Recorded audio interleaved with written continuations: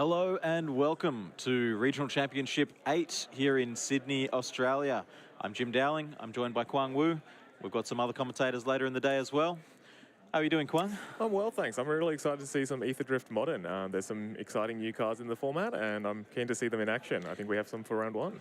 Yeah, that's right. We've got 155 players in the room. Wide variety of decks. Of course, we'll talk more about the metagame as we get more information through the day. But for round one, we've got some spicy stuff. We've got a player fresh off the Pro Tour. And we'll head down into the booth, head down to the table in a second and see what we've got going on. Yeah.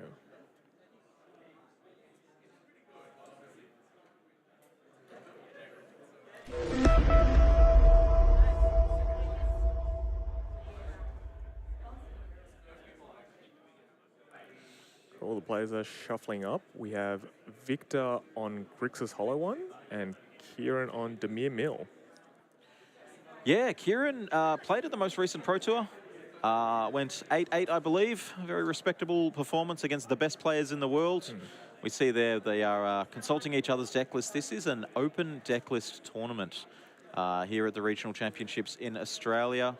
Have you played in an RC level event before? I have. I think back before, when there were just the PTQs and whatnot. But yeah, definitely a very high level. I think they weren't open deck lists before, so it is good to see what your opponents are working with and sort of know what kind of opening hand you want to keep against these matchups. This one should be quite interesting. We've got Mill, which will try and mill out Victor's deck and try and empty that as quickly as possible. But Victor's deck will actually utilize the graveyard quite quickly, so it could be quite an explosive match we're about to see. Yeah, it's very interesting. The Mill deck sort of forgoes the ability to win through life total damage and changes their win condition to their opponent's library hitting 0 cards. Of course, if you draw from an empty library, then that's it, lights out for you. So the players handing back each other's deck list, they get a couple of minutes to check that out, and then they've got to get the show on the road. Yep. Presenting now, and I think they'll go to mulligans fairly shortly. So what sort of cards can we expect to see in this Grixis Hollow One deck? Yeah, so there's definitely a few. I think this is a bit of a variation from the black-red version of the deck. Victor here is splashing blue for Psychic Frog, which has seen quite a lot of play in Modern recently. And I think he's going to utilize a new card from Aether Drift, Marauding Mako. So that's whenever you discard one or more cards, you put that many counters on it. And with cards like Burning Inquiry, which discard a lot of cards, and Faithless Looting, you're bound to get a pretty big Shark Pirate. Yeah, you're just going to have the whole graveyard filled, especially with Kieran helping out with it as well. Yeah, so I'm looking forward. I think it should be quite explosive. As for Kieran, he will be milling out the decks quite quickly, but in order to sort of negate Victor's strategy, he'll be looking for cards like Surgical Extraction to get rid of those problematic cards. All right, looks like we're off already. We have a turn one, a land, and a Ruin Crab here from Kieran. These crabs are sort of the backbone of this deck, right? There's now 8 copies between the two cards? Yeah, essentially. And, they mill 3 cards per land you play, so combined with a lot of fetch lands, that's 6 cards. So, yeah, it's quite a fast milling strategy. It's very consistent, so it's a way that you don't need to always cast spells, just play lands and get cards out of the library. And we see Victor here with a turn one, cracking a fetch land, grabbing a Blood Crypt here, shocking that one in, going to 17. Yeah, so... and I think the land here, so this might come up a bit later, the land here for Kieran looks like it's a Boros. I think it's the Lord of the Rings version. So that one can bounce to your hand and then later play that with a few crabs and mill a few additional cards if you need those final cards to exile. Right, and we see a Street Wraith being cycled here for Victor as well. Going down to 15, so already really sort of using this resource that we're not expecting Kieran to be putting any pressure on and being the life total here. We see... Is that a Vengevine in the graveyard there that I can see as well? Yeah, it is. So yeah, that one, if he casts 2 creature spells, that will come back and start attacking very quickly. So that could be a quick clock. He's already got 1 creature cast off Madness with the Blazing Root Waller. So we'll see if he's got something else to get that active. Otherwise, he'll wait and see. And here it is again, the hollow one, the second creature being cast for the turn. Yeah. On turn 1, just from 1 mana. And here we see the response from Kieran in a surgical extraction. You mentioned this card. Yeah, very timely from Kieran, and would have saved him quite a bit of damage. He's going to pay 2 life to pay the Phyrexian mana, but he will get rid of that Vengevine, which would have been attacking him for 4. It's a very fast start for Victor, but definitely a bit less now that the Surgical has hit the Vengevine. I think the added benefit here is, he can see what is in Victor's hand. He's working with 2 Burning Inquiries and a Orcish Bowmasters, which synergize quite well there as well. Yeah, that's interesting because you want to get the Bowmasters down first, right, before you play the Burning Inquiry? Definitely. And Burning Inquiry is a card that can be used also a bit offensively as well because, you have a strategy with what you've got in your hand. Burning Inquiry randomly discards those cards. So it could be, sometimes I've been unfortunate end of that where I've discarded some lands, haven't had the cards that I've sort of wanted for that synergy. Yeah, Burning Inquiry sort of giving you the ability to force your opponent to mulligan halfway through the game. Yes. And of course, it does have the same effect for both players. Both players drawing 3 and discarding 3 at random. But if you're making use of these discarded cards through Vengevine, through Basking Rootwaller, through Hollow One, and through the Detective's Phoenix that we may see come out of this Grixis deck, fresh out of Aether Drift, then these symmetric effects, they're only symmetrical in theory. In practice, they can be very different. Yeah, definitely. A bit of RNG with the card, but I suppose when your deck utilizes all the cards, it's a lot more advantageous for yourself. That's right. So Victor down to 13 already. Do you think that Kieran is ever going to attack with any creature ever this game? Unfortunately not. I think it would have to be a very interesting situation for us to see that. But yeah, we'll see what Kieran has here, because he's facing quite a lot of pressure, given that it is just turn 1. Yeah, turn 1. Here's my 4/4. Here's my 1/1 that can grow. Here's an attempt at a 4/3 haste. Yep. The good news for Kieran, at least, is that Kieran was able to put the brakes onto that. And surgical extraction, not just removing the 1 from the graveyard, but removing all of them from the deck. Yeah, he'll be glad to not have to see any from these milled cards coming out as well. So a land for turn there looks like a Misty Rainforest, and that milled over 2 lands and a Street Wraith for Victor.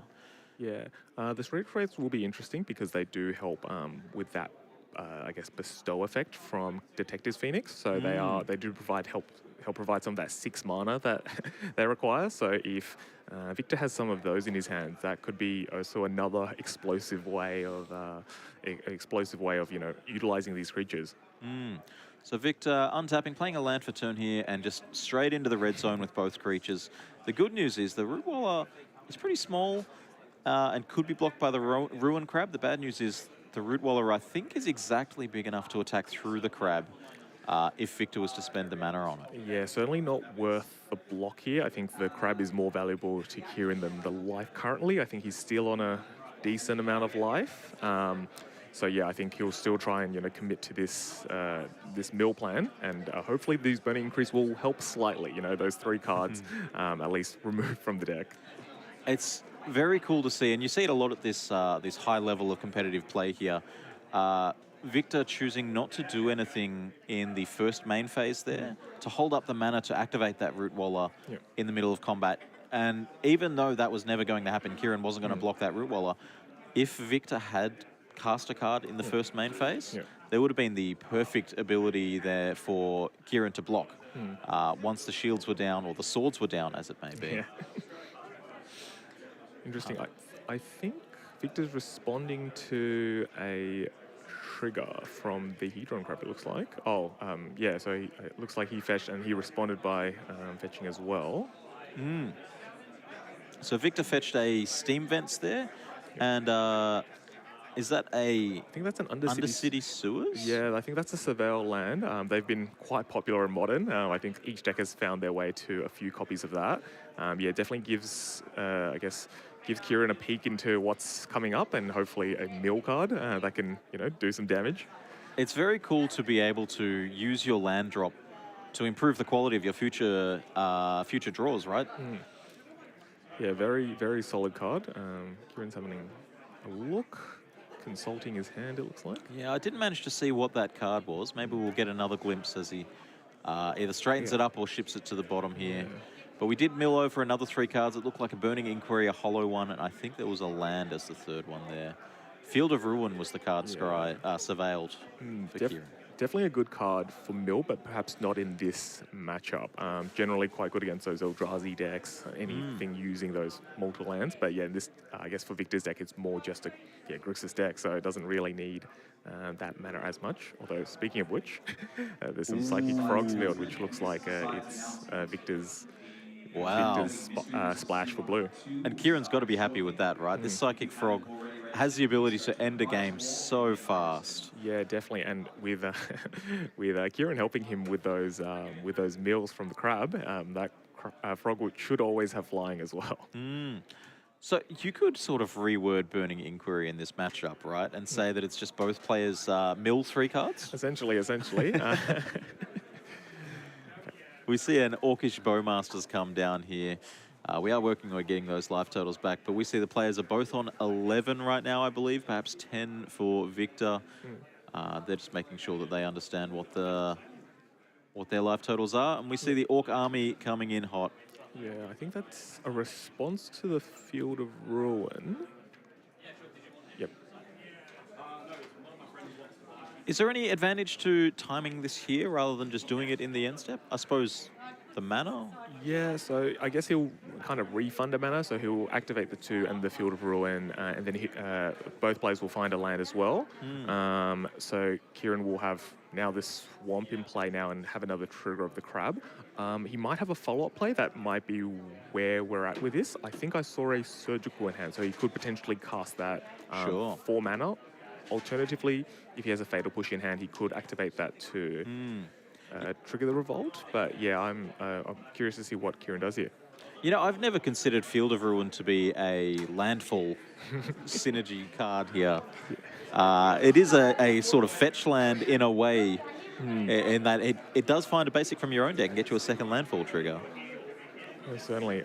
Although, was that no basic found there for Victor? I think so. So he's, so yeah, so he has a mountain in his deck list. So it might have already been milled or it's in his hand. Wow, and that's something that Kieran may have known from the fact that this is an open deck list tournament, right? Yeah, very beneficial to have that. So it's essentially just a land destruction there. So quite good value, and he got to mill a few cards as well.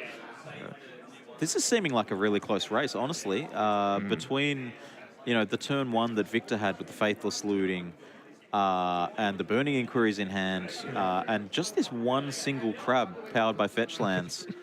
This is honestly looking like a close race. I think the hollow one's going to put on a lot of pressure, and Kieran using the known information of those 2 Burning Inquiries in hand? Yeah, very sneaky and very good now that he's sort of taken away. And now that he knows the Bowmaster's in play, that'll save him 3 damage from those triggers, and also it will stop the Orc army from growing. So that's a very nice surgical, and it should save him quite a bit of life.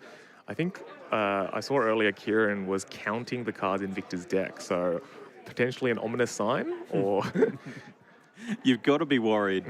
It's like when you see, a complex board state and your opponent just starts counting on their fingers and tapping the table. Something spicy should be coming. Yeah. The good news is Victor doesn't have to think about this attack. It's very obvious. You just turn the ball sideways. Yep, pretty much. You never have to worry about, is my opponent going to attack me back or anything like that. Definitely. Kieran's considering a block here. Surely it's free to just block one of the 1-power creatures, right? Potentially. I think the only possibility is if Victor has another land, and then he plays another Bowmaster, potentially he could do some damage there, but I think he'll just block the Orc army here, try and minimize some damage, and hopefully go for the rest of Victor's deck. So it looks like Kieran down to 3 life here. Gonna have to pull out something big on the... There's the mountain. Yep, unfortunately it was in his hand. Maybe we knew that from the previous surgical extraction. Yeah, that's very likely. So yeah, he used that offensively, and he's taken away Victor's black mana.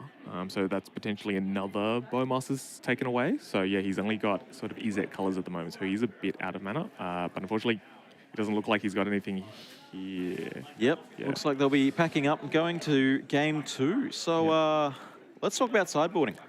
Yeah, definitely. In terms of the Grixis deck, I am curious to see because I presume they don't have too much for mill. That's not a deck that I think a lot of people maybe expected here, although it is quite good against some of those top decks. We've seen some people in the metagame bring in those Eldrazi Titans, but it doesn't seem like Hollow One's too worried about it. In terms of strategy, I think his deck's already quite solid against it, and we saw that with that very explosive opening hand as well. That's a good way to sort of beat these mill strategies, is just utilizing that graveyard and having those very fast starts that can sort of overpower the effects of those crabs. We see the players here in person consulting each other's deck list again for sideboarding, making sure that they have all of the information. They're not going to get surprised by something coming in out of the sideboard. The one card I noticed in the Grixis deck sideboard, there's one island. And we saw right there on our game, we saw a Field of Ruin that couldn't find a basic land. Do you board in the second island? It's potentially. I don't think so in this matchup. I feel like it's more for those Taxes decks where, like, they're repeating that White Orchid Phantom and they're trying to target your lands. In this one, if they're targeting your lands on turn 3 and you've already got some pressure, it's okay. And generally, that fetch land will find you that black mana. I think in that case, it was a rare case where he didn't have it. Sure. So maybe not in this matchup. Potential, I think, for the Engineered Explosives, it is a funny one where it will take care of those crabs, but it could also, hit one of his own early Root Wallers or that Maker as well. So it's a bit of a double-edged sword. Potentially that Dismember just to get rid of the crabs so there's no active pressure. But it is a funny one where obviously that crab is helping you in a way, but it will hinder you in the long run. Yeah, that's right. Now, looking over at the mill sideboard here, we've got an Ensnaring Bridge, a Set Adrift, 3 Extirpate, 3 Nihil Spellbomb, 3 Toxic Deluge, and 4 Consign to Memory. Yeah, I think those Nihil Spellbombs will come in, especially to sort of detract from Vengevines and then those Phoenixes as well, which give you those really explosive hands. And it will, I believe, so it will. I don't think it actually affects the Madness. I think Madness actually exiles it. So, but it does affect a lot of the deck. So that might come in, and I think the Bridge might come in as well, just because you saw that Hollow One come in for 4 on turn 2. So he'll try and empty out his hand a bit, and then try and get that Bridge to sort of protect him. I don't know if a Bridge in play can be answered. It technically can by the Engineered Explosives, but that's not something I expect to see Victor bring in here. How cool is that as sort of a metagame shift where, you could get surprised by this Ensnaring Bridge, be not prepared for it, not poured anything in because you didn't know it was there. Yeah. But at this open deck list event, you do know it's there. You know every card that's in your opponent's sideboard, and you can be proactive in your sideboarding decisions. Yeah, definitely. It's kind of like that extra Jedi mind trick essentially. You have it there, and they sort of have to respect it as well. But you might play that game that game of chicken where you might not bring it in necessarily, but they will definitely have to respect it as well. So yeah, it might force the Grixis player to bring in something for it, but we shall see. I suppose the good news there is that it's Engineered Explosives. It does have other applications if you were to board it in. Yeah. If you were to board in Shatter, just destroy target artifact, no other words on it, and your opponent didn't have the Ensnaring Bridge, you'd feel a bit silly. But I guess these Engineered Explosives can clean up crabs, as you mentioned before. Yeah, so a potential card to bring in, but I think generally Victor will be quite happy with his main deck. It will be very explosive, he was hoping for. Whereas Kieran will be hoping for some more exile abilities to sort of get rid of those problematic cards. Do you think Kieran would consider the Toxic Deluge in the sideboard as an answer for Hollow One, or maybe a Mako that gets out of control? Yeah, potentially. I think having that on turn 3 and getting rid of the Hollow One, pay the 4 life to get rid of the problematic cards to prevent, future damage. There's definitely something that could come in as well.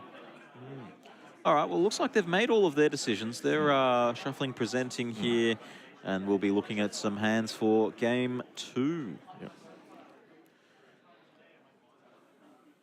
Okay, I can see a hand here for Kieran. I see a Jace, the Perfected Mind. I see a Fatal Push. I see 2 Fatal Pushes and some lands. Yeah, definitely an ideal start for Kieran. Some removal for those early threats. Both players keeping their 7. And a turn 1 under City Sewers and a consideration here. Not a consider. Yeah, the Jace here could be quite interesting. It does have that sort of nullifying effect on attacking, or on to one creature at least, to sort of at least reduce some of the damage potentially from a hollow one.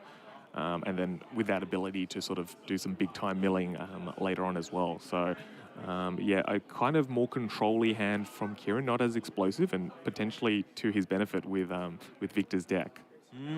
Two Fatal Pushes as well. That has the ability to answer anything in Victor's deck except for exactly Hollow One or Street Wraith if we somehow end up in a world with a Street Wraith on the battlefield. Yeah.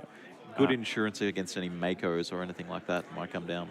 Most certainly, yeah. He's sort of playing, definitely that control strategy, a few removable spells, and then hopefully landing a Planeswalker or two. I think he had a Tameo in his hand as well, so that might be able to generate some card advantage there.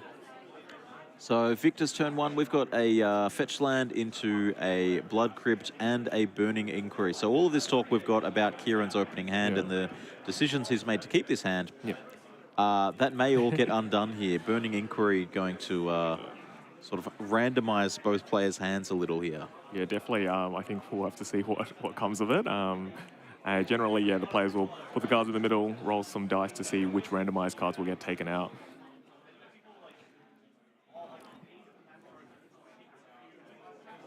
We'll see if we can catch what they're discarding here. That looks like 2 lands and a lightning bolt, or maybe a land and 2 lightning bolts discarded there. And then for Kieran, 2 lands and a Glimpse the Unthinkable. So it looks like it actually didn't touch any of the cards that Kieran already had in hand. Yeah, I think Kieran will be quite happy with that. So I think Victor's now cycling a Street Wraith, so we'll see what else he could have. And he's got his deck's namesake. Oh, he's got 2 of them. That's brutal. You know how that part where I said that Fatal Push doesn't touch this card? Yes, very unfortunate. Yeah, so that hand has now looked a bit worse than we initially had hoped for. But yeah, definitely a very explosive, and what Victor wants from his deck as well. Those Burning Inquiry into Hollow One is the ideal side, and to have multiple should put a very fast clock on Kieran. Now, you mentioned before that Street Wraith can power out a Detective's Phoenix from the graveyard. We did see one milled there to this Ruin Crab. Yeah, that's right. So that should help pay for that Collect Evidence 6. We'll see if he does that here. He definitely has a lot of damage, but that will definitely avoid any potential blocks. I don't think Kieran will block, but if he had to, he wouldn't be able to, because it will give it Flying and Haste. This card is a mess of words, I tell you what. They definitely had a lot of fun with the different ability keywords they could put on some cards. Yeah, it was very cool to see in Modern Horizons, not being tied to one plane or one set of keywords. You really get these sort of mixed bags with Bestow and Collect Evidence, which are from 2 entirely different sets of Magic so far. Yeah, the creators definitely got to flex their design muscles there. And we do see that that Detective's Phoenix, and if I'm not mistaken, outside of that, the entire converted mana cost of the graveyard was about 2 there. Yes, pretty much. So, yeah, that Burning Inquiry was very beneficial, although he did cycle the Street Wraith, so that is, it's just the deck coming very synergistically. Is that an attack for 10 then? 2 hollow ones with a Phoenix attached? Yeah, that's a very quick clock. We'll see what Kieran does here.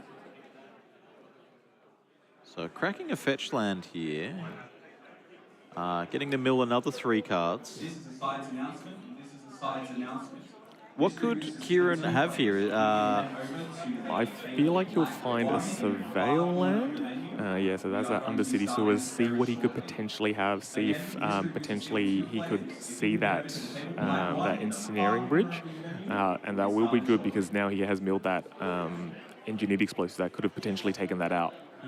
Yeah, the 3 cards there being a Psychic Frog, an Engineered Explosives, and an Island. Yep. You can't feel comfortable staring down 10 power. Granted, you've got 1 blocker, but this hollow one has wings now. Yeah, it's definitely presenting a very fast clock. I think Kieran definitely wasn't hoping for that, although he did keep his top card, so hopefully that is an answer to some of these hollow ones. A Field of Ruin, mill another 3. That is a Mako, a Burning Inquiry, and a land. And just Yeah. a pass. Yeah, we'll see what he has. He might have to block here if he doesn't have anything else for that, to anything to do with these hollow ones. And I think he might just be hoping to, I guess, find a way to manipulate the deck to find that ensnaring bridge. That's the only real out he has here, I feel. Well, even then, there's 5 cards in Kieran's hand this turn. We would have to see something like Fatal Push on your hollow one, because you can target the hollow one even if it doesn't do anything, right? Yeah, Just to sort of empty the hand a little. Yeah, definitely. It's not looking too good. We'll see what Victor follows up with here. And Victor is absolutely loving the ability to just fetch, shock, pay life for this, pay life for this, pay life for this, without having to worry about what Kieran's doing on the other side. You see, in both of these games, Victor's down to 9 life now, and Kieran has not done any part of that. Yeah, when you're facing some zero-powered crabs, you definitely don't have to worry as much. Ooh, and we see a second engineered explosive. So one was milled over to the Ruin Crab, and another one here. And then an attack. He's cast Drown in the Lock here. Okay. And that will be quite beneficial because, as you can probably see, Victor's graveyard is quite filled up. So it will destroy that attacker. So that will prevent, I guess, potential lethal damage. Although that second hollow one looks like it should be hitting, although we'll see what Kieran decides here. So yeah, that's connected. I think Kieran's down to 5, is it? Yeah, that sounds correct.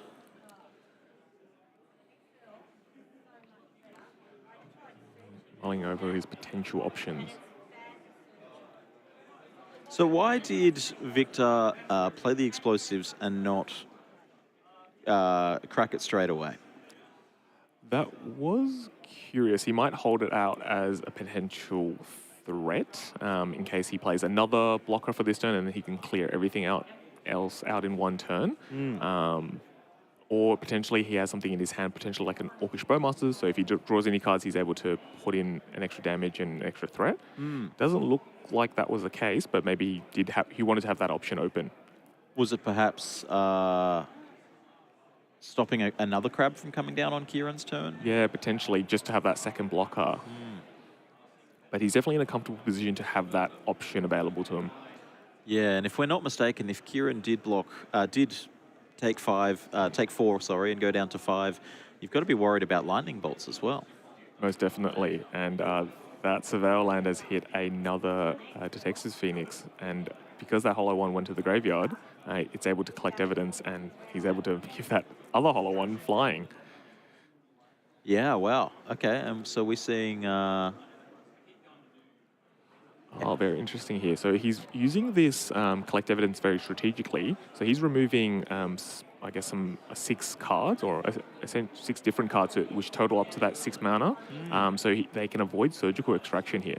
And that included exiling the engineered explosives, which actually has a mana cost of 0 and doesn't contribute to this collect evidence. But yeah, he just wanted it out of his graveyard, and importantly, that lightning bolt too. So if that does get surgical, or he can't get surgical, so he can potentially point that at the face of Kieran. Well, the gloves are off, the chips are down. Yep. What have we got? Is that another drown? Another drown in the lock. Wow. Yeah. That's very timely, and something definitely Kieran wanted to see, something to at least deal with the problematic hollow ones. I wonder how many cards there actually was in Victor's graveyard there, whether there was perhaps the ability to collect even more evidence, exiling land. Can you exile lands to collect evidence? Is that something you can do? I'm not 100% sure.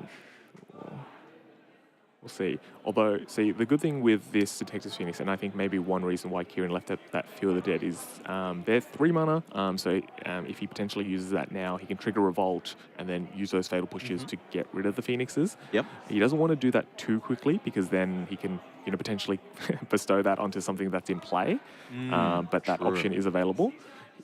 Yeah, I guess you want to do that in combat as the last opportunity.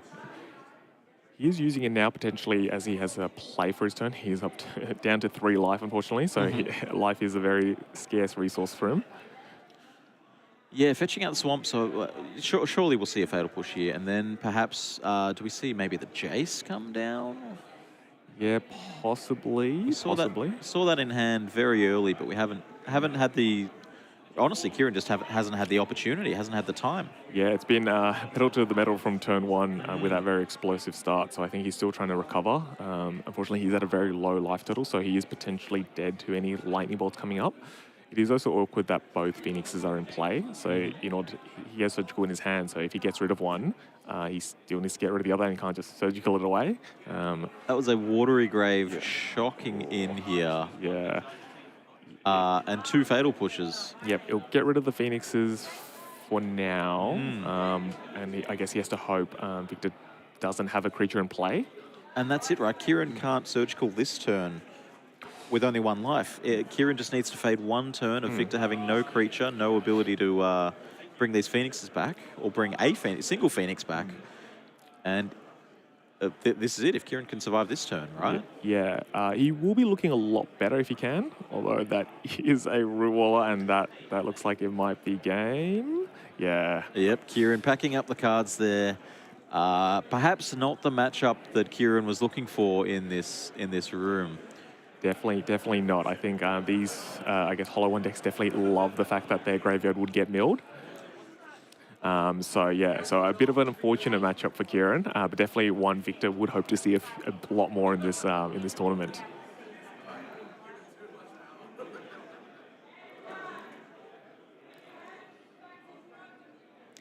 Welcome back here to Regional Championship 8 here in Sydney, Australia. Jim Dowling, Kwang Wu. That was a cool round 1. It was very exciting, very different cards, and we did get to see an Ether Drift card in that Mako.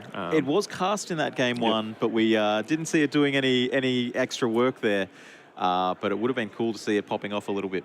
Most certainly. It was definitely those hollow ones taking over. I think Mill is a deck that has risen to a bit of popularity. It's good against those top meta decks that we might see later in the day. A lot of these decks don't have an answer to your library. They're both more focused on the board at hand. So I'm curious to see what else we see.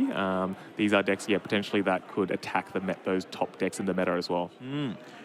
Well, what are you expecting to see a lot of today? I think Breach is definitely the deck to beat. I think it's done well in a lot of the other regional championships as well, and potentially on that potential ban hit list that's coming up as well. That's definitely the #1 deck. I think we've seen Black-White, the Blink deck, that's risen to popularity with the rise of Ketramos from Ether Drift. And then the other top deck I'd say would be Red-Green Eldrazi, definitely utilizing those more powerful cards from Modern Horizons 3. Those Soul Lands getting into, powering up into those very fast Emeralds or just very big dudes. I think those will be the top 3 decks we see today, and with a bit of Boros energy and maybe some Dimir tempo decks as well to sort of complement them. All right. Well, that's us for round 1 here at the Regional Championship. We'll be back shortly for round 2. Stay tuned.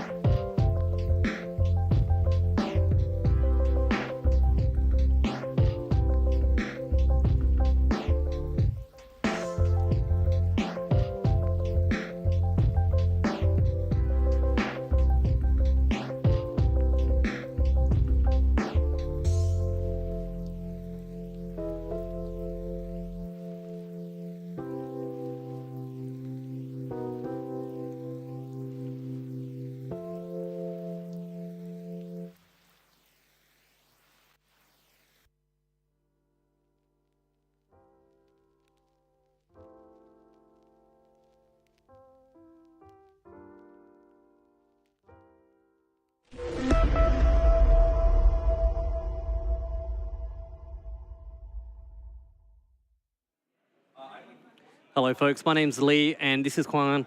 We are here at the Regional Championships number 8, Modern in Sydney, Australia. We are going into round 2 with lots of players tonight. Yeah, 155 players.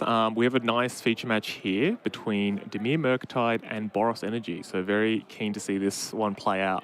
Yeah, pretty excited. Let's go into it. Alrighty, on the left player here, we have... We have Simon Gothran on the left here, and he's on Dimir Murktide. And then on the right, we have Chris Campbell on Boros Energy. Some decks that I guess were a lot more popular in previous formats. I think they've, lost a bit of meta share with those new cards from Ether Drift coming in. But definitely 2 decks that could potentially challenge some of these top popular meta decks that we expect to see later today. Yeah. So looking at the meta as a overall, like I'm not sure if you talked to this earlier, but what are the biggest decks you're seeing at the RC today? Yeah, so definitely we'll get the official numbers shortly, but Breach is definitely seems like the deck to beat. It's been very successful in Europe, in China, in America as well, and one that might potentially eat a ban. But the other decks would be Eldrazi and Black-White Sewers. These decks can potentially challenge some of these decks. I expect Dimir's quite good against... Dimir's quite good against the more combo-y deck of Breach. So we might be... they're both players might be relieved to see this matchup. And an old meta deck. Alrighty, yeah. Well, exciting to see some of the top meta decks coming straight into round 2 here at the RC. We have Chris here. Go ahead and do the very classic fetch, shock, straight into Guide Souls. Yeah, definitely a key component for this Boros deck. It's essentially a very strong Soul Warden back in the old days, but it'll give you 1 life and an energy, and you can pay 3 energy to pump up some of your smaller dudes as well. Yeah. So we'll see what Simon responds with. Right. Seems like Simon just played the land and fetched. But is it a big deal that Chris here being on the play being the aggro deck here? Ooh. Yeah, so this Ocelot Pride is very strong with Guide Souls. They synergize very well. So Guide Souls will trigger when Ocelot Pride enters the battlefield, and then end of turn Ocelot Pride will trigger and make a cat token. And when you get to 10 permanents, you'll make an additional copy of each token you've made. So a very strong pair of cards. We'll see if Simon has an answer for either of those. Yeah, somewhat say it's Splinter Twin in Boros Energy, but it is a very, very strong play. And yeah, eventually the City's Blessing will enable Ocelot Pride to go extremely wide. I think what is Simon's plan here? What do you think Simon's trying to think about once he sees the 2 combos of 2 of the strongest decks in the whole entire deck here? Definitely, he wants to get rid of some of these cards before they get a bit out of hand. His removal suite is a bit more single target based. You can see Fatal Push is in his deck list, so he'll be wanting to utilize Fatal Push on some of these things. And speaking of which... Yeah, there you go. Well, very timely Fatal Push there on that cat, because you don't want to let the main step, the end step come out around. Yeah, he's prevented that token coming in, so very timely from him. Another thing to, as you might be able to see from Chris's hand, he has a few of that... the burn spell, the energy-based burn spell Galvanic Discharge. That works very well with Guide Souls. Guide Souls, every time you play a creature, you get some more energy, so you can pump it up and potentially kill one of the larger creatures from the Murktide deck. That's right, yeah. All right, well, Simon here playing his Dimir Murktide. And, very classic. All right, we've got the signature card in the whole deck here. We have a Psychic Frog, a new addition from one of the most powerful sets. Definitely a very strong card that synergizes very well with Murktide Regent, the namesake of the deck. But yeah, the Psychic Frog definitely, pivoted the deck from a blue-red shell to a blue-black shell. So very, very strong tempo card. Whenever it swings, it deals damage, and then you draw a card as well. So very strong for putting pressure on. It grows, it gains flying when you exile cards from your graveyard. So a very elusive threat as well. Yeah, I do love that Simon here is able to play a good, clean frog on turn 2. The Boros player here is essentially just trying to... I think he's an end-step surveyor here. Yep. Yeah, setting up and seeing what he can potentially synergize with for his next turn. Yeah, I think the really crazy powerful thing that these Boros energy decks have is that they're not only just an aggro deck, right? They kind of have the reach. Like, what are some of the cards that give them the reach that makes them so powerful? Yeah, these new age aggro decks definitely have a few tools. I think a card that will be quite strong in this matchup is Goblin Bombardment. You can sort of sacrifice a lot of these tokens that you'd make with, your Ajani or your Ocelot Pride, and then sort of just shoot things down. In terms of Chris's deck, he's got Seasoned Pyromancer, which can gain a bit of card advantage. He's got Fable of the Mirror Breaker, an old old friend. And then Showdown of the Skulls, a card from Kaldheim that will generate quite a lot of card advantage. All right. So we have a Galvanic Discharge here, targeting the Frog, I assume. Yeah, what's the kind of the really nice interaction with Galvanic Discharge? Yeah, Galvanic Discharge is a very powerful card. You know, it's sort of a stronger version of Harness Lightning, if you remember back in the day. But the nuance of this card is that you sort of have the advantage. So if Simon chooses not to discard any cards, it will just deal the 2 damage and you'll gain an energy. But if Simon decides to pitch his entire hand, you can choose not to use any energy. So you can just gain 3 energy. So it's worded in a way that's very beneficial to Boros. So now Simon's sort of under the pump, sort of deciding should he go all in or should he just let this die? Because it is a very powerful threat in this tempo deck. But it's kind of that game of chicken between the Discharge and the Frog. And that's what it feels like these days with the type of new cards that are coming out with the Modern Horizon set, is that it gives the players so many options, right? And also the Guided Souls being very synergistic with that, making that spell much stronger than it is. All right, so it seems like Psychic Frog has been killed. Oh, another Ocelot Pride has followed up. Yeah, definitely what Chris wants to be seeing. Now he'll sort of have that engine going on. He'll start to make, I believe he has a stack of cat tokens. So those will start getting pumped out with this sort of synergy as well. So because he's gained the life from that Guide Assault, it's going to trigger the Ocelot Pride end of turn. All right, so back to Simon here. Seems like, we're putting a bit of pressure. It's kind of crazy. This is an aggro deck, and they have life gain. Yeah, it's these decks are very strong, and they have a bit of end game now as well. So it's sort of that really all these strong, powerful cards from Modern Horizons 3, and they synergize very well. Alrighty, so a bit of cantripping here from Simon. He's obviously just doing the classic blue-black thing, carving his hand, trying to get there, and he's passed the turn. Oh, okay, so he's like Simon has missed the land drop. But he's got a lot of ways to try to deal with this, though. Yeah, luckily it hasn't run out of control just yet. I mean, it's just a few damage at this point. Another key thing to note is at the end step, Ocelot Pride should be able to generate the cat token, and then they'll create another life and another energy as well. So just additional energy that keeps helping. Oh, we have a Flage here from Chris. Flage is another way that Boros Energy can have their reach. Definitely, it's not as detrimental to the board, just because, doing the 3 damage to face isn't as bad. You're not losing a creature or anything. Wow. Very aggressive removal there. So what Simon's going to do is, in response to Flage, he's going to go ahead and kill that Guide Soul, so the extra energy in the life gain is going to come in. And then Simon's going to go down to 8. Yeah, luckily these cats aren't too big, but definitely they are putting the pressure on, and maybe that's potentially a downside of Dismember, maybe aimed at some other cards like Ketramos, but definitely one you have to utilize to get rid of that more troublesome Guide Souls.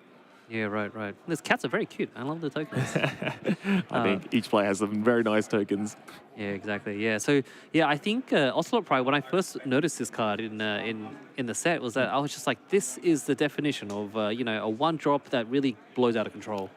Definitely, yeah. If left unchecked, these things definitely run away with the game. You can see, he's got a few tokens now, and now Goblin Bombardment, so he can potentially fling those at Simon. We have a Bowmaster here. Perfect. Yeah, they'll be very timely, or should be able to get rid of the Pride and at least provide a blocker so, he can preserve his life total. He does still look like he's stranded on lands a bit, but hopefully should be able to at least protect his life. And fortunately, Chris doesn't have that 4th mana for Flage, which could be a potential thing that Simon will hold up a counterspell for next turn, just to avoid the big 6/6 Laney Helixing Titan. Yeah, I mean, sometimes the Titan comes with haste, right? Yeah, it's very problematic to deal with. All right. Okay, so he's gone ahead and Galvanic here. So Campbell is down to a couple cards left, but that Galvanic Discharge again is going to probably take care of that Bowmaster, and he's really putting on the pressure, isn't he? Yeah, definitely. And remember, as you mentioned earlier, like he does still have Flage, so when he draws a land, so it won't necessarily be a dead draw. He'll have a Titan coming in. So the pressure is a bit on Simon. Hopefully he can draw that land and sort of maybe come back there. But yeah, so he's facing, just a cat token now and potentially a Flage later. Yeah, right. But yeah, Chris is missing that 4th land, so he needs that 4th land. And all right, we've got a massive Murktide coming in. Yeah, we'll see how many cards he exiles. He definitely has cast a few. So I think it's 3 spells. So yeah, it should be a 6/6. So we'll see what else Chris has here. Simon missing another land drop But he does have a big blocker, which is something to do to block this token, put chipping in damage. But I think sometimes the Murktide players do play like this. They just turn into a control deck. Essentially, yeah. Some matchups you sort of you change from either the aggro deck or the control deck. In this matchup, I imagine he would take that more control approach. I think the benefit of, I guess, not having that land would mean that he has a lot of spells in his hand, so potentially be able to get rid of some of this. Yeah, right. Yeah, I think also being on the play there as the aggro deck, you get those first times, get those chips in, right? Very, very good. Yeah, definitely a format where you want to be on the play. Alrighty. So back to Simon here. We see a Ranger Captain Eos, fetching up a Guide of Souls. But it seems like the whole deck is just made up of the same cards. Yeah, pretty much. They're all very synergistic. Yeah, fortunate Simon has sort of, I guess, stopped the bleeding, and he's now been able to, I guess, Another! All right, is that a counterspell? Is it a counterspell? Yeah. Counterspell on the second Ranger Eos. Yeah, so Simon's sort of stabilized a little bit here. Obviously, he'd like to be on a little bit more life, but he does have that blocker, and he isn't facing a Flage just yet. So I think he's happy to see this board state. That Goblin Bombardment, given the low life total of Simon, could come in very handily. So any smaller creatures that come on later down could potentially represent lethal with that bombardment. Yeah, right. Yeah, well, gladly, Simon has 3 lands. Chris is stuck on 3, so the pressure is slowed down a little bit, but he does have some targets. Yep. All right, 4th land there for Simon, which is great. Chris here is, using... Oh, he's got his 4th land as well. Yeah. Yeah, that'll be timely for him. I think he'll look to escape that Flage, and we'll see if Simon has a response for that.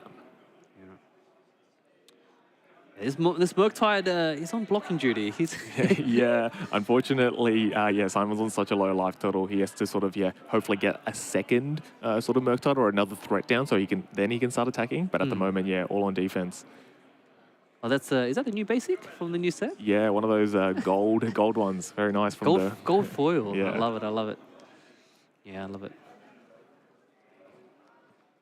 There's actually a secret mode here, if you didn't know, where you can actually just sack the Ranger to stop the opponent from casting counterspell, right? Yeah, definitely an option that's available. I think Chris is holding that for a potential later move. He does have enough cards in his graveyard to keep using Flage. I believe at least one more time. Yep. But it doesn't look like Simon's got enough to answer perhaps the second Flage. So it looks like it's going on to game 2. Yeah, right. Yeah, looking at sideboards here, the game definitely changes significantly after game 1 and 2, right? Definitely. Simon has a few goodies that he can bring in potentially. I think first and foremost, he has 3 Stone Scaldings in his sideboard, so those will definitely come in. It counters a lot of the deck, especially those early threats that come in. He has a potential to bring in Harbinger of the Seas. Now, that's a card that's seeing, because Chris doesn't have any, blue cards in his deck, it could nullify a lot of his lands and force him to find some basics. He will see the Harbinger in his sideboard, so he might have to respect it and find some basics earlier on. And then another card that potentially could come in would be Toxic Deluge to sort of clear those board of those troublesome cats. 3 for 1, right? Yeah. And then a few other cards potentially, depending on Simon's respect for Flage, Nile Spellbomb and Surgical Extraction, just to get rid of it. It is a very problematic card for Simon. It keeps coming back. It's a bit of a pain for Simon to deal with. Yeah, especially in the blue-black sort of archetype, right? Nuking the graveyard is one thing, and you also get a bit of card advantage out of the spell bomb. But you can generally do a lot of like 3 for 1s or 2 for 1s, especially with the type of the deck that he's set up for. Most definitely. And in terms of what Chris is looking at, his main deck is quite good. I feel like he might bring in another Showdown just potentially to get some more value out. You could see he was more the aggressor in this matchup and trying to get a bit more value down. But overall, I'd say he's pretty happy with his main deck. Potential to bring in an Orum's Chant just to stop any counter spells and whatnot. But definitely a matchup that used to be quite good for Boros. So we'll see. I think Simon will definitely have a few more answers, but we'll see what they bring in. Yeah. And definitely, as viewers watching, this RC is the open deck list. So the opponents get to see the whole entire sideboard and the main deck at the start of game 1, and they get to double check and see it again game 2 and 3. So it definitely changed the type of deck, because when you play on your weeklies, you are just thinking about like what could they bring in. While this is a competitive regional championships here in Sydney, Australia, they can see everything transparently. Yeah, it's nice. I think we can see with Chris's sideboard, he's probably tuned against some of the other decks. Maybe Dimir Murktide wasn't a deck that he was expecting to see, perhaps a bit less popular. Yeah, he definitely has some answers for some of these artifact decks. It looks like in his sideboard with some Sony Silencers, some Wear Tears, March. It looks like it's mainly for those black-white, Breach, maybe Eldrazi decks. So perhaps Simon could slip under the radar here with sideboarding. But yeah, we'll see how this second game goes. Perfect. Yeah, exactly. Yeah. I mean, like, there is a lot of breach in the room today. There is a lot of black-white today. A lot of people just casting lots of spells. Yeah, most definitely. Yeah, I think walking around, I definitely saw a lot of breach players comboing off. But yeah, so it's good to see some different magic. Yeah, definitely. It's a nice, healthy room today, though. There's lots of people playing lots of fun magic. Alrighty. In game 2 here, Simon definitely will most likely be on the play here. All right, seems like Chris is going to mulligan. Yeah. Simon looks like he's contemplating his hand. I think I saw a Dismember, a Murktide. So it looks like he had a mix of creatures, spells, and lands, which generally quite good for the tempo deck. You definitely want a few removal spells to deal with these problematic cards that we saw in game 1 from Boros. You know, your Ocelot Prize, your potential Ajanis, and Guida Souls. So I think Chris will undoubtedly be looking for some of those, while Simon will be trying to get rid of them. Yeah, the awkward thing about, like, what are your thoughts about Dismember? Because, like, yes, it's a great premium removal spell, -5/-5, but you lose 4 life. Yeah, definitely. I feel Simon maybe wasn't expecting to see as much Boros. Definitely Boros is a deck that can punish you for being on such low life. But again, some of these other decks may be less taxing on the life. We're seeing a lot of decks fetch, shock, Thoughtseize. So, you know, starting on 15 like the old days. Yeah. But Boros is a deck that can capitalize on that. You know, Goblin Bombardment to finish that last points of damage, and Flage to also finish the job as well directly. So, unfortunately, I think Simon has to play them because, you know, dismembering a turn 1 Guide of Souls can prevent a lot of future damage at a lot of future advantage. But I think he's certainly wishing he had another removal spell for this specific matchup. I mean, he can technically still pay for it. It's black. Definitely. I think it's got, like, it's still good, because I know sometimes you see those colorless lists playing Dismember, and they just, like, always pay 4 life all the time. Necessary evil. I think it costs you 4 life, but it'll prevent you, it'll save you a lot more life down the line. Alrighty. All right, so Simon has did the classic shock Watery Grave pass. Yeah, it means he probably has something, either a removal spell or potentially a cantrip as well. Oh, I've never seen this card. Is this a Ragavan? An old friend, and it meets its end immediately. Everyone, I think, knows how good that card is. Yeah, banned in a few formats. Definitely. Oh, wow. So we've got a turn 1 Fatal Push, turn 2 into Psychic Frog. Yeah, definitely the start that Simon's looking for. Very good tempo. He's gotten rid of the threat, any potential threat, and he's landed a threat now that Chris has to deal with promptly. Otherwise, it might run away with the game. Yeah, right. Yeah, I mean, they both had pretty powerful starts. You know, holding up removal, you know, fetching and shocking, though, a little tricky. But he also had to shock the Sink to play these new, they call them Bolt lands, right? Yeah, they're very strong, very utility strong. So late in the game, they can function as a sort of counter or bounce of permanent. So very good. A bit unfortunate that he drew it in his first 2 cards, but yeah, no, it's definitely, it does the job as a land. Yeah, we have an Ajani here. Germany bringing a friend, another cat token, another, like, powerful threat. They have a lot of powerful threats in this deck. Yeah, these Modern Horizon cards doing quite a bit of work. Ajani definitely one that can flip, especially with Pride as well. So not just with the token that Ajani makes, but also with the Ocelot Pride as well. So it's quite a lot of, you know, a bit of a cat sub-theme to this deck. And the flip side is very powerful. Yes, this cat being a 2/1, gonna get killed by the Bowmaster. You know, it sounds like a main phase, right? Oh no, end step. Yeah, so he's actually gonna force Chris, he's gonna let Chris have the option to flip it. He's gonna decline there because Psychic Frog, if it does damage to a Planeswalker as well, it would also draw a card. So he's decided against flipping it and wants to flip it on his own terms, I suppose. Oh, that's I guess that's a really heads-up play from there. He killed the cat. Yep. And then see if he wants to flip, giving Simon more information, and then make the opponent decide. Yeah, it seems like he must have something else, and it looks like he's got another Ajani, so he's going to be able to flip that. Could you explain the synergy there? What happened? Yeah, so basically, when Ajani says whenever another cat dies, it's going to flip into that Planeswalker version, and because Ajani, legend rules, so it's going to die to itself, it's going to generate a cat, and it's going to have some abilities to utilize. Yeah, because you can't have 2 of the same legendary creatures in play So then, yeah, he dies. Yeah, using sort of the game rules to sort of help there. Yep. He's just generated another potential blocker. Yep.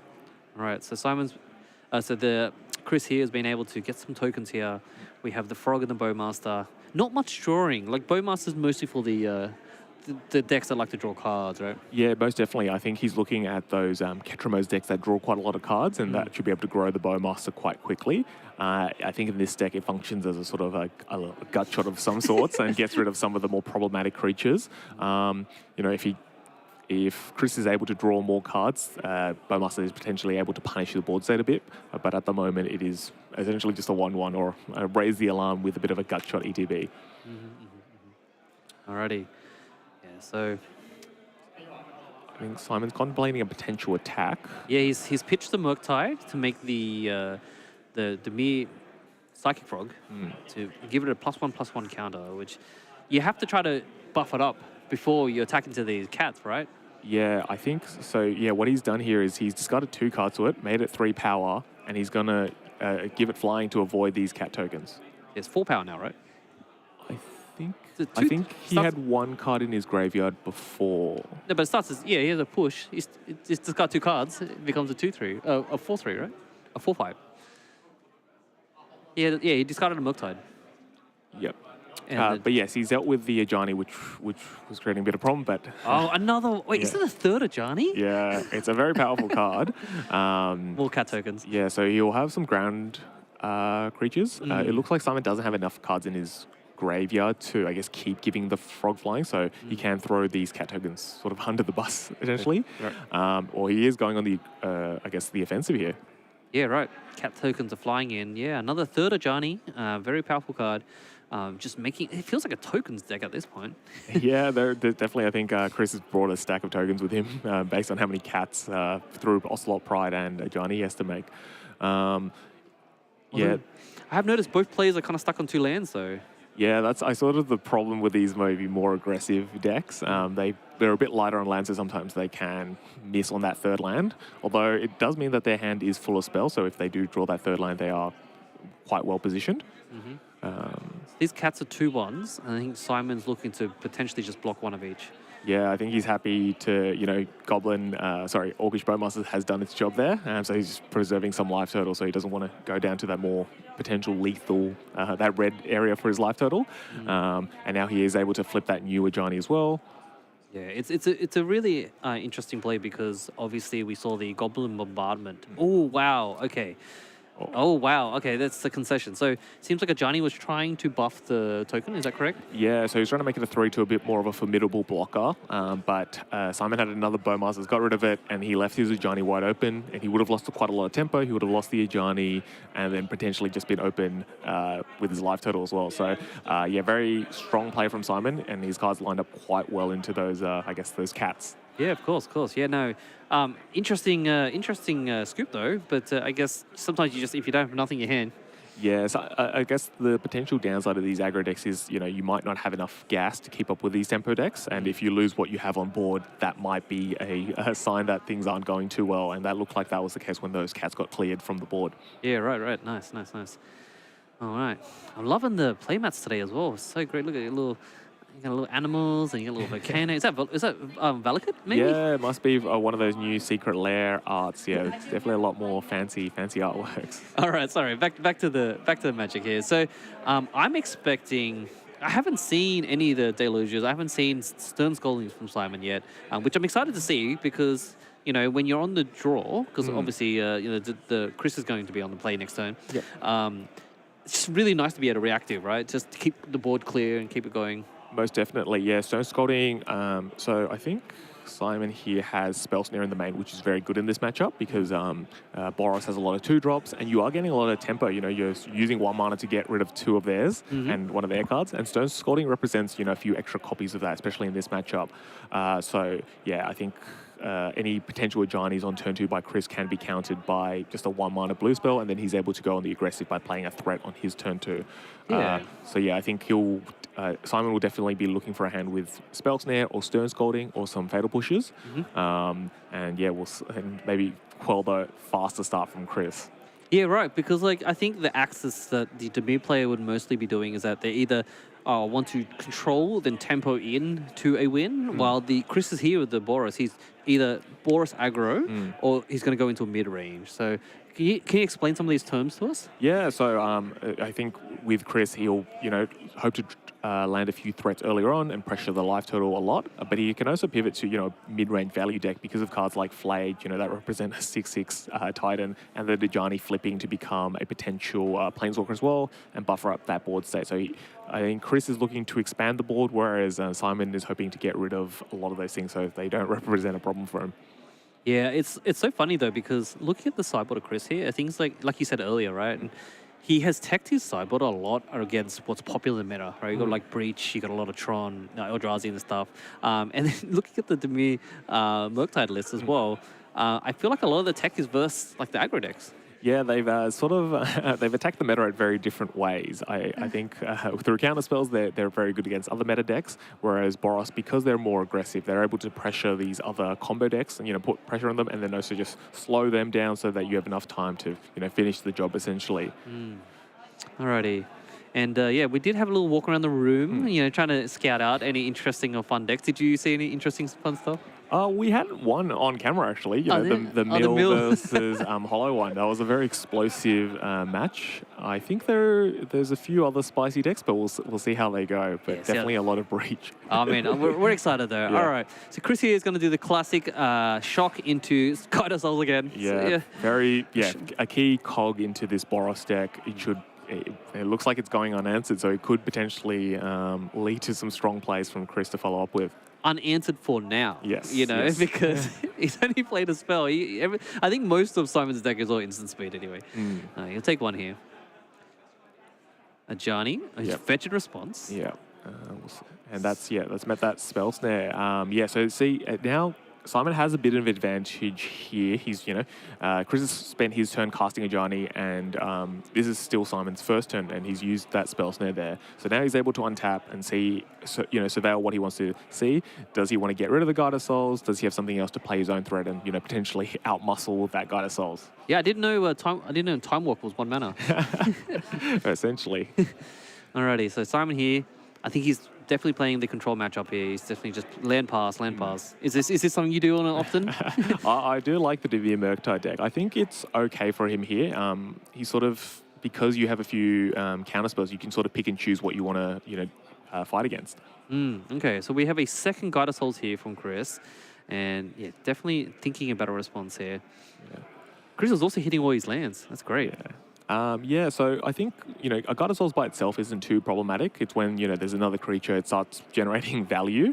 2 Guide of Souls, a bit more problematic. Any creature that comes in is essentially 2 counter, 2 energy and 2 life. But again, it's not too problematic just yet. Right. The crazy thing about Guide of Souls is that you can see it actually triggers on any creature.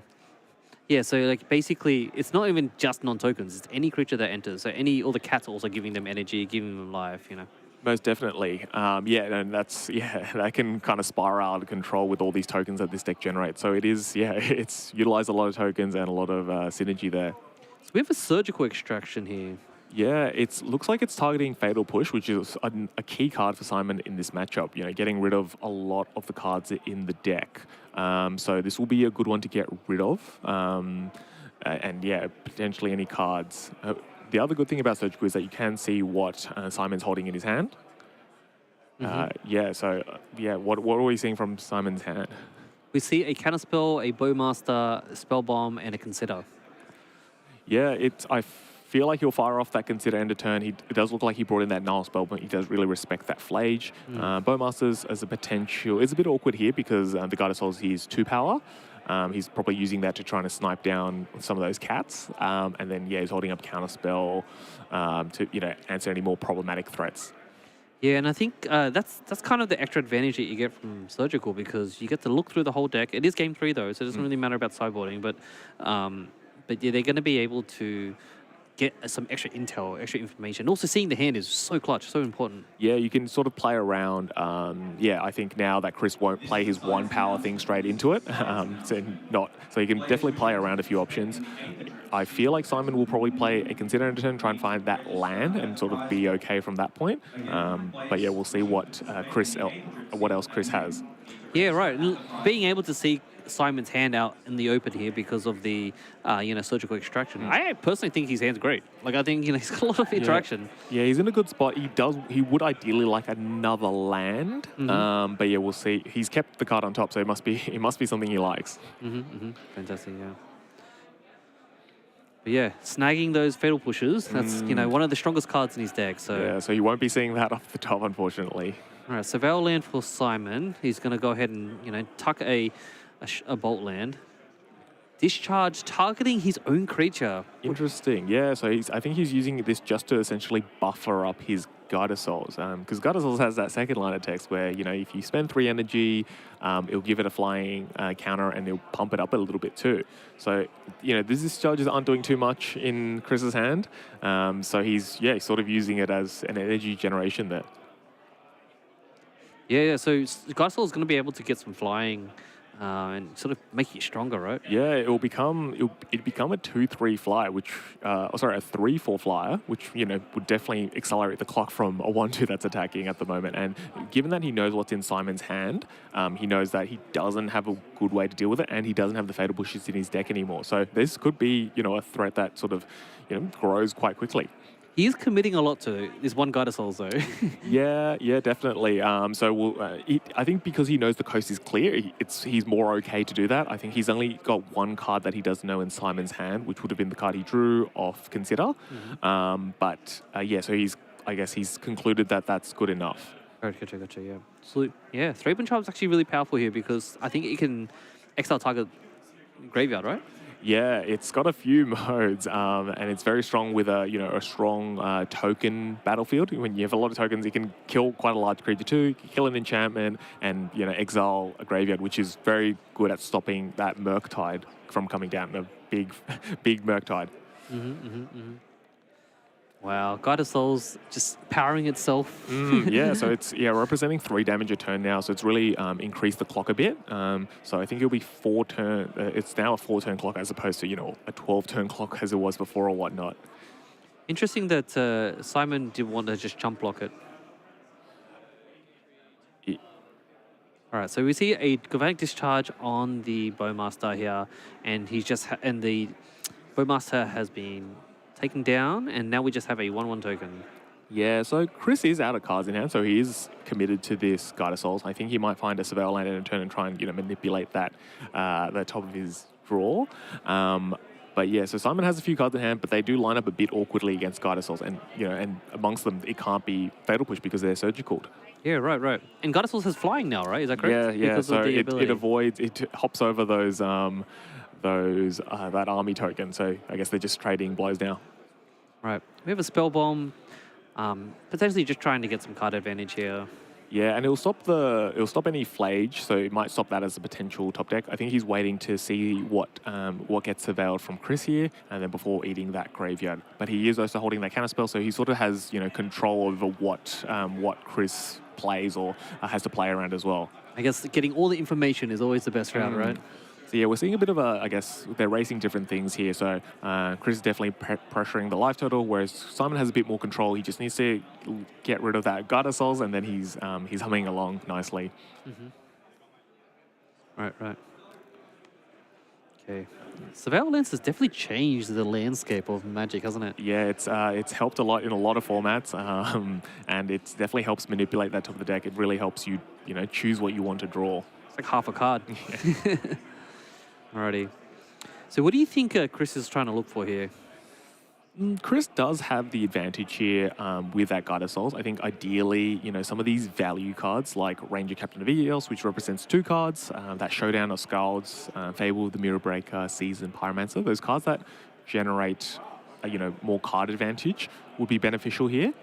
Although, given the board state, a card like Ragavan off the top also isn't too bad. You can sort of dash that in and, potentially generate some advantage. But I think Chris is sort of also knows that Simon's holding a counterspell, so he might be he might hold something and try and play two things at once, so he can't get, so both of them don't get countered. Right. See a Psychic Frog here coming out of Simon. A kind of nice thing, if it's anything urgent, he can actually just give it flying and block. Yeah, so it's it's a potential, I guess, avenue to block. That Guided Souls has increased.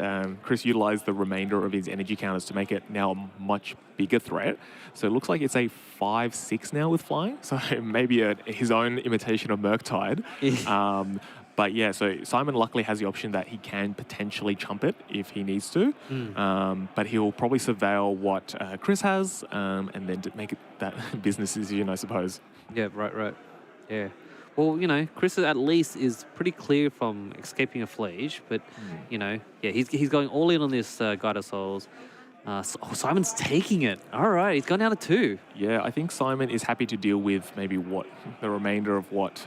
A Flage. That's a Flage. I think he has to counterspell this. Yeah, luckily he did utilize that Null Spellbomb earlier, so that graveyard is empty, so he has a few turns before that Flage becomes active, or I guess escaped.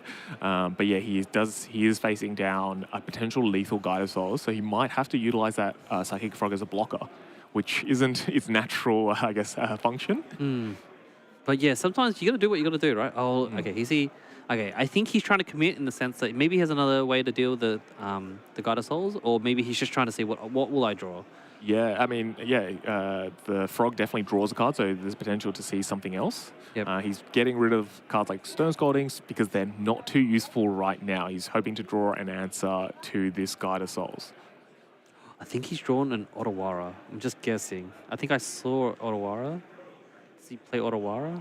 No Otawara. Doesn't look like it, but the deck definitely has a few answers. Sartori. Sartori has flying. Yeah, that's a potential blocker. Not its traditional use, but definitely will buy him a turn. And, next turn, if he is able to untap and attack again, he could draw another card along with his draw step, so he's drawing more cards. Yeah, right.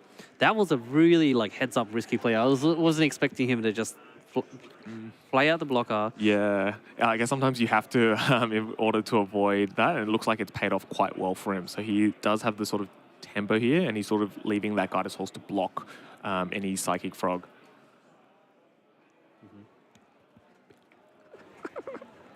Alrighty. Alright, so we got Subtlety coming in. Yeah, and it's really fended off that the pressure that Simon was facing. Now that Simon has a few cards in hand, he's sort of able to look at the board set and decide what he wants to do. See, now that there's a bit of a game of chicken here with the Psychic Frog and the Guided Souls. Right. Guided Souls is just... Alright, now Guided Souls is in blocking duty. Alrighty.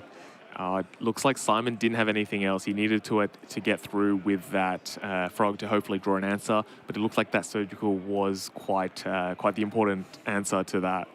Yeah, no. Well, congrats to Chris there.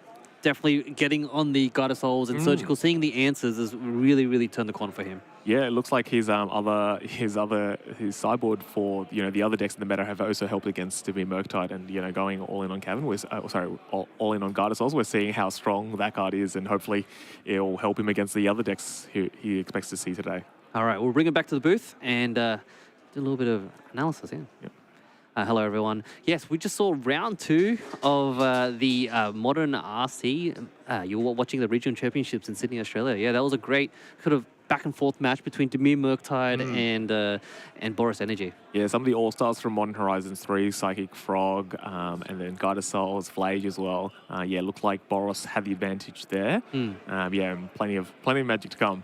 Yeah, lots of magic. How many rounds? It's 8 rounds today, right? Yeah, it'll be a long day for the players. Yeah. And we expect to see a few more meta decks coming up. Yeah, for sure. I mean, but it's just good to get all the diverse decks out, get interesting picks and stuff. But yeah, apart from that, more coming, more rounds of Magic, and we'll see you soon. And hope to tune in soon. Amen.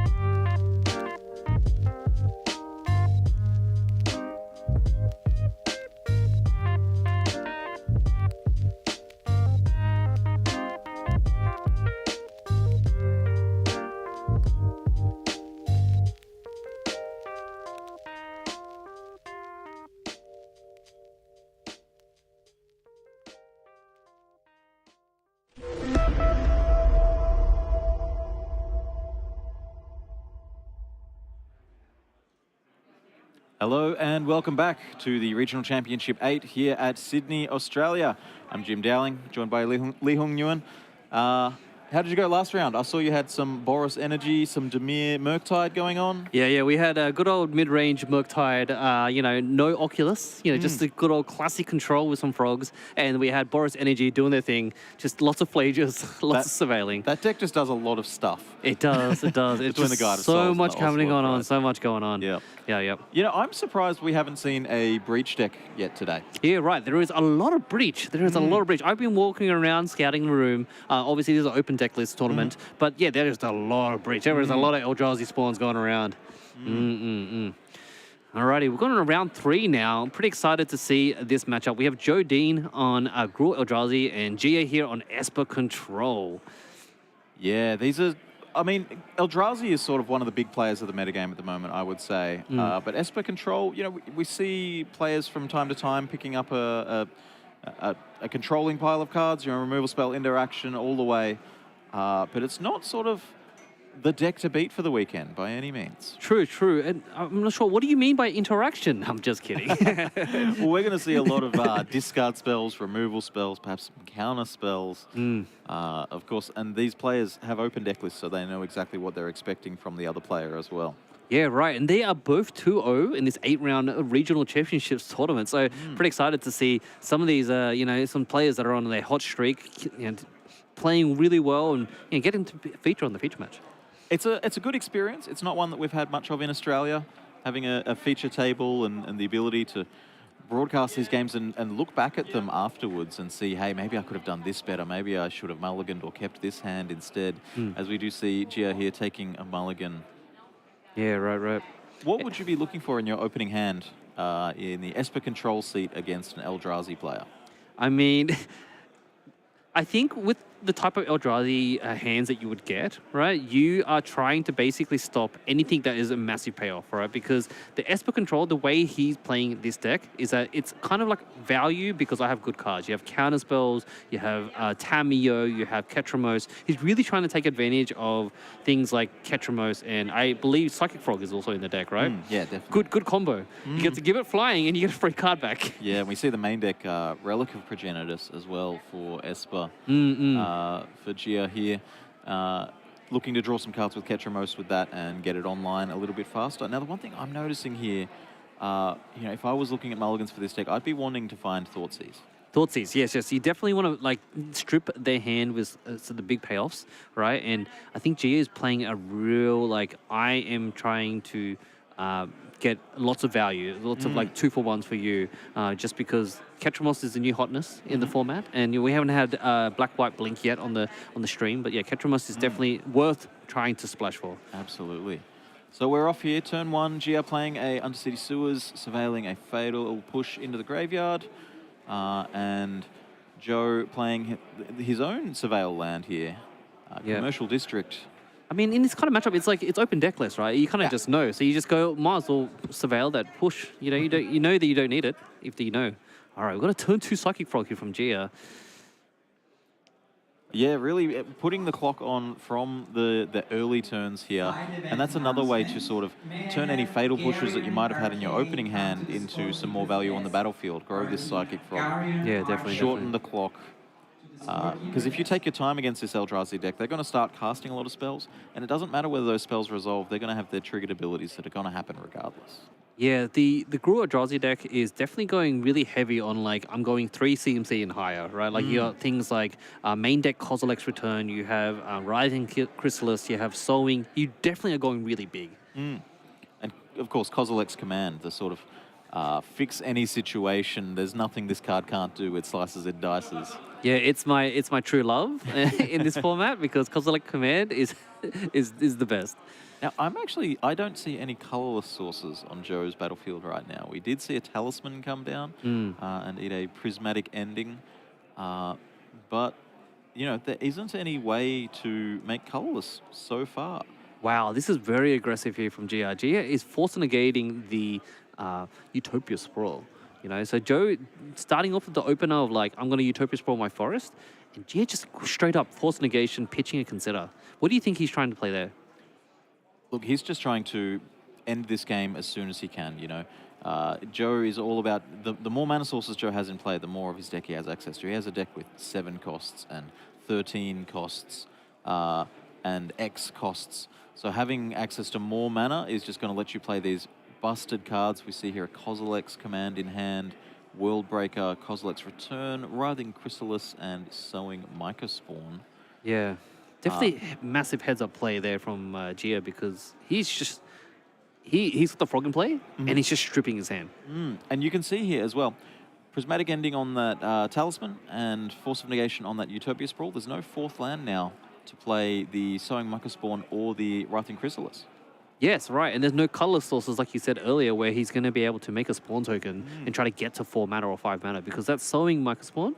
He might even top deck, but he needs... his deck is currently... I mean, he has the Kozilek's Return, but it's not really doing much at the moment. But yeah, he's definitely trying to get to 4 mana. You could say that. Yeah, definitely. And if you could get that Mycospawn down, of course, that's going to search out another land. Yep. That said, the Writhing Chrysalis also makes 2 colorless spawns when it enters. So Gia choosing to take that one with the Thoughtseize here. Yeah, and do you think Gia is really concerned too much about his own life total at the moment? Not particularly. I think this Eldrazi deck, if it's going to hit you, it's going to hit you for chunks of 5 or 10 or 13. It's not going to be nickel and diming in for 2 and 3 here and there. So you can pretty safely spend the mana if you can stop your opponent from progressing their board state instead. Yeah, definitely my style of deck. The way if you come to Magic, I just love to cast threats and be like, you deal with this, I'm going to attack with my big baddie. All right, Kozilek's Return here. And I believe it does 2 damage. It does 2 damage to all creatures, yeah. That is an instant, though. Right. So I'm not certain why it was played on the main phase instead of perhaps after combat on Gia's turn. It does mean that this counter is on for this combat step. Right. I guess he's trying to make him discard a card. Psychic Frog, a very, very powerful card that has oftenly taken over the game. Yeah, look, if this card gets going, it's very hard to stop it. If you can get it going and get it going on turn 2, maybe pitch a card, maybe mess with your opponent's hand a little bit. You can't even come up the board and stop it getting in that way. It's gonna jump over your creatures with flying, and it's drawing a card for Gia every single turn here. I believe this is the 5th hit for this card, perhaps. Yeah, right. And which is ideal tempo, ideal control player sort of line for Gia here. I see a counter spell in hand for Gia, as well as I think that's actually 2 counter spells and a Force of Negation. Wow. Committing a Tameo to the board here. I mean, that's the thing. If you're going to answer the Psychic Frog, then the Tameo can be a sweet backup plan. That's it. I don't think there's that much 1-for-1 removal you're looking at in the Gruul deck, especially not with this much mana. Yeah, they're definitely trying to go over the top, right? And Joe's still stuck on 3 lands, unfortunately, and Gia has played at least 13,000 considers and drawn 1 million cards from this frog. So definitely a good definition of taking over the game. You really can't blame Joe for this keep, though. It had 3 lands. It had a couple of extra mana sources in that Utopia Sprawl and the Talisman. And if just one of those stuck around, then you start casting your Sowing Mycospawn, you get another land out of your deck. You start casting your Writhing Chrysalis, and you get a couple of spawns. And then suddenly you've got access to your entire hand. The fact that Gia was able to answer both of those cards is really the defining moment of this game. I love how the Ketramos just gets summoned.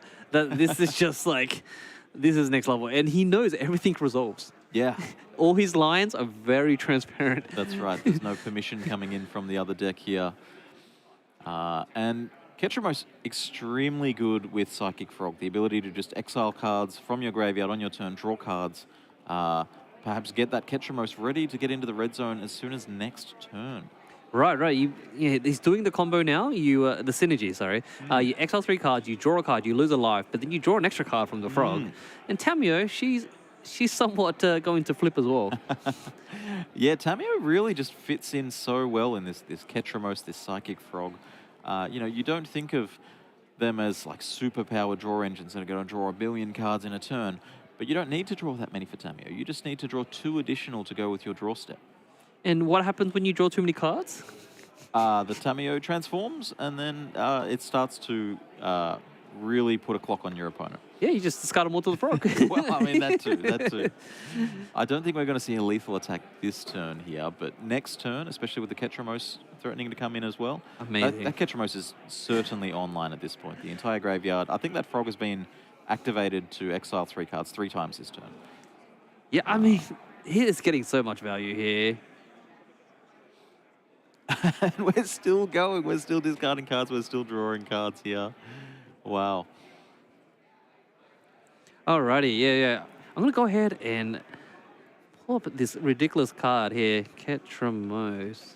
So finally we're seeing the Psychic Frog into the red zone. That is crashing in for 7 damage. And of course that means you're going to draw another card as well. We've got this Tameo here for insurance if something was to happen to this frog. But I think we're going to see Joe moving to the next game here very quickly. Malevolent Rumble, a counterspell for good measure out of Gia. Yep. And that's it. We're going to sideboarding. He's like counterspell just to be sure. But I think this game went exactly as Gia wanted it to. 100%, yeah. I don't think Joe really had much of a say in that game. And that was a mulligan to 6 for Gia, right? I mean, from my perspective, as someone that plays a lot of Eldrazi, Joe had a great hand. He had a Utopia Sprawl, he had a Mana Rock, and he had payoffs, right? He had things to do.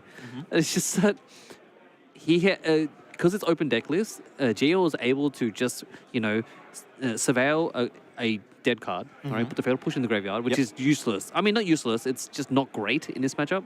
And then also as well, hitting the Mana Rock with the Prismatic Ending. That was such a big deal for Joe. And then following that up with the Force on the Utopia Sprawl as well to really just say, no extra mana for you. We're going to play 1 land per turn. Heads up play, very heads up play. That's good stuff.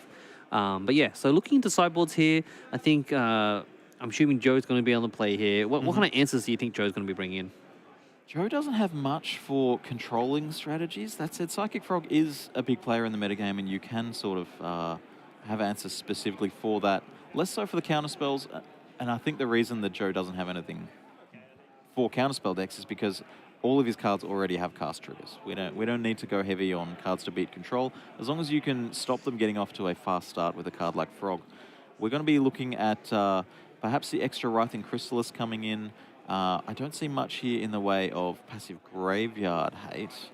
But yeah, if we can stop a Frog getting off too early and have an answer for Ketramos, which may just be gumming up the ground with something like a World Breaker. But I'm not expecting to see too much in from the sideboard here for Joe.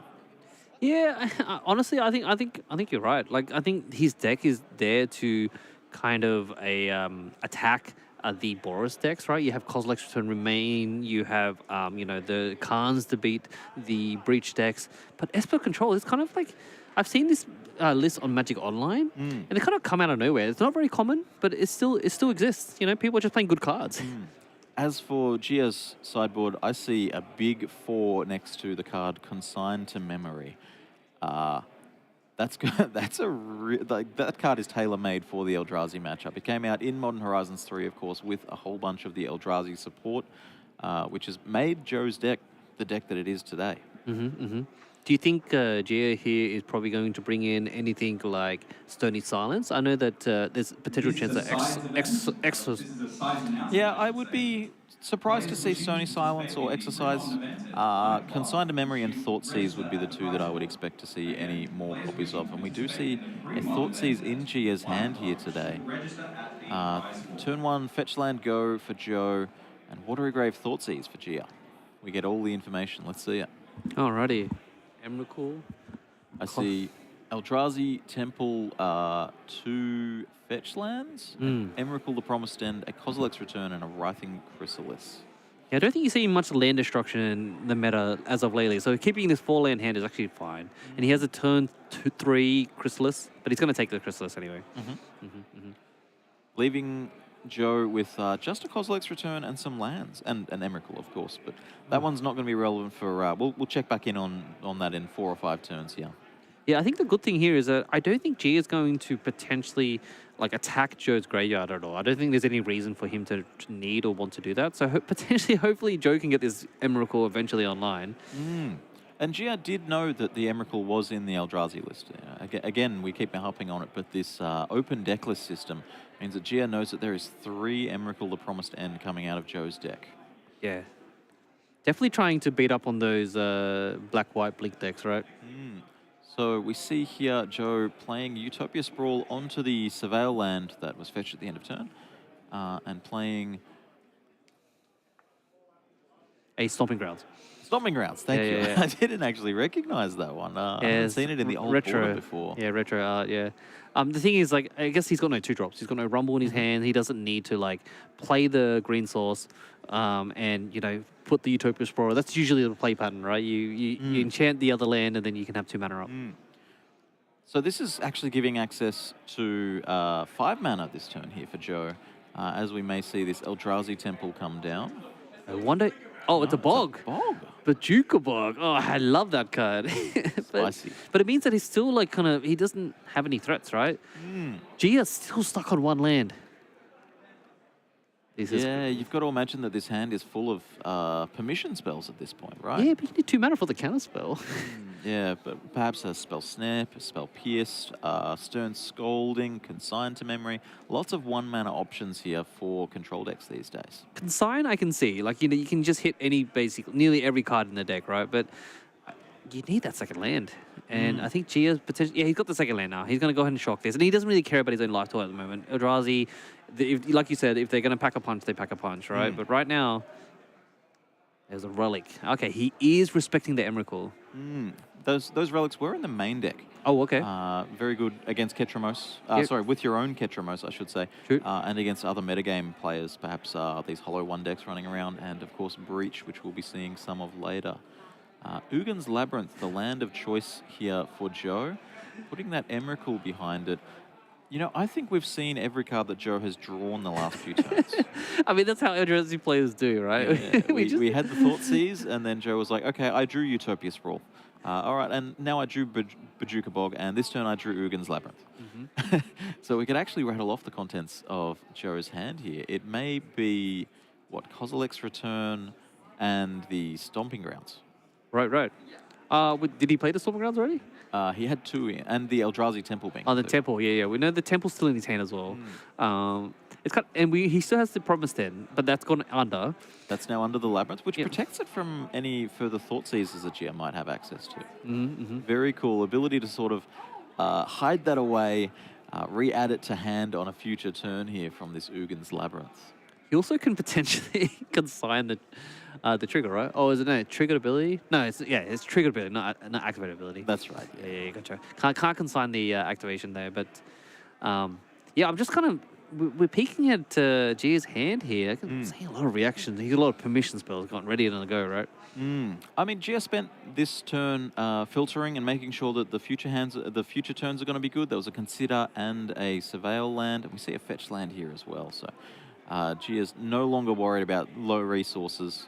Has access to all the mana that he needs to. We see an Unearth here targeting Psychic Frog, which I believe was put in the graveyard from a Consider or the Undercity Sewers, one of those 2 on the previous turn.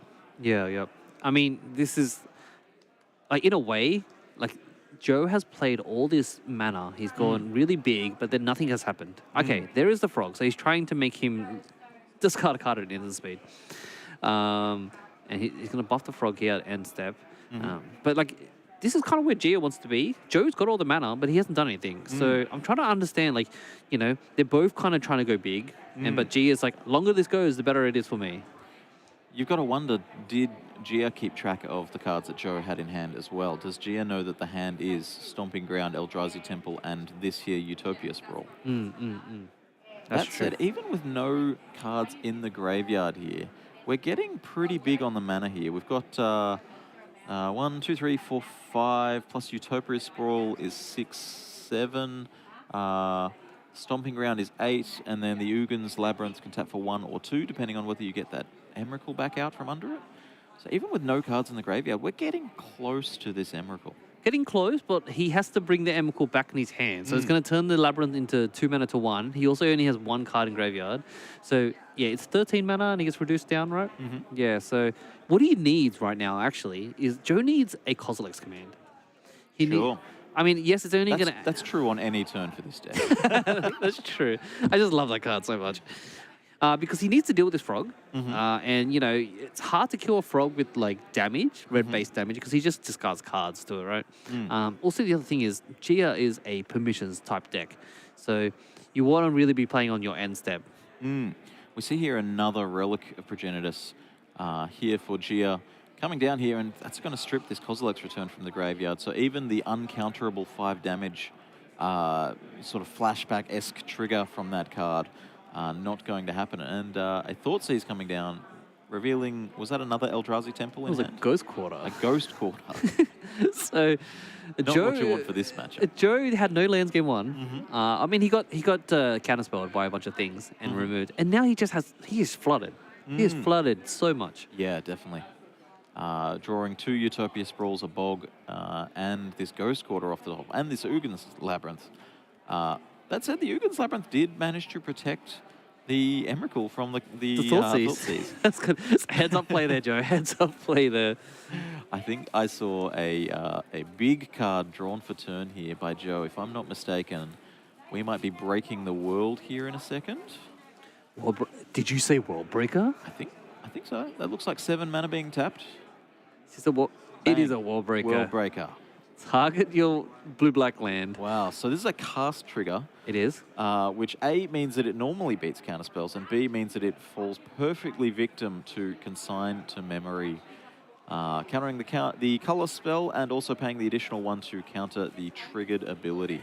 This card has changed lots of Magic. Like, Yeah. it is so strong. It is, as I said, it's tailor-made. You know, coming out in the same set as Ugin's Labyrinth, Planar Nexus, Sowing Micah Spawn, Writhing Chrysalis.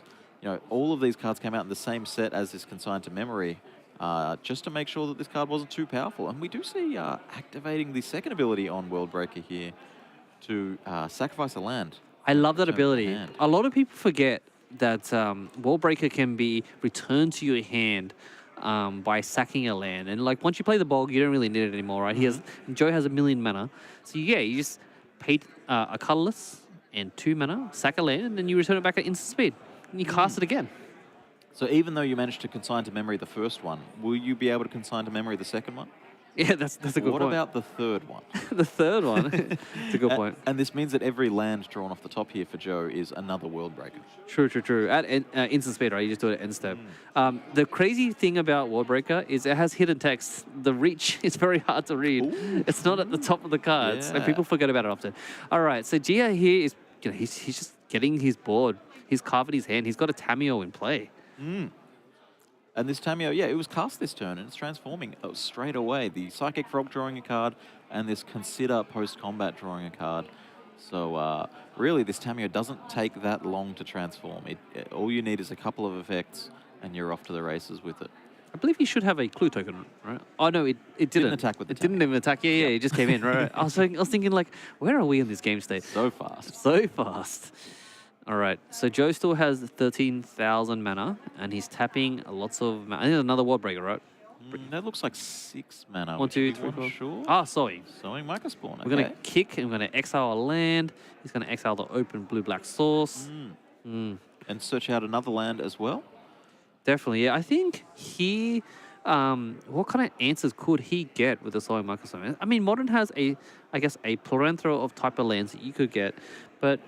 potentially, if he wants to keep chaining these, he can get a Sanctum of Ugin, he can get a Cavern of Souls, probably another Temple. It depends on the context of his hand, but yeah, that's probably why there's a one-off Bog in there, in case you want to like just exile a graveyard. Yeah, that makes sense. I would be expecting the Cavern of Souls here, I think. The Consigned to Memory out of Gio's deck, and especially knowing that there's 4 of them in the sideboard, not just 1 or 2, the full play set of 4. You know, you've seen 1 in the graveyard. This Tameo has the ability to get some of them back as well. Counterspells are very important in this matchup here right now. For sure. Yeah, he's going to go ahead and, go ahead and do that search trigger here. Do you think the Ghost Quarter's in the deck for Tron? Kind of feels like a wasteland. Yeah, you're right. He got a Cavern. it's a main deckable colorless source that has words against, the mirror matchup against Tron, and you could even just find an opponent that runs 1 or 0 basics. We saw a matchup before actually where a player only had 1 basic in their main deck, where the Ghost Quarter could actually just take out a non-basic for free. It also takes out basics, the thing is. Like, True, very a lot of true. people would be ghost quartering the Utopia Sprawl Yep. land. So you put all your things on a basic thinking it's safe, and then bam, ghost quarters there. You see the Philia decks that we may see later on in the Orzhov decks, the blinking the White Orchard Phantom, and really testing how many basics the opponent has. I hate that card. I hate White Orchid so much. And that's first strike and flying. Why? So we see Gia fetching here in the end step, grabbing a Undercity Sewers, getting a Surveil here, choosing to leave it on top, so it must be a good card. What do we see here? That looks like another Consigned to Memory. You know what's quite interesting? Maybe, I think potentially the white is actually just a splash here, because I haven't seen much white cards in this game. We saw the Prismatic Ending in the first game and the Ketramos, and that's actually all of the white cards that are in the main deck. Gotcha. The rest of it is in the sideboard. They do have good sideboard cards. Okay, so Gia here has lost a bit of life, but I think that's not too bad for now. And he's thought sees the Wall Breaker back into the graveyard. Okay. And imagine the play line here that Joe is just going to bring it back again. Well, can we count up? Is this Emrakul here yet? 1, 2, 3, 4, 5, 6, 7, 8 from the Labyrinth, not a second mana. 9, like 10. And 1 in the graveyard? Yeah, but then the Wall Breaker's going to come back. Oh, you think you're just bringing back the Emrakul, right? Yeah. True. Oh, this So spell still snare. not quite there. Even that, like, let's say he does cast the Emrakul. I think by that time, Gia's probably just going to find another consign. Yeah, I mean, that's true. I think there was actually one taken off the Surveil land there. I mean, the Cavern of Souls, though, like, you counter the extra ability, the mind control ability, but you wouldn't counter the extra turn. You wouldn't counter the 13/13. Correct, yeah. And it has flying trample protection from instants, which Yeah. instants kind of, I think in an Esper deck, you have a lot of instants. You mentioned that the reach on the World Breaker is a little bit hidden. Do you think the flying on the Emrakul is hidden, or have we internalized that one? I think people know that has flying. I don't know if everyone knows that has trample. That's true. You may be right there. Yeah. I see a second frog coming down here. They're not so good in multiples. Like, if you can get them through and be drawing cards with them, great, but you don't have the ability to grow both of them very easily. Yeah, I'm surprised Joe hasn't actually drawn any Kozilek's Return, because with the World Breaker looping, Kozilek's Return gets really good. So Gia here reading World Breaker, making sure that he understands how that card works. And we see here the Ghost Quarter sacrificed. I think that Relic of Progenitus was tapped, not sacrificed here. And Joe choosing to exile the World Breaker instead of the Ghost Quarter.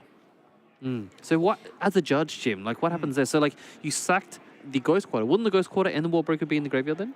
That is true, and you would have the choice of which of the two to exile.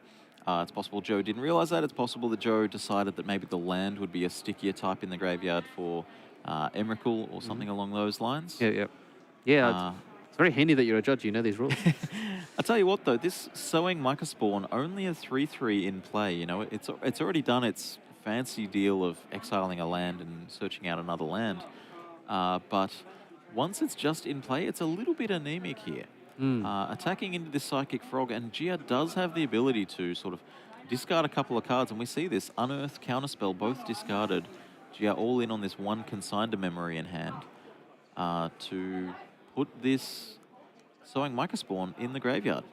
Right. And it's always awkward when you're trying to attack against a Psychic Frog, because it just keeps getting bigger. Yeah, they really control how the combat step works at that point, you know? Yep. A third Utopia Sprawl here for Joe.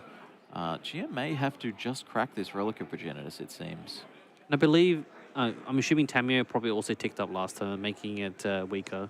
I think last turn was a tick down, perhaps. Right. Okay. Tamio up to 3 loyalty now. Frog's coming over for 7 total, putting Joe down to 4. Certainly saying, okay, you've got this turn to do something. Good luck. What can you do? What do you got? It is impressive to look at the number of Utopia Sprawls here that Joe's managed to draw. 3 of them. Consider here for Gia as well. The frog's just taking over, mate. And we do see the Emrakul added to hand during the end step here. Counting up the mana. You have creature and land. And we see, this looks like during your draw step, perhaps? Yeah, counting up the mana, seeing whether cracking this Relic of Progenitus is the right play. Potentially top deck that Orange Chant. That would be juicy, and is cracking the Relic of Progenitus, which does hurt the Psychic Frog. And the Emrakuls. But the Emrakul, definitely, yeah. Knowing that the Emrakul is in hand here, let's see what we've got access to. Probably another top deck sowing or something. Oh no, Writhing Chrysalis. Writhing Chrysalis. So making a couple of blockers here, and that Relic, again, removing that graveyard means that there isn't the food there for jumping these frogs. I do like... Oh, Consign again. Oh yeah, he was holding up that Consign. You're right. Stopping the Consign, trigger. Yeah, not kicked, just hitting the trigger, not the creature itself. And then with a fetch land here for Gia, there's now 2 cards in the graveyard. 1 more and we can jump over one of these frogs. Yeah, right. So, like, yeah, unfortunately that Joe wasn't able to get those tokens because they'd be really good blockers for this frog, right? And if they weren't required to block, then they would contribute to casting the Emrakul on the following turn. That is true, that is true. We see a fetch land here and a handshake. I love the Marsh Flats sacrifice. Okay, I can see. Marsh Flats for lethal. Yep. Oh, wow. That was a game. That was definitely a game back and forth, though. All right. We'll go ahead and bring it back to the booth. Welcome back here. Regional Championship number 8 here in Sydney, Australia. Modern format, 155 players. A lot of them playing Breach, a lot of them playing Eldrazi, some of them playing Titan, some of them playing Boros Energy, some Ores of Blink in the room. A lot of decks we still haven't actually seen yet as well. We haven't featured a Breach deck, we haven't featured an Ores of deck.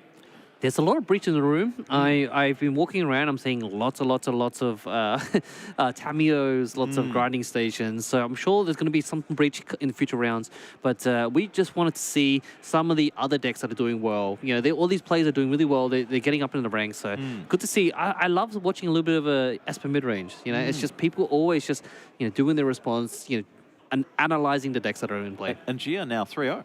3-0. So a couple more wins, and perhaps we'll be talking about seeing him in the top 8 tomorrow. Can't get ahead of ourselves, though. As for now, we're going to take a quick break, and we'll be back for round 3. Pretty excited. Thanks.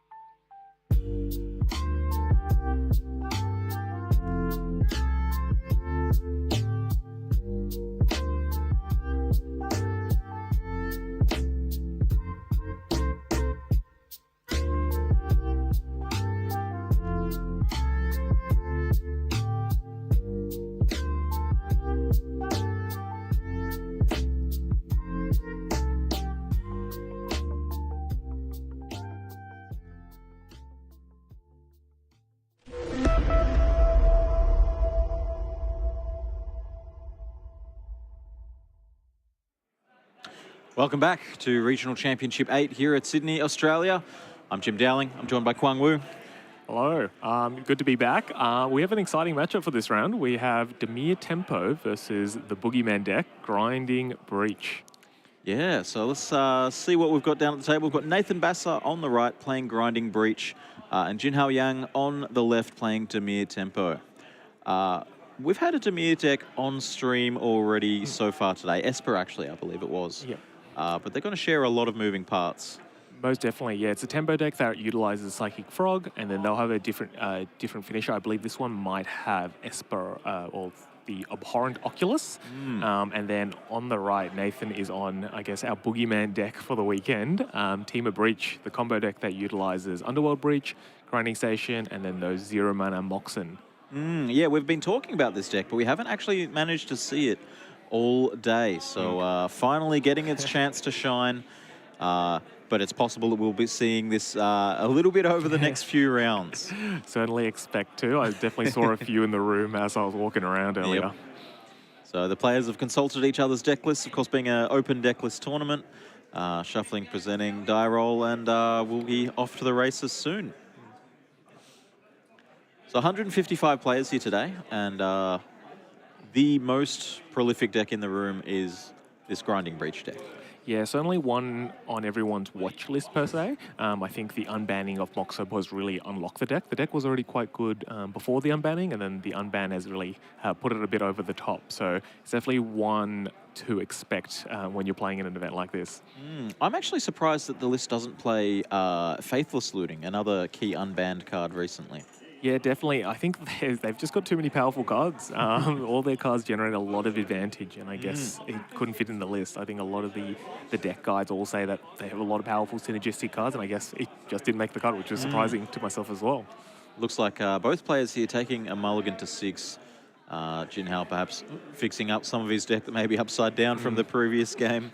Some things that only happen in paper. You don't really see these problems in Arena or on Magic Online. No, definitely not. And I guess you got to be pretty handy with that as well. All right. And then on the Dimir side, you mentioned sort of leaning on Psychic Frog. Yeah. It looks like this deck might be a touch faster than the last one we saw on stream, having access to cards like Thought Scour to accelerate out the graveyard. Most definitely. And Psychic Frog will utilize that other ability to discard a card, and I think he'll aim to discard Abhorrent Oculus and try and unearth that as quickly as possible. So a bit of a dual threat there, and definitely can put a lot of pressure on Nathan, I guess, fairly early and back it up with some counter spells.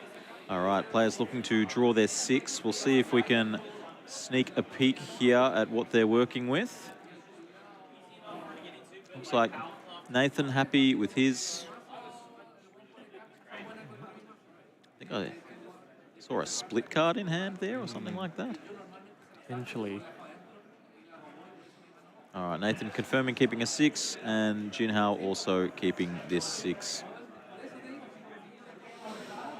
All right, let's get started. We have Nathan Basser on the bottom of the screen here, starting off with a Scalding Tarn, fetching Shocking straight away, getting the best mana that you can on turn 1.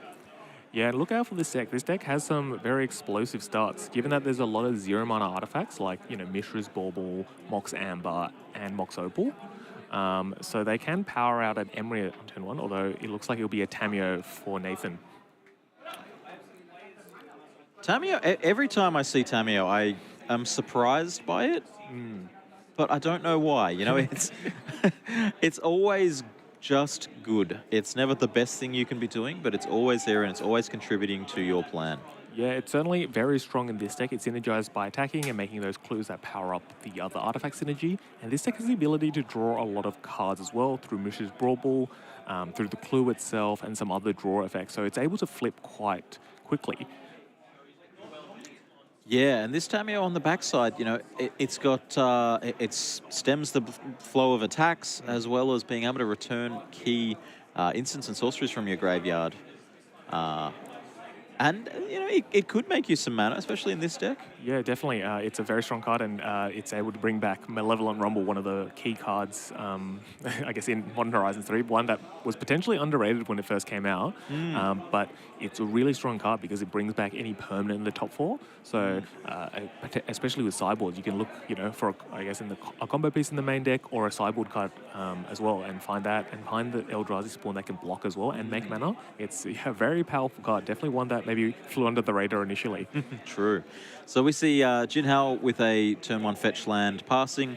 Nathan on his second turn here playing, attacking with a Tamio, playing an Urza's Saga as the land for turn, and an Emery, Lurker of the Lock. Milled over Urza's Saga, Mox Opal, Grinding Station. Yeah, some of those key combo cards. So Grinding Station is I suppose, one of the key cogs of this deck that with Underworld Breach and a 0-mana artifact can mill almost essentially your entire deck, and you're looking for a win con. It looks like Nathan's opted for Thassa's Oracle, so when your deck's empty, you win the game instantly. And Jin Hao will have to have some counters for that. I think Jin Hao fetched a shock land. Yes, I think that's the alternate art Water Grave. There's a few new old arts, but I think that's the Ravnica Allegiance full art one. So I don't know what he did with that mana, though, in the end step. We're now on to Jin Hao's second turn here with another fetch land into what I have to assume is a swamp.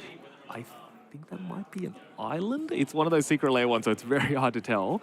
They've really gone wild with the basic lands these days. Jin Hao definitely has blinged out his deck. I think it must have been a Thought Scale turn 1, really ramped out that Murktide region, and this is a fast one as well, so he's got it is only 4 power, so that 1 spell exile, which would have been Thought Scale, but it is, definitely a quick start for him. I'm interested to see how many... Was that only 1 instant sorcery exiled there? Yeah, I think it was just that Thought Scale he would have played turn 1. So it's only a 4/4 at the moment, but definitely has the ability to grow with Psychic Frog. Well, I mean, that's a 4-turn clock if something was to happen like this Misty Rainforest in play, perhaps. So Nathan's turn 3, tapping the Emery, targeting Mox Opal in the graveyard. Emery giving you the ability to recast these artifacts from the graveyard. Sometimes they're ones that you put there, and sometimes they get there in other ways. Yeah, definitely very strong. Also very good with Mishra's Bauble, so this will generate him... Won't generate him any mana just yet, but he has the potential to activate Saga. That'll turn the Mox Opal online. So a few options available to Nathan at instant speed. Well, I mean, it's not like you were going to attack with the Emery that turn anyway, right? No, definitely not. Definitely not into that Murktide. Yeah, and the Tamio also being held back there by a big silly drag. Big benefit of landing that, stopping, I guess, the potential more clues coming down. And with the construct, that also benefits from having more artifacts. So, you know, if Tamio got an extra attack in, that'd be an extra power for that construct token. That's true. Nathan, he did not spend any of his mana on his turn, which means that he does have the ability to activate this Urza Saga in the end step. If he decides to go for some sort of combat damage game plan here, or he may have something else in mind. Yeah, it definitely, that's the sort of the really powerful part of this Grinding Breach deck. It can obviously win through the combo, but it's also got a strong fair game as well with Urza Saga generating these really large construct tokens. Luckily, Jin Hao has this Murktide which can potentially block early on, but as soon as you get more and more artifacts in, those constructs are going to get quite big. Definitely, yeah.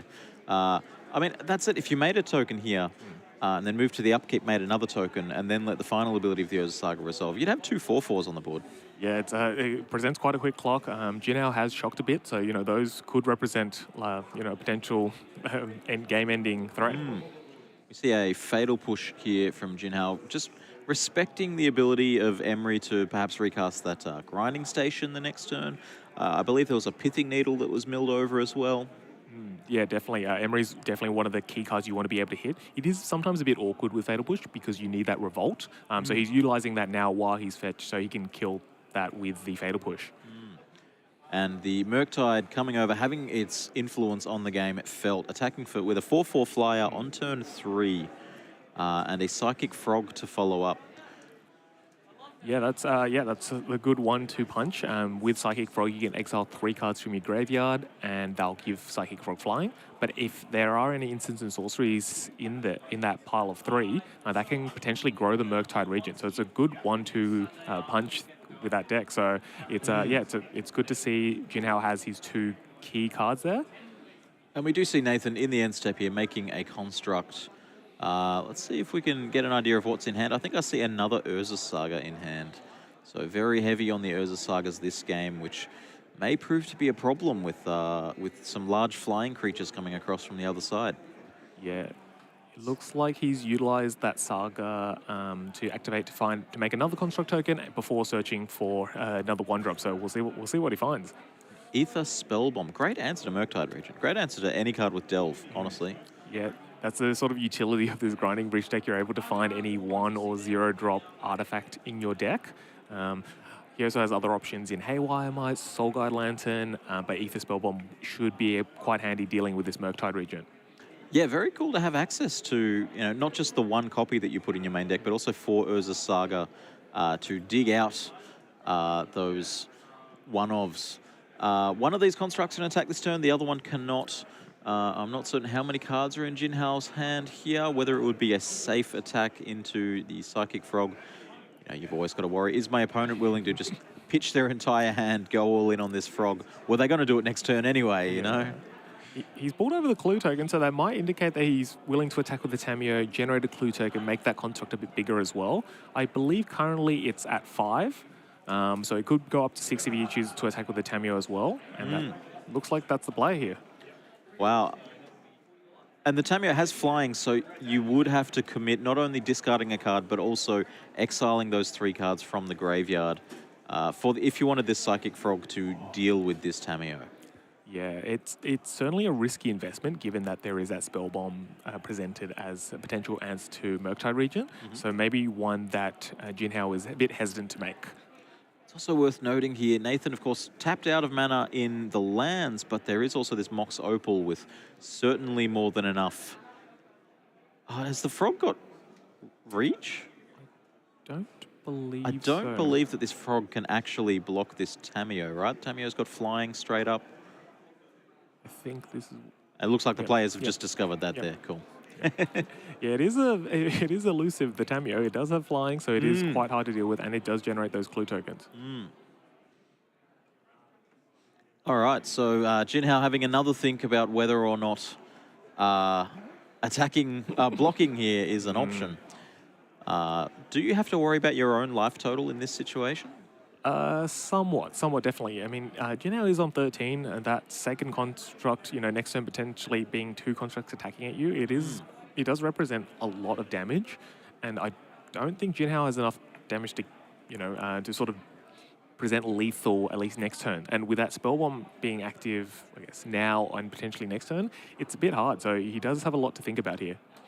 This is very interesting, sort of Nathan pressuring Jinhao into the block, which of course involves investing more cards from your graveyard, and then the Ether Spellbomb, okay, going on the frog, not on the Murktide region.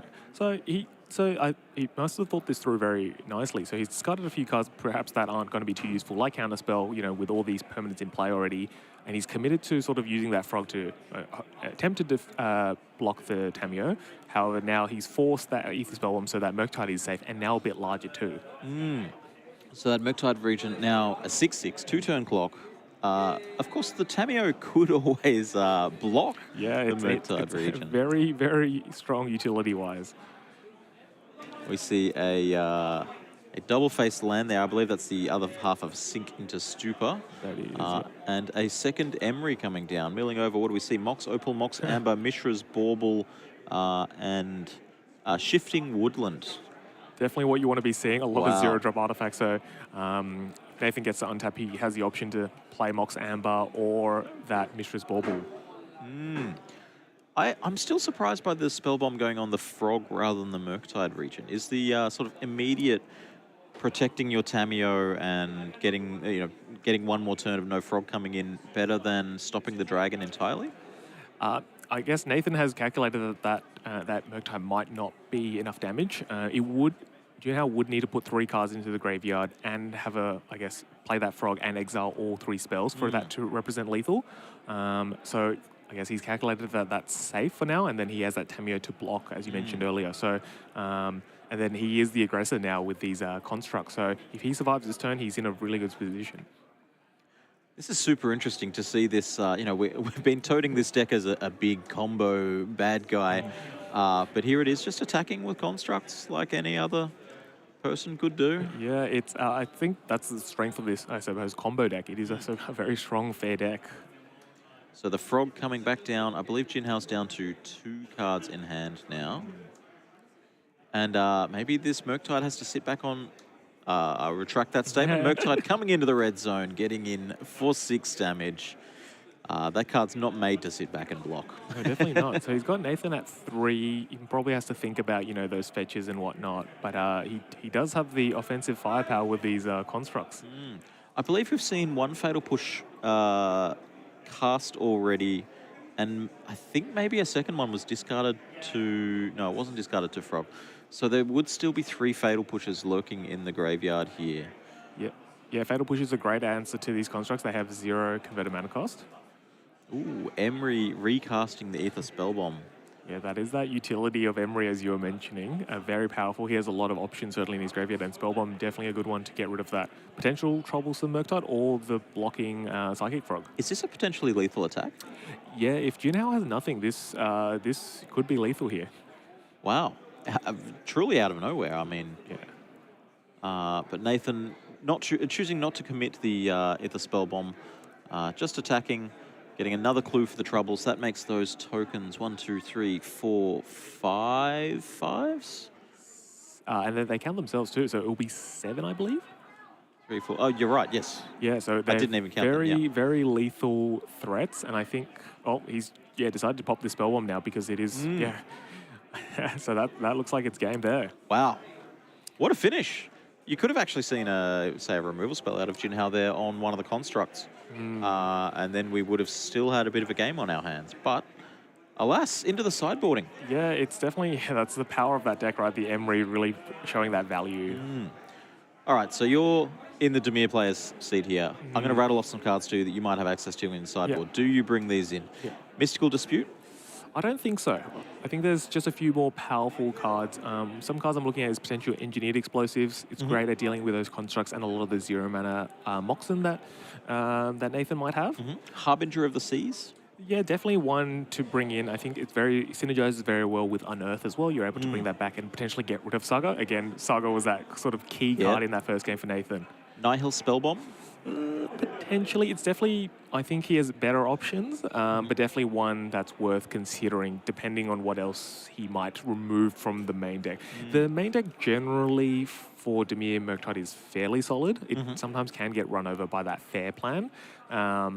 So the Nihil Spellbomb, it's okay, but not the most powerful. So if he has something else, he might prefer that. What about, again, open deck list. You know your opponent's deck. You know that Nathan's win con here is generally a Thassa's Oracle. Do you board in Consigned to Memory? I don't think so. Generally, when the Breach deck is comboing off, you have a lot of cards at your disposal, so you can recast the Oracle again and again. So it is very hard for you to win that way. So yeah, probably not, unfortunately. Okay. Yeah. So looking over the other side, Nathan's sideboard here, we can see a Flame of Anur as a possibility, a Jace Wielder of Mysteries as a sort of second Oracle. Yeah, I think he'll bring in some counter spells here. So the spell pieces and the spell stands I'm looking at. Jinhao's plan is sort of to disrupt with some counter spells, and his threats are the 2-drops in Psychic Frog. That's a key cog into that deck. So being able to counter that is quite beneficial. Swan Song is also another card I'm looking at, being able to counter an instant or sorcery. And potentially, I'm thinking maybe Stock Up. This is a new card from Aether Drift. And some people have referred to it as a bit of a dig through time, a mini dig through time. Able to look at that top 5 of your library and then put 2 of them into your hand. So you're able to, find some value cards, or you're able to find some, some combo pieces as well. So it's quite beneficial there. So I think I'd be looking at some counter spells just to protect your combo or your fair game as well. And I guess not let Jinhao get too much tempo on you. Look, you say this card's, related to Dig Through Time. I'm a big fan of Dig Through Time, but I wouldn't see it as a sorcery personally. No. But yeah. I mean, these players know better than me, and that's why they're playing in these high-stakes competitive events, and I'm just at the commentary booth. Yeah, it's definitely a card that's risen in popularity. I think we saw the evolution of this deck with some new cards in Aether Drift. Ketramos was putting some pressure onto the format, and then Stock Up was a card that, sort of gained some advantage, some strong advantages. Yeah, and there's actually multiple different builds of Breach in the room. I know that there's, this is certainly the more common 3-color variant, but I know that there's a couple people playing the 4-color Breach deck as well. Playing some white mana for Teferi, Time Raveler, and some sideboard options. Yeah, Teferi's a classic, I guess, in Modern, stopping your opponents from casting anything at instant speed and being able to bounce any troublesome permanents as well. So, yeah, definitely a few good options there. Would be great in this matchup. Oh, most certainly, yeah. If Jinhao isn't able to cast any counter spells, then that's right. It's pretty brutal for him. Bounce your Murktide, turn off your counter spells for the turn. Couldn't ask for much better than that. So 155 players here today means that we are playing 8 rounds of Swiss. These players are 3-0, the best start you could have, and they need to win a few more before they can start looking at their chances of making day 2. Yeah, I think the magic number is probably 6 to start off with, maybe 6 and a draw. But yeah, 6 or 7 would be that magic number needed for that potential top 8 or top 10 finish for the Pro Tour. That's true. There is Pro Tour invites down to 10th place, passing out invites to Pro Tour Final Fantasy. Should be a fun one. It should be, yeah. And there's also some cash prizes, obviously provided by Wizards of the Coast here. And yeah, the Worlds invite for first place. Yeah, plus a nice trophy. That's true, yeah. James Moore, currently our Worlds 2025 competitor. And today we're going to see who's going to join him on the team.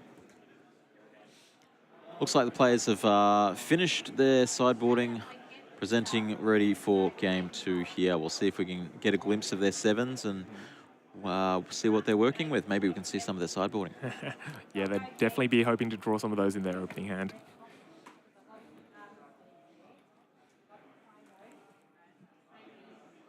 All right, 7 for both players here. I can't see much from Jinhao's hand there. For Nathan, I can see Underworld Breach, Pithing Needle, Aether Spellbomb, Grinding Station, Urza's Saga. That's a very nice opening hand to have the 2 combo pieces in your hand. And Emery and Mox Opal. So I think there's no coloured source in the hand other than Emery. But you could go turn 1 Saga 1-drop, turn 2 1-drop Opal. Yeah, potentially. It looks like Jinhao will take a mulligan. He hasn't seen maybe enough of his sideboard cards. So we'll see what he goes. I think Nathan's still mulling it over. And interesting to note that none of those cards in Nathan's hand there are sideboard cards. Yeah, the deck's very strong by itself, so he's happy enough with them. All right, so Jinhao, I can see here an Engineered Explosives and a Spell Snare. And the Spell Snare going on the bottom of the deck. Yeah, perhaps not enough 2-drops that he wants to hit. It certainly hits the combo pieces, but perhaps those are cards that Nathan will play a bit later in the game. The other key card that it could potentially hit the Spell Snare is the Malevolent Rumble. That's the aforementioned, I suppose, cantrip that generates a lot of value. Yeah, it replaces itself and also half of the mana as well at the same time. But also just stocking up that graveyard, super important for this this Breach deck, it seems. And we have turn 1, Aether Spellbomb and Mox Opal. Nathan choosing to play the Mox Opal rather than keep it in hand. Why would he be looking to do this? I have to suspect he might think that will meet a counterspell. So he's trying to play it now, perhaps when Jinhao doesn't have enough mana for that. But yeah, otherwise, yeah, not too sure otherwise why else. If I'm recalling correctly here, I don't think Nathan's got a second land in hand. Maybe stressed about a discard spell coming and nabbing the Mox Opal? Yeah, potentially. So yeah, that essentially operates as a half land. It's almost active. It needs just one more artifact and then it's online and he can potentially cast that Emery in his hand.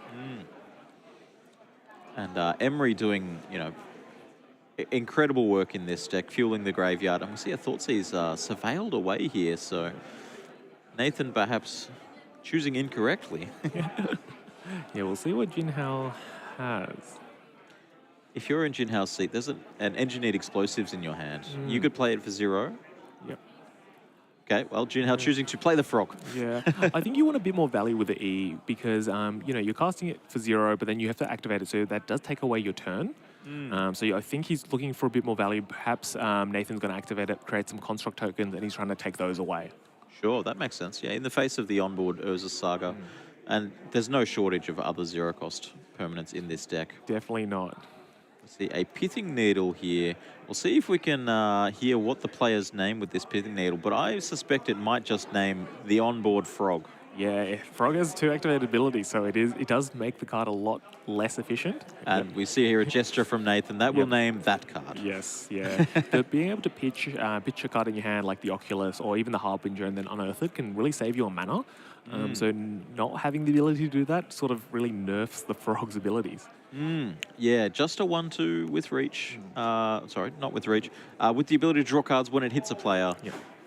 Still a super powerful card. You know, we've seen some Shadow Mage Infiltrator in the past, Luda Il Core. Truly hanging out with legendaries. Yeah, definitely it's like the modern day version of those, I suppose. Has a few more keywords. And a Tameo here as well. Important to note that Mox Opal is online and an Emery. So this is turn 2 for Nathan, and Nathan has played 5 spells and 2 lands. Yeah, that is the power of this deck. He's played these 2 core blue creatures while also shutting down the opponent's Psychic Frog.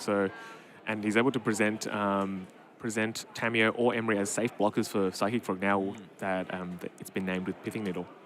So the Emery there, milling 4, hitting a land, a Flame of Anur, a Otawara, and a Mox Amber. Just the Mox Amber there as fuel for the Emery at the moment, sort of the ability to recast that. But if that was to come into play, that's a Mox Sapphire right there, ready to go. Essentially, yeah, especially with the Tameo and the Emery he has to get rid of both of those in order to sort of turn that off. So at the moment, it's very active. And we see Nathan very kindly writing Frog on a slip of paper there for that Pithing Needle. No questions about what that's naming now. Yeah, Jin Hao has some decisions to make. He does have that E, but there are a few different converted mana costs in play at the moment. One is definitely the strongest with, Tameo, Spellbomb, and the Pithing Needle. But there's a consideration to be made for, potentially playing for 0 and hopefully hitting the Mox Amber if Nathan chooses to play it from the graveyard next turn and, at least take away some of that mana and any potential sagas that come down. But yeah, so definitely it's a bit hard for Jin Hao here because he has to commit that mana to the explosives while sort of playing around what Nathan has as well. So Nathan has that flexibility there. And Nathan has the ability to sort of, if you were in Jin Hao's seat and you played this engineered explosives and didn't crack it, Nathan knows what value it's set to and can crack the Urza Saga for the correct card for the situation, right? Yeah, he's at a bit of a sticky spot too because the Urza Saga could find something else that could potentially deal with the EE. So there's a lot of unknowns. It's a bit hard to be in Jin Hao's seat here and sort of play against what you don't know. I'm actually curious to see what Nathan's going to get with this Urza Saga. We already see access to Mox Opal, Mox Amber on the board, and we see the one of Pithing Needle, the one of Aether Spellbomb already out. So there's actually not that many cards left you could reasonably get. Is it just a Bauble? It could be. Bauble plus Emery is a very solid draw engine, consistent value there, especially if Emery lives past this turn. So yeah, it's I guess the ball's sort of in Jin Hao's court where depending on what he does, Nathan can sort of play around that with the Saga. All right, so we see a fetch land for Jin Hao, cracking and casting this engineered explosives. X is 1, Sunburst is 1. Definitely does get rid of a few permanents, and he can sort of hold that there on his turn and hold that until Nathan's end step, and then see. Oh, just choosing to go for it right now. He will pop it straight away and get rid of 3 permanents. It's quite good value there. Unlock that frog. Give me access to my creature. Let's get it going. It's like it's connected, and Psychic Frog will sort of replenish his hand a little bit there. Yeah, that's got to hurt if you're sitting in Nathan's seat right now. And I think the benefit of that is that it also has shut off the Mox Opal for now, although it feels like that will be active very shortly. Yeah, this Urza Saga finding 1 permanent, and the Emery, of course, can just recast either the Needle or... Is it the Needle you would recast this turn? Needle, Amber... Yeah. Well, it's not going to be Amber. Yeah. So it looks like it could be the Needle, it could be the Spellbomb if he thinks the Frog is a bit annoying to deal with. But yeah, definitely he has a lot of options available to him. Can I have Laura down And the looks line? like Nathan reconsidering the Mox Amber, Scorekeeper desk. I repeat, perhaps Laura realizing there's one in the down graveyard. line. Does commit to it. Yeah. So how many cards has Jin Hao left with at this point? He hasn't really committed much to the board, nothing in the way of counter spells or removal spells other than this engineered explosives, right? Yeah, so he still should have a few cards in hand, and that Psychic Frog is replenishing his hand. So I think if he gets to untap here, he might be in an okay position. We see Grinding Station here coming down for Nathan. Sort of half of the namesake of the deck here. Yeah, that does turn on the Mox Opal, and now he's able to tap that for mana. Looks like he's sacrificing the Mox Amber to the Grinding Station and milling 3 cards. So that was Urza Saga Tamio, and Emery recasting the Mox Amber And to cast Underworld Breach. there is the Breach. The other half of the name of the deck. Yeah. He does have the combo here, so he will be able to sacrifice that Mox Amber to mill 3 cards. I'm curious how much of this we're going to see play out, or whether we will just be, whether Jin Hao will make Nathan play it out, or whether we will have to pretend.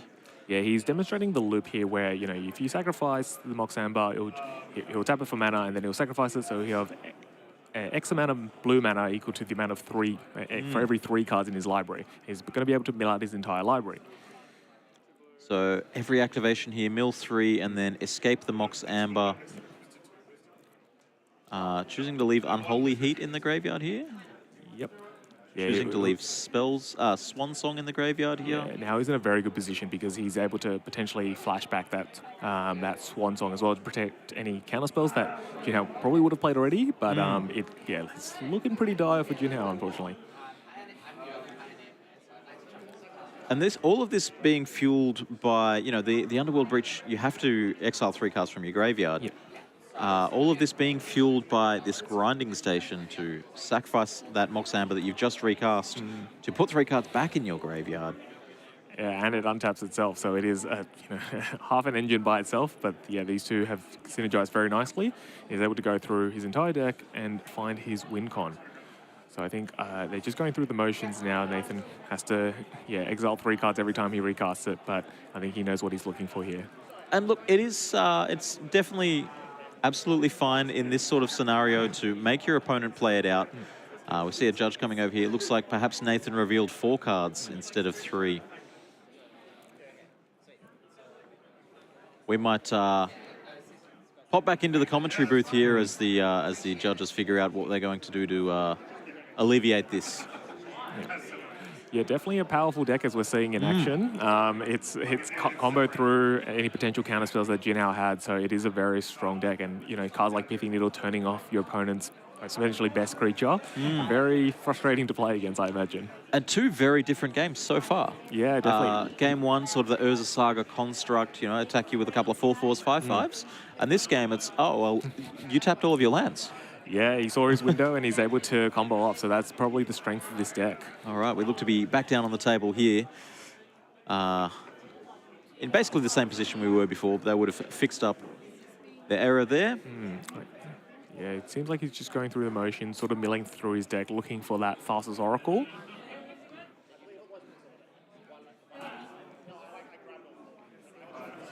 Looks like they're still sorting out what the fix here should be.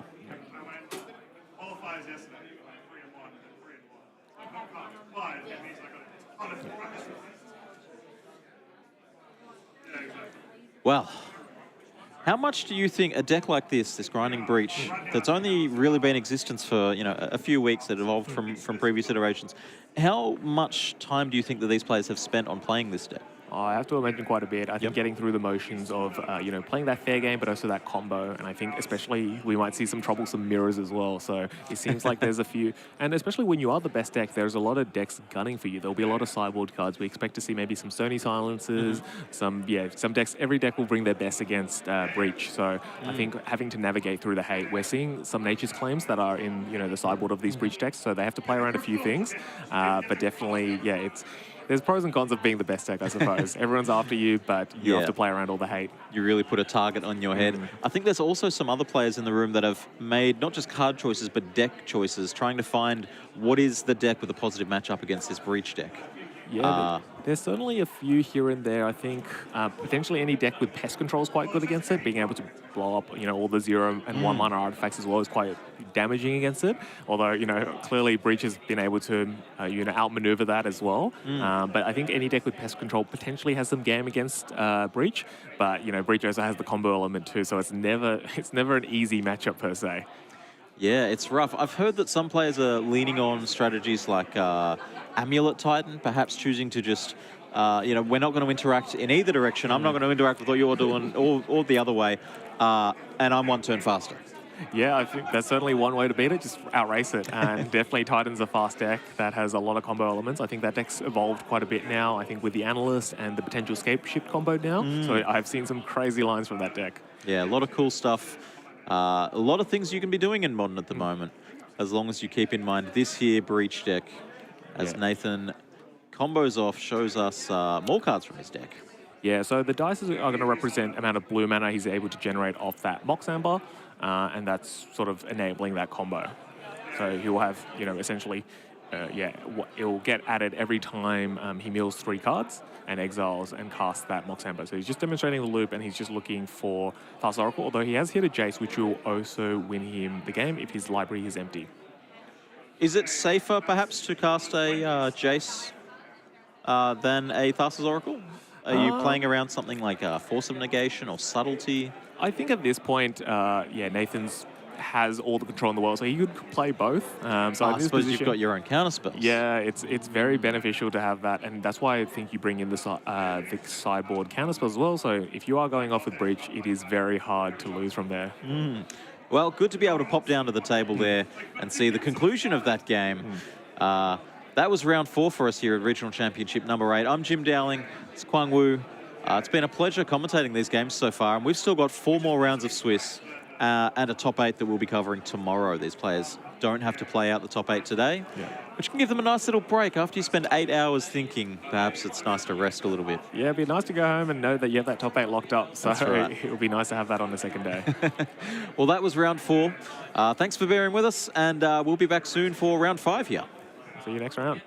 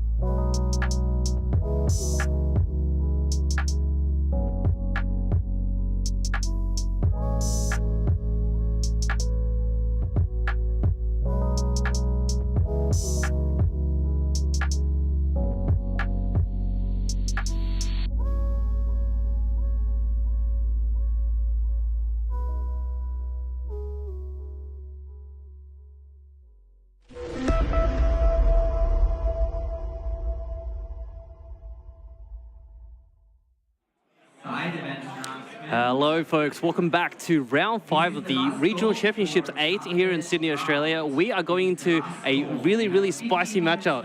Yeah, What definitely. It's our Boogeyman Team of Breach versus a new spicy deck at the undefeated table, Mono Blue Belcher. So we'll get that for you loaded. Play shuffling up. I love me some Belcher. Yeah, it's a nice deck. It's got 0 official lands in the deck. All these multi-faced, I guess, lands. But yeah, and then it combos with, uses Lotus Bloom, Tameshi, and Goblin Charbelcher to, do as much damage as possible. Yeah, Belcher's always been a funny, interesting deck because it had a place in Modern, other formats like Legacy, but coming back to Modern, a lot of these new cards got printed with extra lands. Yeah, most definitely. There's a few strategies that, try to mill your entire deck, like the Oops All spells and whatnot. And these dual-face lands that have, seen in Zendikar and, Modern Horizons 3 really have helped that. Now you're able to field an entire deck full of multi-faced lands. Right. And I think we know that Matteo is also a well-known Mono Blue Belcher player. So a lot of my friends were excited that he has only dropped a single game. Oh, that's very impressive. 4 rounds. At this level. Yeah, he's 2-0, 2-0, 2-0, and I think he dropped 1 game last round. Oh, very nice. Yeah, so very renowned combo player. On the other hand, we have Zen. Went to the most recent Pro Tour, and I think on Team Worldly Council as well. So a very respectable player. Yes. He's been a name. He's been a name in the industry for a while. Yeah. So yeah, he's a very good player. Yeah, he's piloting the boogeyman of the format, Team of Breach, which we saw last round on camera. It dispatched of Dimir Frogtide very handily. So he won through a fair game in game 1, and then it comboed off in game 2. So we might see some fireworks in this matchup. Yeah, this is the first time I'll be casting Breach, but like, Underworld Breach, there is a lot of Breach today. Most definitely. I think a lot of people can maybe see that it might potentially get banned. So they're trying to give it one last hurrah, and it's definitely a really powerful deck. Yeah. Very, very, very fast, unfair combo deck. And I think in the past, it was pretty good, and then they unpaired Mox Opal. Yeah, it definitely helped and elevate that deck to a different stratosphere. I think Zen had a look at some of those cards from the Belcher deck. Maybe didn't know all of the dual-faced cards, as maybe a lot of us don't know. Yeah. But I think, as we were saying earlier, like Mox Opal obviously recently got banned, Faith Splitting got unbanned, so it really opened up the avenue for these new decks. But I'm really excited to just see how powerful Modern's been going. Yeah, most definitely. And I think the standard sets have also helped as well. We've seen Ketramos, not on camera just yet, but Ketramos is a few cards like Stock Up as well that has seen some, support to the Modern format. Yeah, I'm a big fan of Stock Up. I love me some Stock Up. It's just a better divination. Most definitely. Some people call it a Delve, what do you call it? Dig Through Time Junior. Yeah, Dig Through Time Junior. I'll go ahead and pull that up so everyone can see. But yeah. Card advantage. It's played in vintage. It just shows how powerful it is. Right. Okay then. So we have 2 players here now. Tell me the dynamic between people playing Belcher and having open deck lists. Yeah, well, there is some advantage. As we saw Zen looking earlier, you're not too familiar with some of these, uncommons that are dual-faced and whatnot. So maybe perhaps people aren't as familiar with the deck. So you might be able to, win through that, just people not knowing a deck. And in a format like Modern, where most people know a lot of the, the key cards, that could be an advantage to surprise someone. Right. But the thing is, like, let's say you are sitting in the Belcher seat and you just look at the deck list and you go, you don't interact with me. You just go all in, right? So Matteo also has an advantage there, just to go like, and it can, now, does Team of Breach, are they playing like counter spells other than playing interactive stuff? They have a few. They definitely have Haywire Might, which could be a potential, something that stops the Belcher at least. And then it looks like Zen has the Swan Song main deck that can counter some of the key instants and sorceries. So yeah, there's definitely some avenue, and then otherwise it could just be an arms race. Right, but then the Breach players also have things like Unholy Heat, which is it just seems like dead in this matchup, right? Yeah, there are a few cards, but the deck they are able to manipulate the deck of somewhat, so it should be okay. But yeah, well, I'm keen to see what happens and see how fast this matchup potentially goes. Yeah, right. It's hilarious how this matchup's going to be, because we decided to put this matchup on because it's 2 very very interesting decks. Most definitely, yeah. 2 combo decks going at it, and we'll see how they interact with each other, if at all. Otherwise, it could just be race to the combo, and we'll see if the format's premier combo deck wins or if a dedicated combo deck wins. Yeah, it's all in, 2 boats passing by. Oh, mate, I'm excited. I'm excited to see the chaos. Alrighty, all right, seems like they're both mulliganing their first hand. I mean, they're just sculpting their hands. They're trying to figure out which one do I need the perfect hand. Yeah, it looks like Zen does have a Swan Song. That is a card that we've mentioned that could potentially, help shift that matchup. So that's something that could be potentially impactful. Mateo looks like has a Spell Snare in his hand, which could also help counter some of those key combo cards from Bridge, like Grinding Station or Underworld Bridge, and also Malevolent Rumble, which helps set that up. So yeah, I guess they have a few interaction, and they're hoping to, go all out.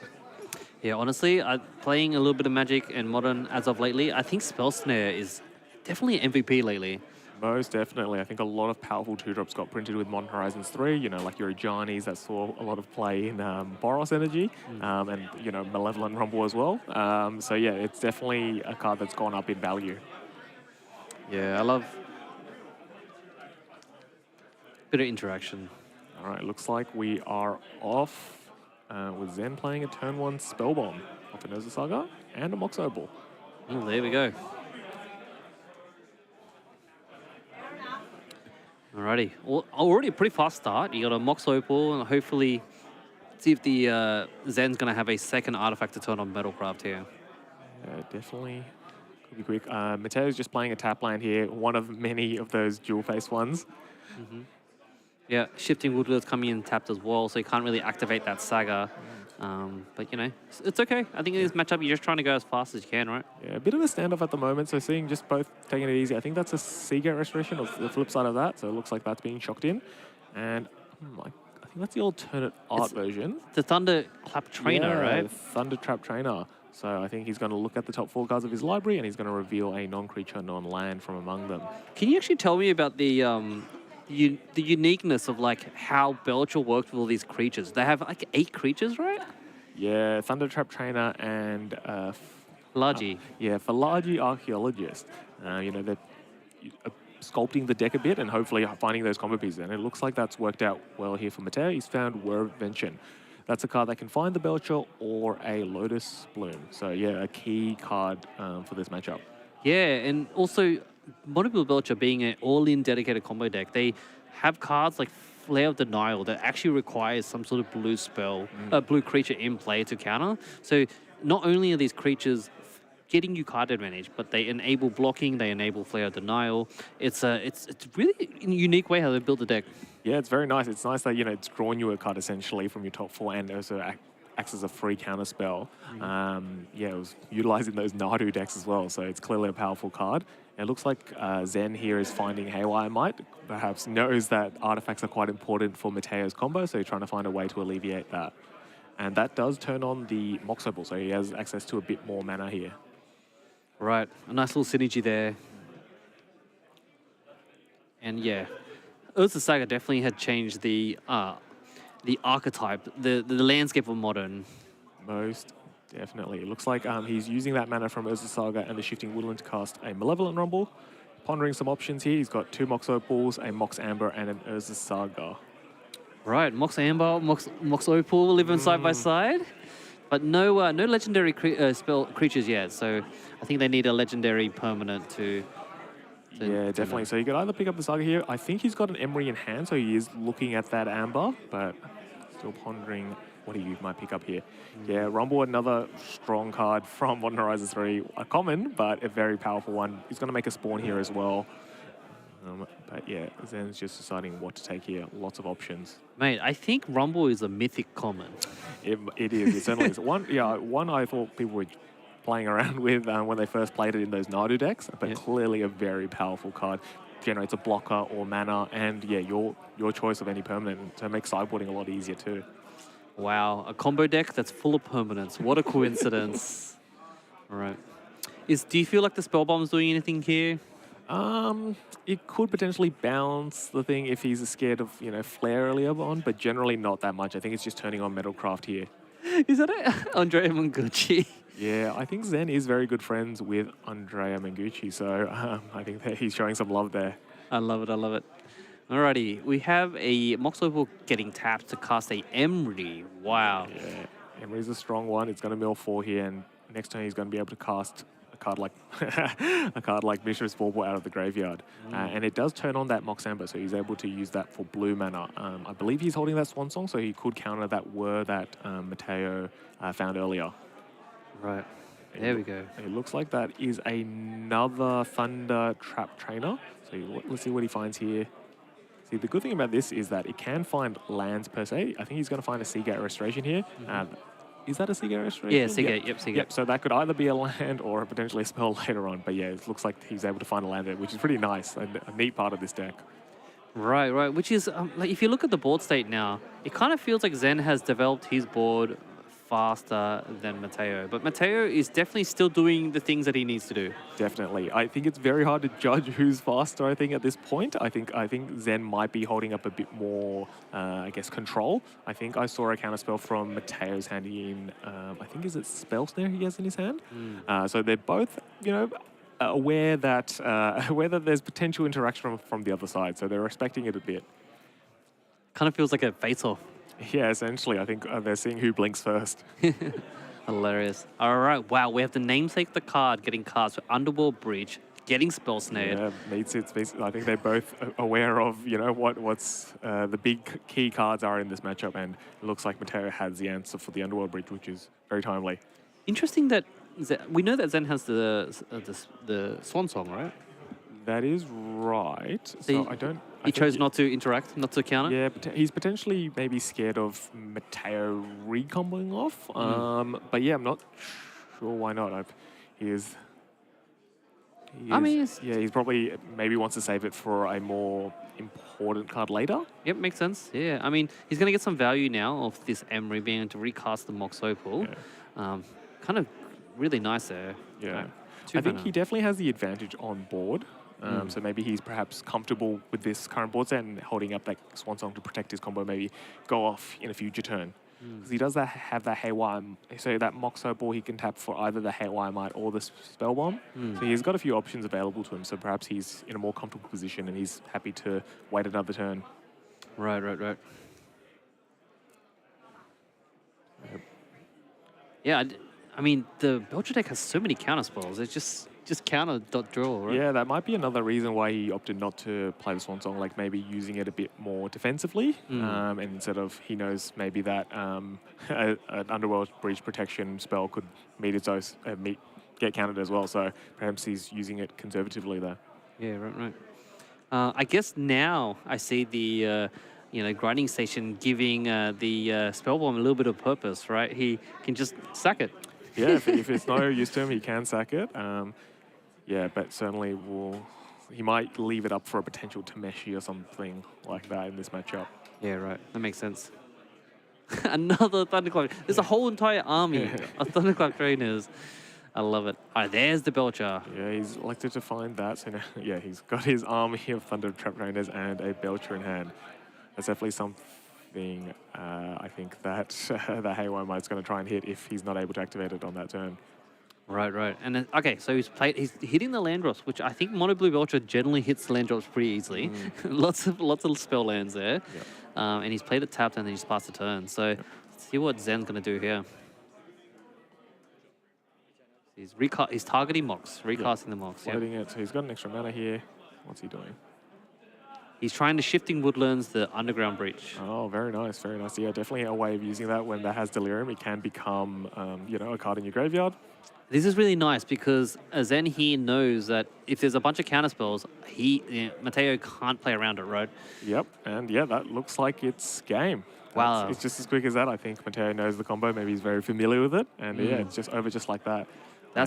Shifting Woodlands, copying Underworld Breach. That's how he gets it done. Yeah, I actually didn't see that line yet because I hadn't counted Delirium, but it's kind of cool that they both respected each other and they just knew, okay, this is how it works. I've played the deck before. I'm going to activate it and just flash back my whole entire graveyard. Yeah, both combo masters. I think they've seen the deck list. They're acutely aware of what each other deck does. All right, look at the sideboard here. What do you think? What are some options do you think the Breach player has? I think Zen will look to bring in some hate. So I think he's got Pithing Needle, which will, likely name Goblin Char Belcher, or that Lotus. He can't name Lotus Boom, so he will just hit either Tameshi or that Belcher. I think he'll bring in Berserker to bring in hate on any artifacts, potential consigns, and then also his counterspell suite of spell peers as well. So he's got a few options there. I think he might also look to bring in Nature's Claim as well. So yeah, definitely. I suppose the benefit of so many breach decks is that you can use them to hit hit other Belcher. The Belcher sort of the hate for breach also hits Belcher as well. So it's not too bad, I guess. Yeah, I noticed the breach play doesn't really have too many like graveyard hates. It's just like they don't want to. They're not trying to target any graveyard decks. They're just trying to combo faster. Yeah, they're definitely happy with their combo, and they're sort of just playing around that. And then from Mateo's side, he might look to bring in the Graph Digger's Cage. It's definitely a card that it will stop Underworld Breach. So that's definitely a solid option there. You might bring in Portable Hold to sort of exile some of these problematic permanents, like the Mox Opals and the Mox Ambers that are generating a lot of mana, and just sort of slow him down there. I think those will be the options. I think Harbinger is also a potential another card just to turn off the Sagas, to stop him finding those Haywire Mites or those more pesky cards. Yeah, right. Yeah, it's kind of scary when you think the Belcher deck is going to start playing Harbingers. Yeah, there's another card. I think you saw in that first match, there's definitely a bit of time while they're still sensing each other out, seeing who has the combo and whatnot. So yeah, we'll see what they come up with. So I noticed here Mateo has something really spicy in the sideboard that I'm not used to seeing. He just has a single basic mountain. Yeah, the rise of these tax decks has sort of seen a lot of, I guess a lot of land hate. They're like the white Orchid Phantom, which is destroying a lot of land. Maybe initially targeted at Eldrazi, but blowing up your land is quite devastating, especially if you can't find anything. So I think he's found the mountain here just as a potential option to find that. What does the mountain cast? Yeah, I'm not too sure here. So maybe it's just because it doesn't die to choke, but choke doesn't affect his spell lands. He doesn't have islands. Right. I'm trying to figure out where the mountain comes in. It's just a single mountain. Yeah, not too sure. I might have to ask him about that after this. That's hilarious. Does the Belcher player, are they playing Mox Opal? I don't believe are. They have, I guess, their own version of Black Lotus. So. Oh yeah, Lotus Blue, Blue. Right. So I think they'll be looking to try and utilize that. But we'll see what Mateo has in this game. Right. Oh well, game one was quite fast. They both were just two boats sailing in the wind. Yeah, pretty much. I think they both suss each other out a little bit. Try to prevent the combo a little bit, and then I think Zen had the Shifting Woodlands that got to copy the breach. And as you said, duck under those counter spells, which Mateo was holding. Yeah, there's been a lot of blue today. I've noticed, Breach definitely plays blue. We've got the Dimir control, Esper control. I have not seen good old classic Jeskai control. Where's Jeskai? Where's Jeskai gone? Yeah, unfortunately, the One Ring ban, I think, has hit that deck pretty hard. Although I think there was a few copies in the room, but definitely maybe suffered a bit more than some of those other decks. Yeah, and where is the love for Zoo? Yeah, definitely a few options. I think I saw a few roaming around, but unfortunately, it doesn't look like they've done too well here. Perhaps not being able to interact with this breach combo as much as they'd like. Yeah, right. Everyone needs to play some Stony Silence as main. It certainly seems like it would be very good in this matchup, especially both. Do you think, if we're talking 2-mana white hate cards, do you think Stony Silence is more devastating for breach, or do you think it's Rest in Peace? I'd say probably Stony Silence, because it can shut off these Mox Opal and Mox Ambers. But I was reading Canis's article about how to try to beat breach, and he was saying it's about layering those hate pieces. They'll always have an answer to at least one of them through a Nature's Claim or whatnot. So if you have a few, at least slow them down a little bit. Having 2, 3 hopefully stops them. But yeah, you just do your best and hopefully try and win while you're doing that as well. And can I believe the win con for breach is Thassa's Oracle, right? Yeah, that's generally the more popular option. I think they have Jace in the sideboard as well for some, some more grindy matchups. They can also win through, the Urza Saga, just beating down with these big constructs. But the other option is Grape Shot as well. You are recasting those 0-mana Moxen, and then you have enough times where you have enough storm count. You cast Grape Shot once, you do 10, and then recast it again with Breach to do a second one. Alrighty, so we have Mateo here probably on the play. It seems like He is thinking about his hand to think if he wants to keep this, but Looks like Zen's taken a mole. yeah, you can see his mole. He started shuffling. Yep. Yeah, perhaps not enough hate pieces for Mateo's deck. Mateo's deck is lightning fast. Sometimes you could just end step, cast a Worm Invention, go grab a Lotus, a Black Lotus, Yeah. as you say, and then just go off. Yeah, definitely one I think Zen has to respect, so perhaps looking for something to deal with that. Belcher is it's a 4-mana artifact, 3 to activate, right? Yeah, so it looks, it's a very classic card, I think. So good to see it reprinted. Which, if you think about the perfect hand, the perfect lines, you play 3 lands, you were at the end step, you untap, you play a land, and you just win. Yep, ideally I think Mateo's hoping for that, but I think he will respect some potential counters from Zen. Yeah, right. All right. Looks like they're off. They are off. Okay, we've got a tap land there from Mateo. Obviously being on the play here, losing game 1, and then Zen just opens up with a Tamiyo. Yeah, definitely one of the key cogs of this deck, being able to attack and generate a clue token, which will, buffer up any construct tokens and also make Emery a bit cheaper. But also the deck draws a lot of cards too, so it's able to flip and, present a potential game-ending ultimate by drawing half your deck. So a very powerful card that's definitely seen a good home in Breach. Hey, why does Tamiyo need flying? I guess she looks flying all the time. Yeah, those pesky moon folk. It looked like another Thunder Trap trainer from Mateo, his most cast creature in this matchup so far. He's pondering his options, I think. Yeah, it's doing a pretty good impression of Ponder. You get to look at 1 extra card, get a nice card. Oh wow, that's a pretty good result. Yeah, the Flare of Denial, so it's essentially free if he chooses to sacrifice that Thunder Trap trainer, so I think Zen has to respect that. You'll see my colleague Xander waiting over in the corner. If you can have over there, we will start shortly. Yeah, and talking about that plan B, as you're saying earlier, where sometimes you can just cast a bunch of artifacts and activate Urza's Saga. Yeah, that's the power of this deck. You can win fairly, and it has a very quick combo kill as well. So it's, definitely why it's a deck to beat at the moment. Honestly, I wouldn't even expect that, to think about, life being a proper resource relevant in this matchup. Looks like that Tamiyo's gotten in. It's made that clue token at the moment, and Zen is about to cast what looks like a Rumble. I think Rumble's going to... Yeah, there you go. Such a good card. Yeah. Yeah, and the power of it is that it can find any of those sideboard cards, potentially. Although it looks like he's flipped over 3 Moxen, 2 Mox Ambers, a Mox Opal, and a land. He's going to put the Mox Opal to his hand. Joined by our friend Andre Mengucci as the Eldrazi spawn token, and he's going to play that Mox Amber. Right. Perfectly lined up with Tamiyo. Tamiyo's very happy to see a Mox Amber in play. Yeah, so he will be able to use that. Has a blue mana available to him. It's like the fifth Thunder Club it today. looks like another Thunder Trap trainer for Mateo, so seeing what he can find off that. I think he's responding to the Thunderclap. Yep, looks like he's tapping blue. Where's he going? Yeah. That's just off camera at the moment. I think that's a Spell Snare. Potentially, yeah. I think I'm seeing a Spell Snare. Yep. Although that has met a Flare of Denial from that original Thunder Trap. Yep. I think the Spell Snare is off screen. Yep, there you go. There you go. The Spell Snare in response, Flare of Denial, sack the creature, and then Mateo is good exchange. He's going to be able to just find a new card. Kind of replace the hand or replace the card. Yeah, see if he has any other. That's a Seagate Restoration, so that's, I imagine, his land drop for his turn. Yeah, he's going to shock that into play.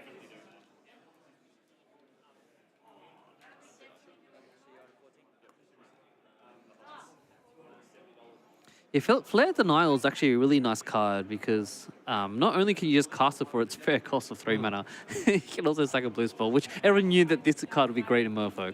Most definitely, yeah, and especially I think with those Thunder Trap, once they've done their job of finding that spell, you're able to sacrifice them and cast a free counter spell, which will be very crucial against Zen's combo deck. Yeah, exactly, yeah. All right, so Mengucci representing this deck as a spirit animal, and Tamiyo just going in and getting more value for these clues here. Yeah, that's that value of the flying, getting through the Thunder Trap and then just generating that clue. Right. It seems like a lot of people these days, they just love splashing green. You have good cards like Rumble, you have Boseiju, but green is a good color. Yeah, most definitely. It's got also it helps him activate that Haywire Might as well. So yeah, it's a very solid color. And as we saw in game 1, they're shifting Woodland. So yeah, green's necessary for these combo decks these days. Looks like Zen's mulling over this Preordain. He has Swansong and Emery, both very good cards in this matchup. Swansong obviously to sort of counter those key cards, and then Emery to sort of help him with his own engine. And he does have that Mox Opal in his graveyard, so potential card that he'll see back. If you had to rate Preordain or Rumble, what do you think is a better cantrip? Oh, that's hard to say. I think these days it might be Rumble, but back in the day, Preordain was on the ban list. Exactly.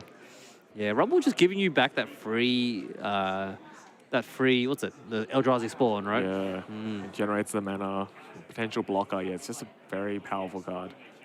Okay, 2 mana here. I think we're seeing a clue getting cracked. Yep. Yeah, that's that value of the Tamio. You know, it's attacked twice. It's still got a clue in play. Now he's able to find something else and find the cards that he left on top. So he gets both the Emery and the Swansong, and he flips the Tamio. Yeah, it's really good because being able to, as you can see here, Tamio just like gets to activate and trigger and just simple steps. All he was doing was cracking a clue, he got a cantrip, and then you get some value. Yeah. Flipping over to the other side. Yeah, it's got the ability to bring something back, but otherwise, you know, it ticks up very quickly, and it's able to use that essentially game-ending ultimate by drawing half your library. It's very hard to lose when you've drawn half your library. Oh, wow, we see the Harbinger there. But is he going to walk past it? It's non-creature, right? Yeah, it would stop that as a Saga in play, but I think he's looked for that Child Belcher. I think they both know that it's about to meet in a conclusion very shortly, and I think they're both preparing for that arms race. Yeah, right. Things are getting bad. And like when the Tamio flips, you're in trouble, mate. Yeah, there's that clock, that doomsday clock is ticking. Right. Especially with the Emery line, you can see a hinting needle in there as well, which could spell trouble actually for Mateo. Yeah, that Emery really has, you know, generated a lot of value. There's a lot of options available to Zen in his graveyard. Choose to either find mana or a hate card like Pithing Needle. And I think that's the option he's going for. That's the line, yeah. What do you think he's going to be naming here? I think it's that Child Belcher that he saw earlier. I think he doesn't want to lose the game. Yeah, that's a good point. That's a good point. I wonder if this is going to get countered. We'll see. Yeah, Mateo's definitely pondering it. It is quite annoying for Mateo because that card will, you know, stay in the graveyard even if it is countered. He could try it again with an Emery next turn.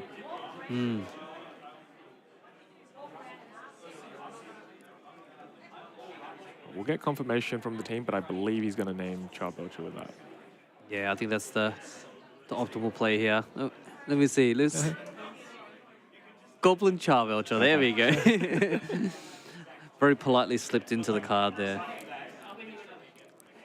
And now Zen does have mana to potentially activate and create a construct token as well, but he's got a few different options available to him. He can crack the clue, he can just keep ticking up Tamio as well. Tameshi from Mateo. I mean, that synergy you spoke about earlier where you can activate some Tameshi, return a land to your hand, and which the land is a spell. Yeah, and he can pitch that to, you know, potentially the Disrupting Show as well. So yeah, it's quite a synergistic deck.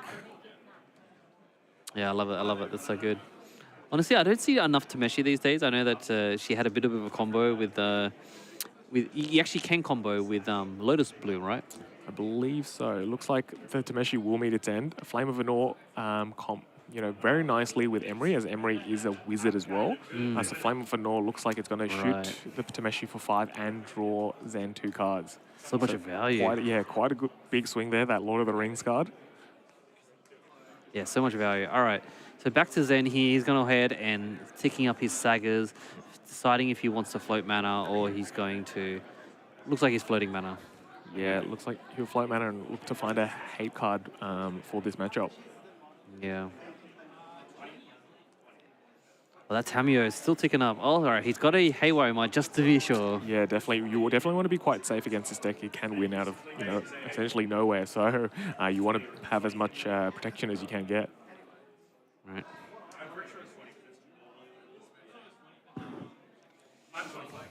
I mean, right now he's got lots of protection. He has the Needle, naming Child Belcher. He has a Haywire Might just in case. Yep. You know, very, very cautious, very, very stable player here. Yeah, I think we're showing the sort of the power of this breach deck. You know, you're able to play a bit more control-like. You know, you have all these hate permanents, but also, you know, you have your own clock with Tamio as well. So it's quite a powerful position for Zen here. What beats breach?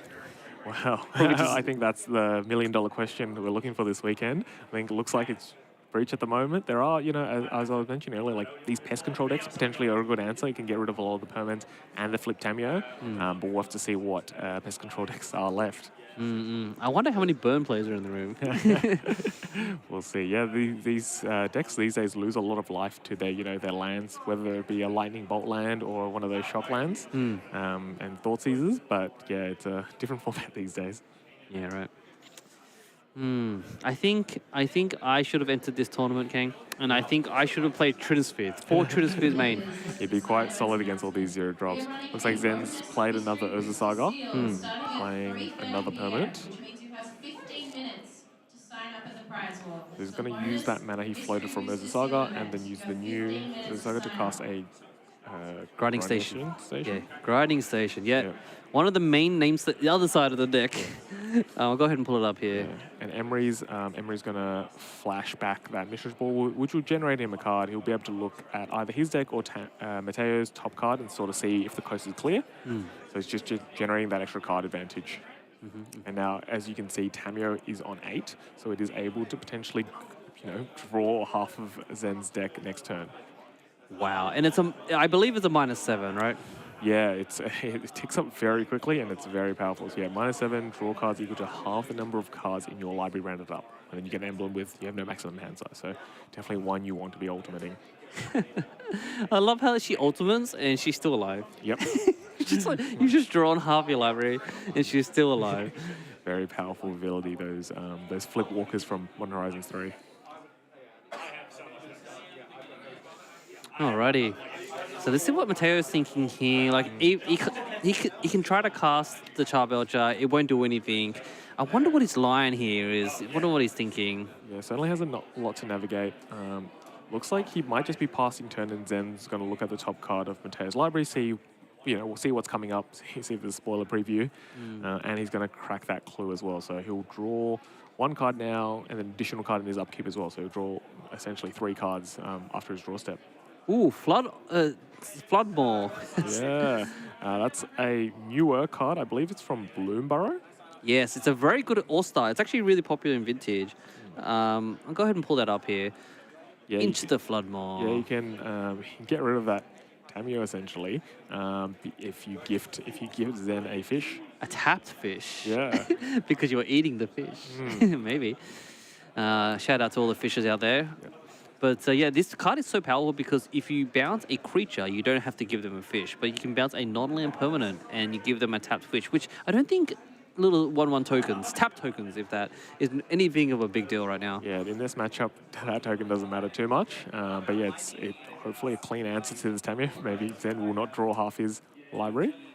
Yeah. Let's see, I think he's going to respond here.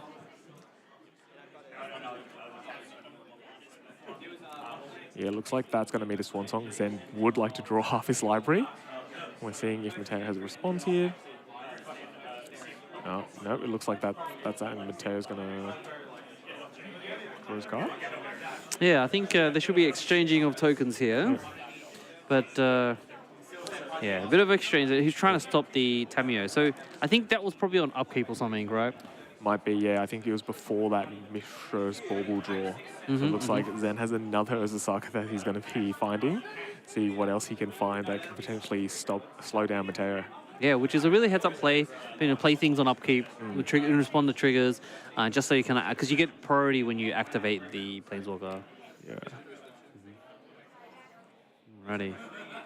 Okay, so letting this Urza Saga resolve.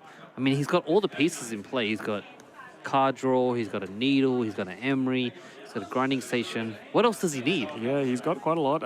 We'll see what else he can add to that. It looks like it's a Soul Guide Lantern, just in case.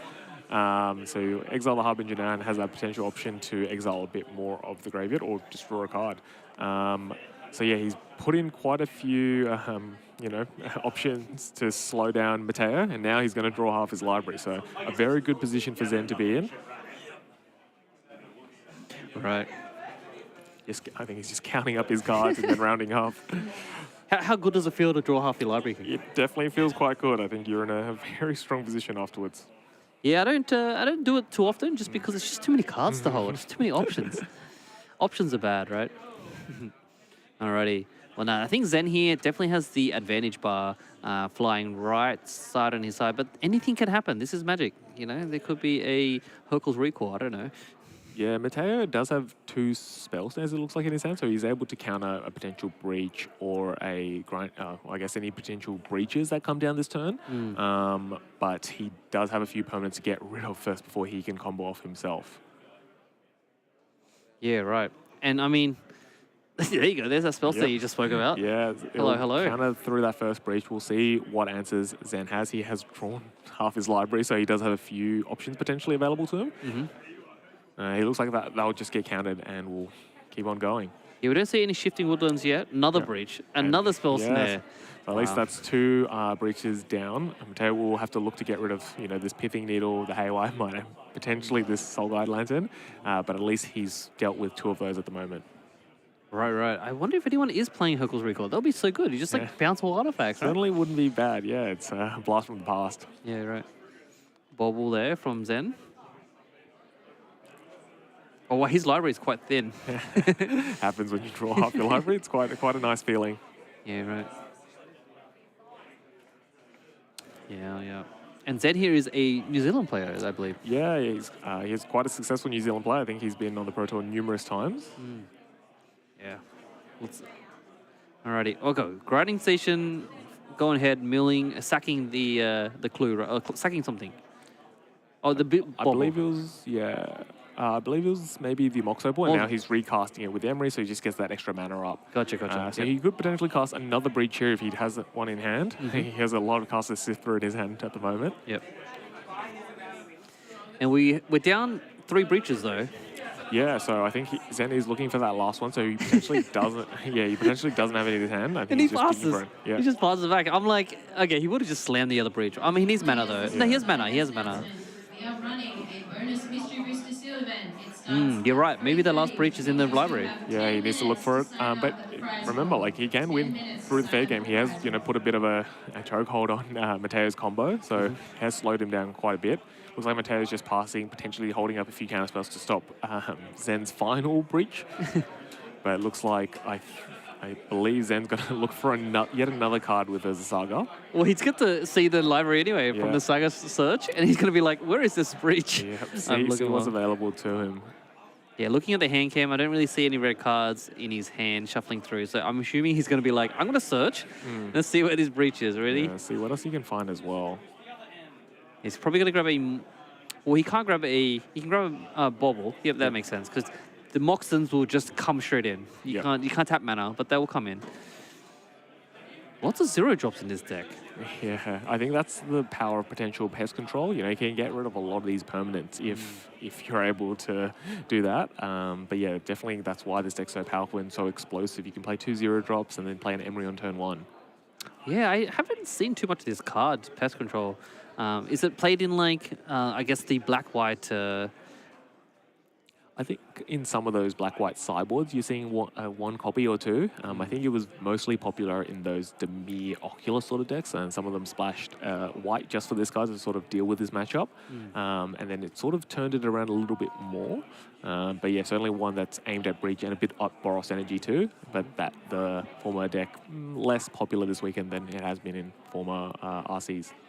Yeah, so looking at Mateo's, I guess, his deck here, because like if we're trying to think about what outs Mateo has, what do you think he's looking for? Yeah, he's probably looking at that second into the Floodmaw. He has already cast one, but he would be looking to get rid of that Pithing Needle, which is quite problematic.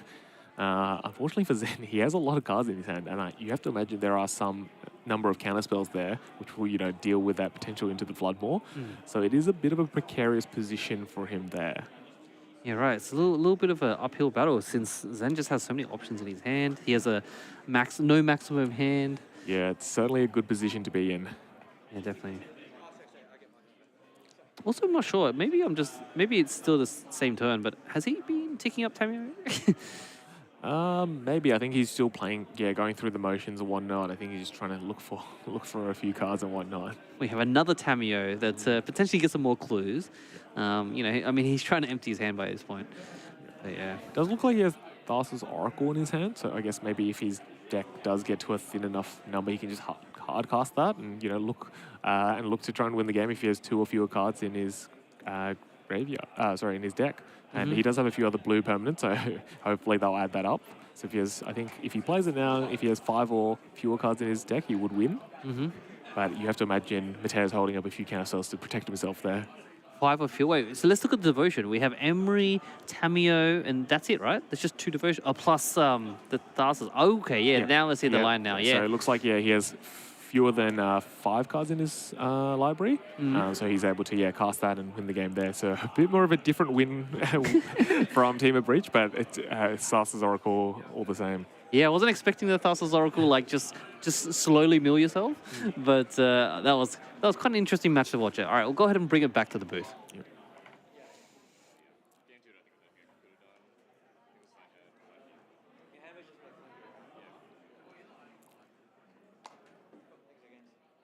Hello, folks. Here at the Region Championships number 8 in Sydney, Australia. How would you think of that match? Yeah, we're seeing the power of Breach. It's gone undefeated on camera at the moment, and we're seeing multiple different ways it's winning.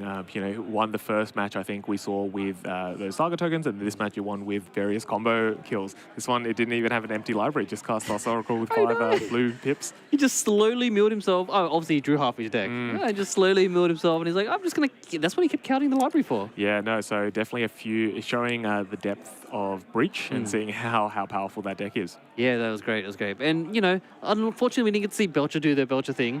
All right, but it's just so much. There's just so much raw power in the Breach deck. Yeah, it can function as the control deck, the aggressor, and also a combo deck. So it's a bit of a utility deck, and maybe why we're seeing so many of it today.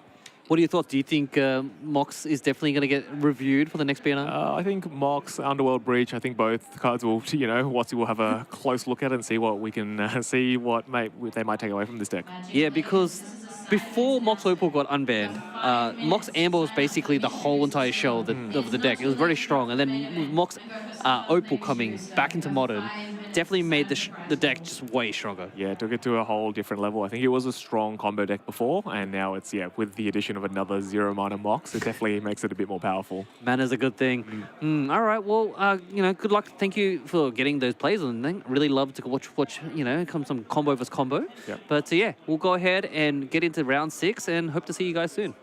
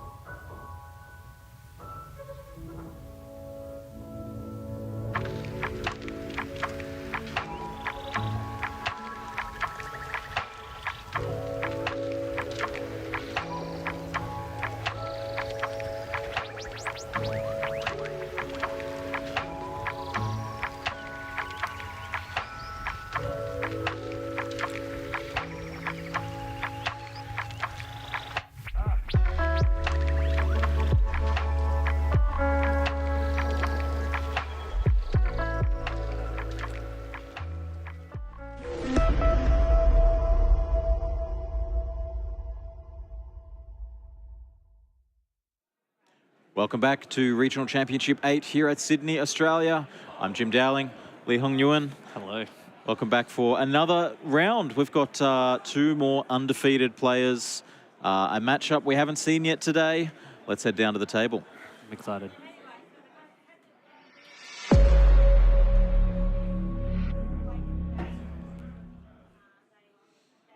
All right, 2 players we haven't seen yet today. Sebastian on the right here, Dylan on the left. Sebastian playing Eldrazi Ramp and Dylan playing Amulet Titan. I'm just going to point it out now and say this. I feel like Amulet is one of the hardest decks to play in Modern. I mean, Breach is definitely a very popular deck, but Amulet, oh, mate. Amulet is... There's just so many lines, and you can see some popular streamers like Canister playing this. It is so crazy complicated. Actually, I have one little correction to make. Oh, sorry. Sebastian is playing Grinding Breach. Grinding Breach. Okay, Yeah, you thought you could get away from Breach. Not today, no, sir.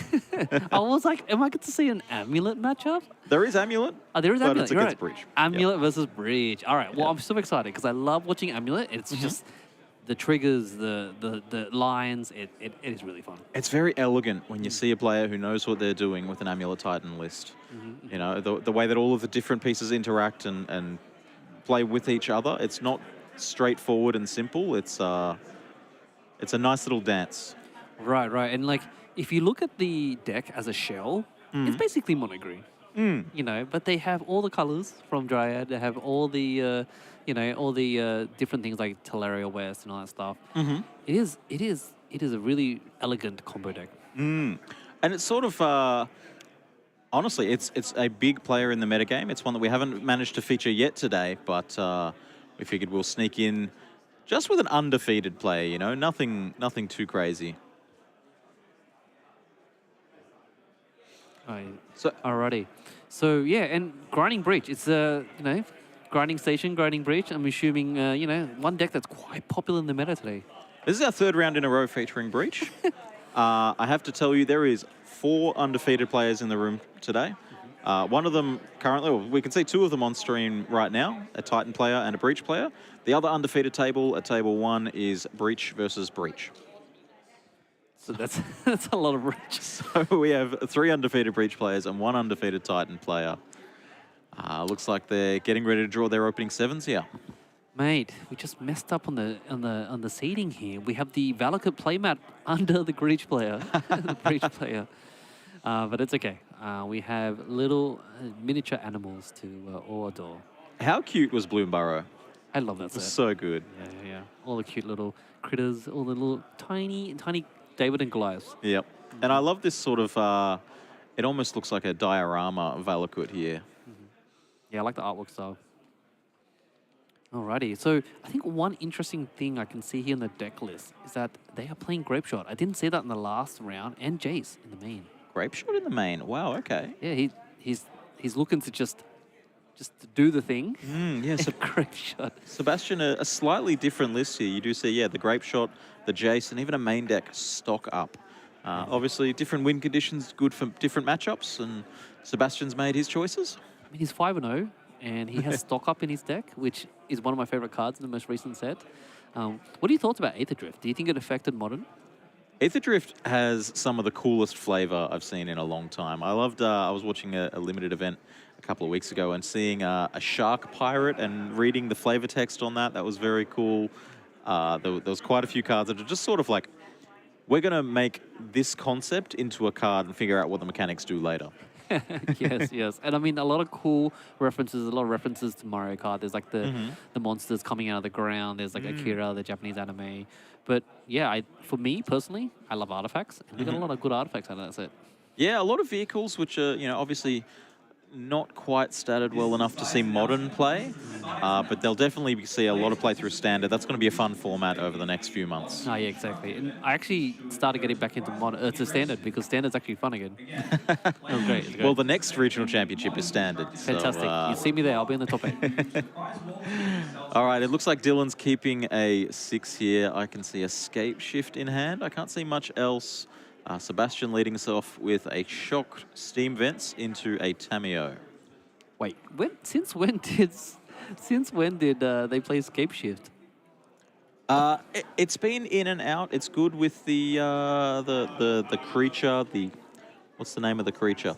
Aftermath Analyst. Right. Sort of throw all the lands away, get your Valakut's, and then get all your lands back with the Analyst. Gotcha. I mean, Scapefield also just works with Valakut, right? And Dryad. If you Yeah. have the AB combo of Yeah, 7 exactly. lands, you can just kill them with lethal. But yeah, that's 3 Scape Shifts in the main. That's quite...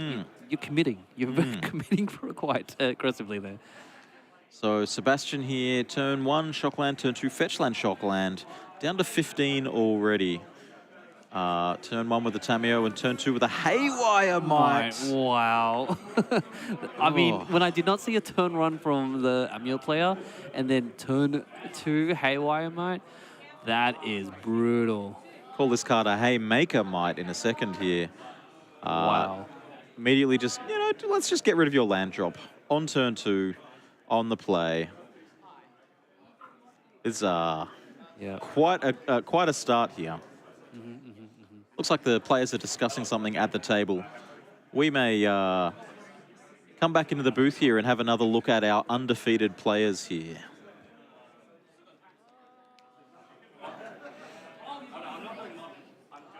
Welcome back. We have, as I mentioned, we have 4 undefeated players. We have Zen Miyaja-Thorn, who was seen last round playing Breach. Nathan Basser, we saw him in the previous round playing Breach. Yeah. And then the 2 players we have down at the table now, Sebastian playing Breach and Dylan playing Amulet Titan. Yeah. Lots of combo. Lots of combo. And maybe that's why the Scape Shifts are in the main deck here. If you're expecting a lot of Breach, a lot of this sort of non-interactive combo deck, then maybe Scape Shift is the fastest way to win that you can find. Yeah, but I mean, you do have the grazers, right? You have the way to cheat in lands quicker. But yeah, I guess you just want to go as fast as you can. Yeah, we see a Mycosynth Garden here on turn 2, even though it looks like turn 1. Turn 2 for Dylan. Very cute, kawaii Eldrazi spawn there. We're also going to have to... did the Malevolent Rumble gain life? Is that a thing that it does? No, it does not. It reveals 4 cards, and then you put a permanent in your hand. So we're going to have to double check on Sebastian's life total here then. There was a Shockland and then a Fetch and a Shockland, which should put Sebastian at 15. Looks like we'll get onto that in a second. But do we know what the Malevolent Rumble took, or was that while we were slightly off camera? I think it took a land, but you can get that checked. All right. And it looks like just another land for Dylan and nothing else to do here. Looks like maybe a little stress on colours. Might have been really leaning on the Urza Saga. The Haywire Might was the life gain source there. Right. Turns out the players know better than we do. Yeah, they can read the cards, eh? They put them in the deck, so I hope they know what they do. So, yeah, Mycosynth Garden and Urza's Cave, the lands in play here for Dylan. I'm wondering whether green mana is a problem here. Right. I mean, yeah, he didn't have it for the Urza Saga. I guess technically Gardens can make green, because he can filter for green. But normally an Amulet player wants to see a turn 1 Grazer, turn 1 Amulet, or Vigor. There's a lot of plays in turn 1, but I guess he did get Strip Mined. That and a mulligan to 6. Yes, mulligan to 6. We're going to see Dylan putting together the best that he can with the resources he's left with. I can see a Breach in Sebastian's hand here. I can't see any 0 costs in the graveyard, though. No Moxen were milled over with that Rumble. But as we've seen from this deck in the last last couple of rounds, the game can end very quick with this Breach deck. Yeah, right. And they also have different avenues. They don't only just need a combo. They can just make Saga tokens. They can win with Thassa's Oracle. I mean, Jace, World of Secrets. Lots of different avenues. Very powerful deck.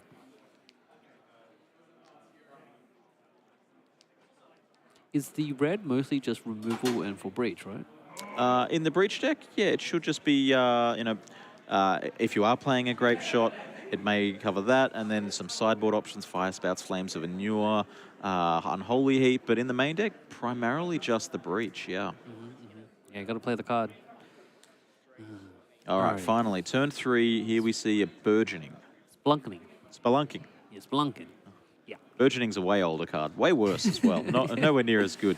But he got spell pierced. Unfortunately, yeah, that's how the breach deck rolls, all right? It just has so much interaction and then consistency with the cards that you can get. It really bites when your Urza Saga just gets removed on turn 2, Yep. exiled as well.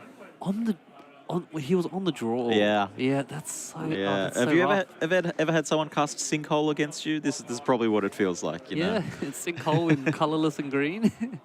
Yeah, that's unfortunate. But I think the reason Amulet players will play Saga turn 1, because normally you play them turn 2, right? So you can make a bunch of constructs and have backup and stuff. Is that they want to get Amulet of Vigor in play as fast as possible. So if you play turn 1, by turn 3 you have an Amulet and you float some mana, and you go off, you go crazy, you play all the big spells, you play in big mana. Yeah, Amulet is definitely... I mean, that's the thing. The Amulet in Dylan's hand was in that Urza Saga. Exactly. Yeah, right. It all comes back to that Urza Saga. I mean, I wouldn't say every man and their dog are playing Haywire Might in the main. It makes sense with Saga, you can fetch it, but having it in your opener... That's exactly right? You're not expecting your opponent to just have it naturally on turn 2. If they Saga it out, sure, but by that time you've already done some work with your Saga. You've tapped it for mana at the very least, maybe you made a construct. And if yours was in play first, you've already gone for the sacrifice and chewed it already. Yeah, and very heads-up play there from Sebastian, because he could have played it turn 1, but of course he valued the better play, which is playing Tamio. And then seeing the Saga, he's just like, oh, I just got to take this line. I'm looking in Dylan's hand here. I think I see 2 green-white lands and a Titan. That might be 2 Titans, actually. Yeah, the Spelunking would have allowed him to put in another land, draw a card as well. You draw a card and get to put in an extra land and it comes in untapped.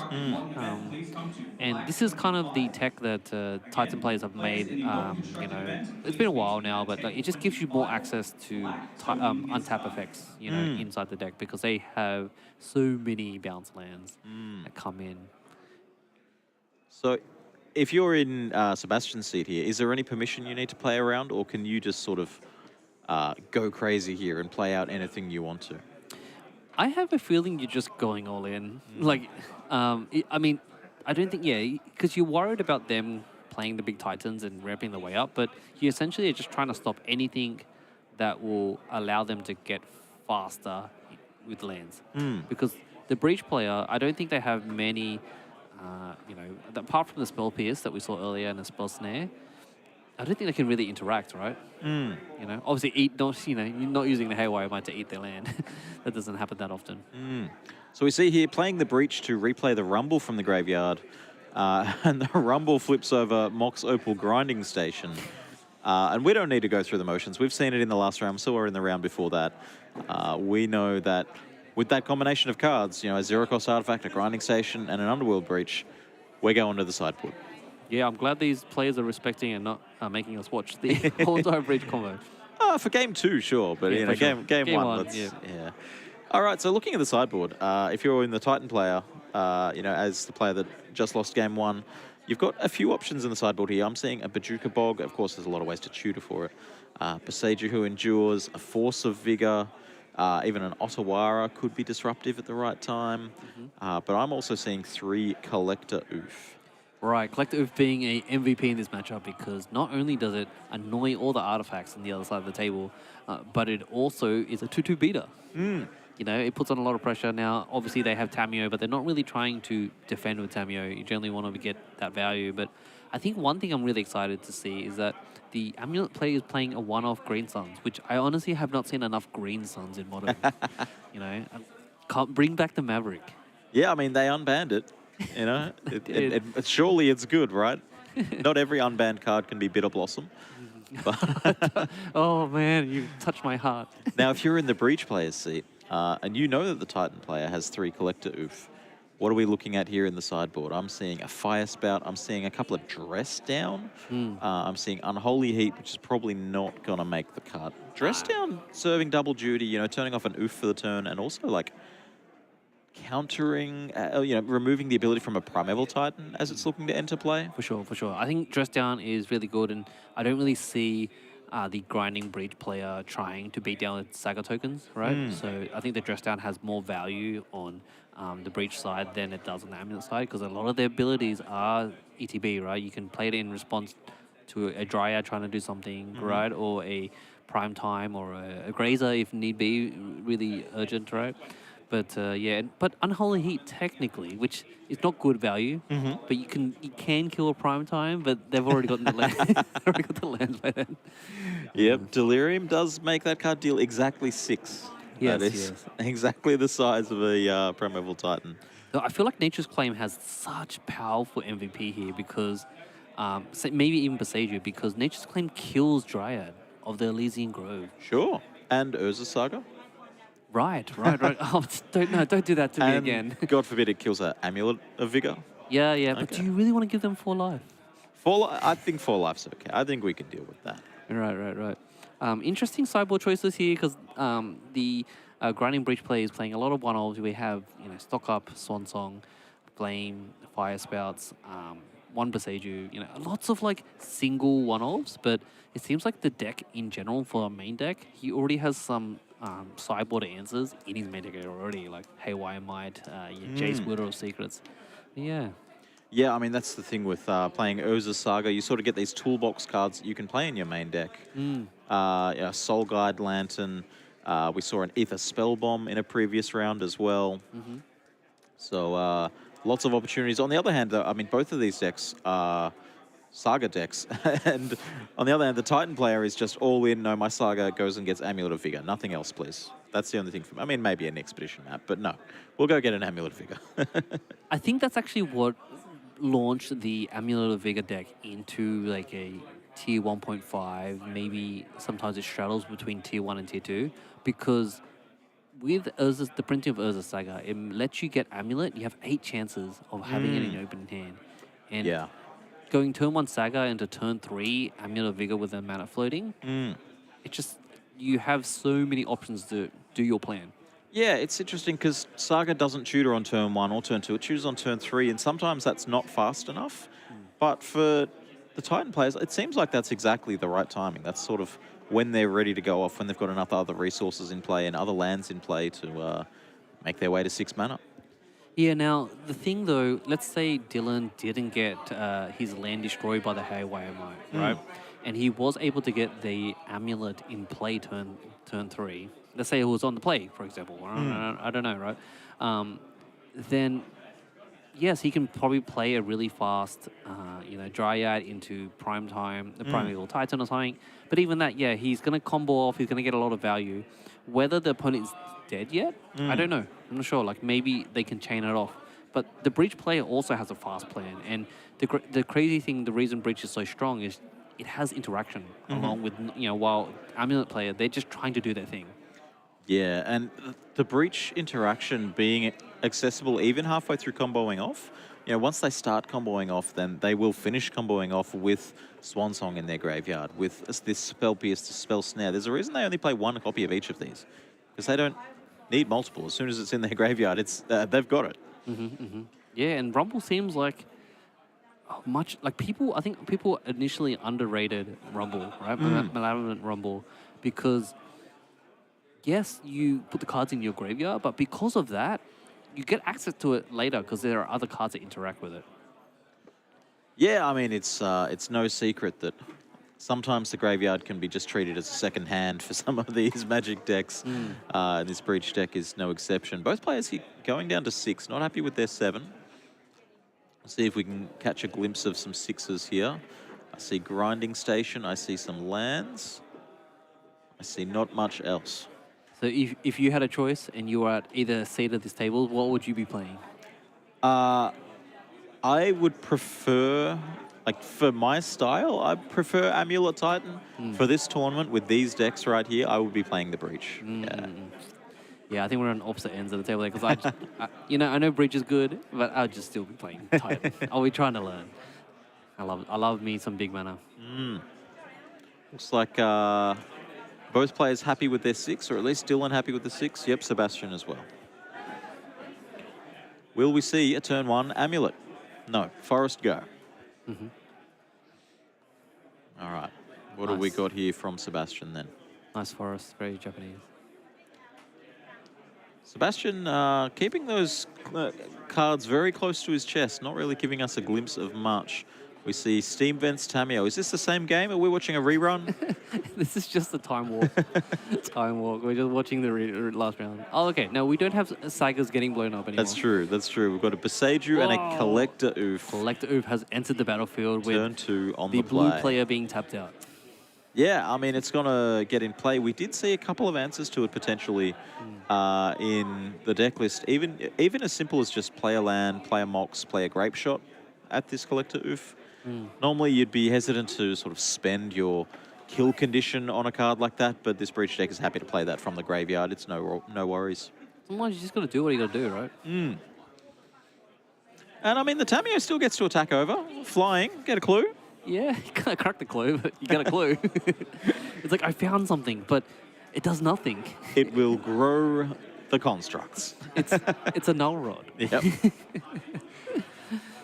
Okay, what else can we see in hand here? I see one of the sort of blueprinty cards from MH2, I believe, in Sebastian's hand there. I'm sure Breach has many ways of, you know, preordain, whatever. Like, they have many ways to flip the Tamio anyway. I see Emery, I see Grinding Station, I see Mox Opal. So it appears that maybe this Oof is doing a lot of work. If there's a Grinding Station and a Mox Opal in hand, this Clue in play, an Emery in hand, you know, this Oof is just going to sit there and really put a spanner in the works. Yeah, for sure, for sure. And you know, I think a lot of people have, you know, collectively said this card is annoying in many formats. But yeah, the Oof still stands in its place, and it definitely has its purpose. So I love and hate it as well. It looks like that Modern Horizons 2 card that I can see there is a Dress Down, which could be an option to sort of end of turn, play this, turn off the Oof for a turn. Could be a line in the future. Yep. Instead, we're seeing Haywire Might Emery. Of course, that Haywire Might doesn't have the ability to sacrifice itself. And this Emery milled over Tamio, Unholy Heat, I believe a second Emery, and something. Have you noticed a lot of these feature match games? We don't care about the life total. Everyone's like, we tried to put some Dimir Frog Tide on here. Yep. It's just like no one cares about the life total. Well, that's right. The you know, when you're playing against Scape Shift or Amulet Titan, but I guess Scape Shift primarily, your life total is either 18 or it doesn't matter. You know, if it's above 18, you're good, and if it's below, then everything below 18 is just 18. Yeah, exactly. It's like, it's either close to 20, like I've just started the game, or I'm dead. Sink into Stupor was the 4th card milled there as well, that we can see. So Sebastian drawn here. Yeah, so Dylan was able to play an extra land. So he was playing the Echoing Deeps there, and then he played the bounce land and bounced the Beseiju, which is somewhat important because Beseiju is, you know, it's a land, but it's also a spell to destroy a artifact or an enchantment. So Dylan getting a bit of value there off the bounce lands, and I'm sure that's how they constructed their deck, right? Yeah, I mean, that's, you know, these bounce lands are a high risk, high reward. They always have been, in the fact that, you know, if your opponent has any way to remove them, a Ghost Court or a Vindicate, perhaps, you're losing sort of 2 land drops at the price of 1. Vindicate. I haven't seen them. I know they play Vindicate in Black White Blink, you know. Yeah, right? that's right. That's why I'm mentioning it. Maybe we'll feature some in the next couple of rounds. There's none on our undefeated tables, but they're in the room. Don't you worry about that. Oh, yeah, we haven't featured the Black White yet, have we? No, not yet. Yeah. I actually got vindicated on the week on last week, so I was just like, vindicate. Brutal. Yeah. But yeah, you sort of lose 2 land drops when someone hits one of these lands. But the flip side of that is if you can untap it, Amulet of Vigor, for example, you're getting extra mana out of that activation. So yeah, a little bit of a grindy, slower game at the moment, where I think we're into turn 4, turn 5-ish now, and you know, we're just seeing Tamio building clues, and you know, nothing too crazy at the moment. Yeah, this does look exactly like, you know, holding up 1 and a blue here. I would suspect very strongly an end of turn Dress Down with an untap and see what we can do. If not this turn, then, you know, in the future for sure. Yep.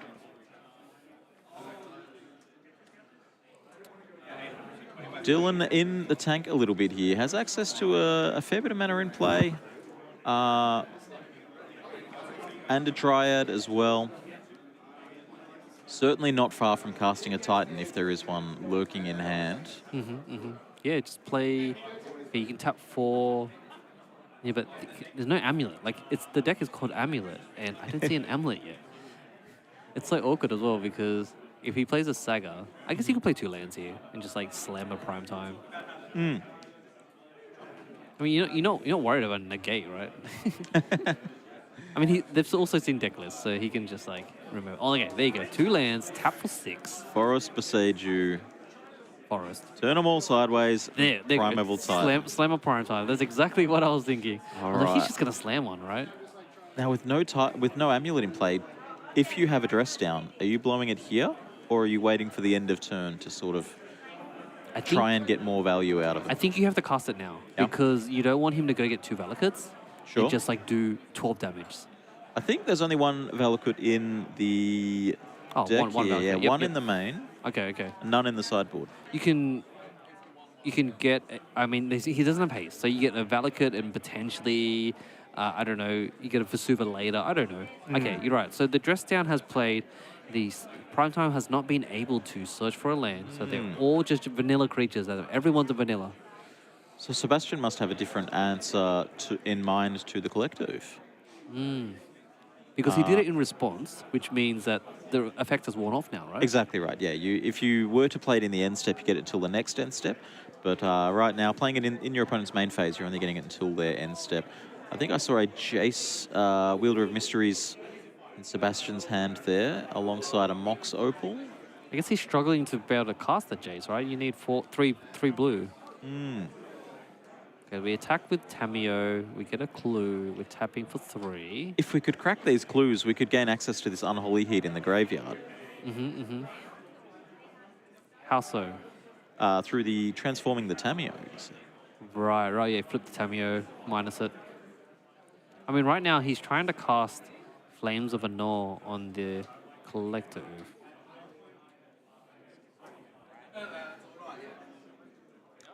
Are we? I think we reversed. we kind of went backwards. I looked away to look at deck lists and Yeah. okay. What is happening? How is Jace getting targeting as well? Okay, he's decided to change his mind and kill the Dryad. So Flame of Anua, dealing 5 damage to target creature and drawing 2 cards there, as we saw from Sebastian. And that drawing 2 cards does transform the Tameo, which does give us access in the future to the tick down ability to get this Unholy Heat back. If this Tameo survives, if Sebastian survives. But he needs an extra mana, right? But I guess he can get it back. Next turn. Next turn. If he survives. Leaving your opponent with a Primeval Titan and hoping to get another turn is a bold play here, but let's see how it pans out. Primeval Titan is banned in Commander, right? Yeah. Not for any reason relevant to this match. It causes this bad feel of how many times can you copy the Primeval Titan before it dies, you know? Right, Even if it's not yours. Yeah, that's true. Yeah, there's too much chaos. All right, an untap here from Dylan. You got to untap with a Primeval Titan in play. You've got to feel good about that, right? Oh, for sure. This is what we dream for. It's a red and it's a 6. So 6 has reach, can block the Tameo that doesn't exist anymore, and they can discard a land and recast a creature and permanent from the graveyard. So 6 has got a really good ability to be able to give your graveyard flashback, essentially, for permanent spells. So Amulet definitely loves this card, because they have a lot of lands. Because when 6 attacks, they get to mill 3 cards, and you return a land. So you are just like, you have what? I think Breach has like 28 lands or something ridiculous. Yeah, a lot of land. When you have access to cards like Teleria West, and as well as Ottawara and Boseiju, you can really inflate your land count without really inflating your land count, you know? Yeah, and for some reason, a lot of the creatures in this deck, they all just have 4 toughness or more. I mean, maybe that's intentional. Maybe, you know, Modern has certainly been defined by Lightning Bolt at various times over the years. Wait, you're saying you plan your deck list? It's crazy, Jim. Yeah, I don't just throw together 60 cards without looking at what my opponents are likely to be doing first, you know. Yeah, I think thinking like 30, 32 lands, which seems like a very, very themed land deck. All right, so just the Primeval Titan coming in, attacking at Tamiyo. Yes. With a trigger, of course, going to find any 2 lands from the deck. They're going to come into play tapped. What lands you thinking about, Jim? I think Valakut, and give me a minute here to think. And I think Simic Growth Chamber or Breeding Pool, maybe. Yeah, I think That's what I would go with personally. Yeah, Yeah. yeah, I guess the Simic because he. Wait, hold on. He bounced the Valakut? No. You get it. You get it first. You bounce another land. The trigger happens. Correct. And then you just replay a land. Yes, you've got exactly enough mountains in play. Of course, all of the lands being mountains due to this Triad of the Elysian Grove. Yep. And with 6, can you remind me, does 6, you discard a land and then you mill cards. You only get the cards from what you mill, right? You don't get to pull any land from your graveyard? Yeah, so when it attacks, you mill 3 and you get a land from those 3 cards only back. You I'll be broken if you just got any land, right? Can't grab any of them. Resolving the damage here, of course, Tamiyo shrinking the creature as it attacks, but not enough to matter. Do you think it's right to kill the Tamiyo there? Or you're not attacking phase, right? Probably not. The thing is, when you're getting this Valakut in play, an attack next turn is going to put more Valakut triggers on the stack. So your opponent attacking your opponent from 12 down to what would it have been? It would have been 5 minus any blockers down to 6. Yeah, down to 6. Maybe it's relevant, honestly. Valakut 2 triggers. I mean, you just shoot the face, right? Oh, but then they can gain 2 life from the Haywire. Not with an oof in play. Oh, you're right. No, when it dies, When it dies. you get 2 life. True, yeah, when it blocks, yeah. Yeah, when it blocks, yeah. So I guess it's not lethal. You mean, because like, if you could just kill, cause a lot of times they just attack and kill, right? It certainly wouldn't have been lethal that turn. And I think that anything that they set up for the next turn, like this next turn, if they get to attack again, it's almost certainly lethal. I know, but I'm just thinking about this. Like, I know the Dryad just got cast, right, because of the 6, right? They just attack with everything. Like, who cares about the Haywire Mine? It's a 1/1. Just attack with everything and shoot all the triggers at their face, and then just go in, right? Yeah, I think this may be the sort of safer, more disciplined line. You don't want your opponent to pop off with an Emery next turn. You don't want the Tamiyo to rebuy, say, that Unholy Heat, maybe with some Delirium. We joked about it in the intro about Unholy Heat being able to kill a Titan, but very relevant in the game here. And we see Surveilling an Underworld Breach into the graveyard. Yeah, right.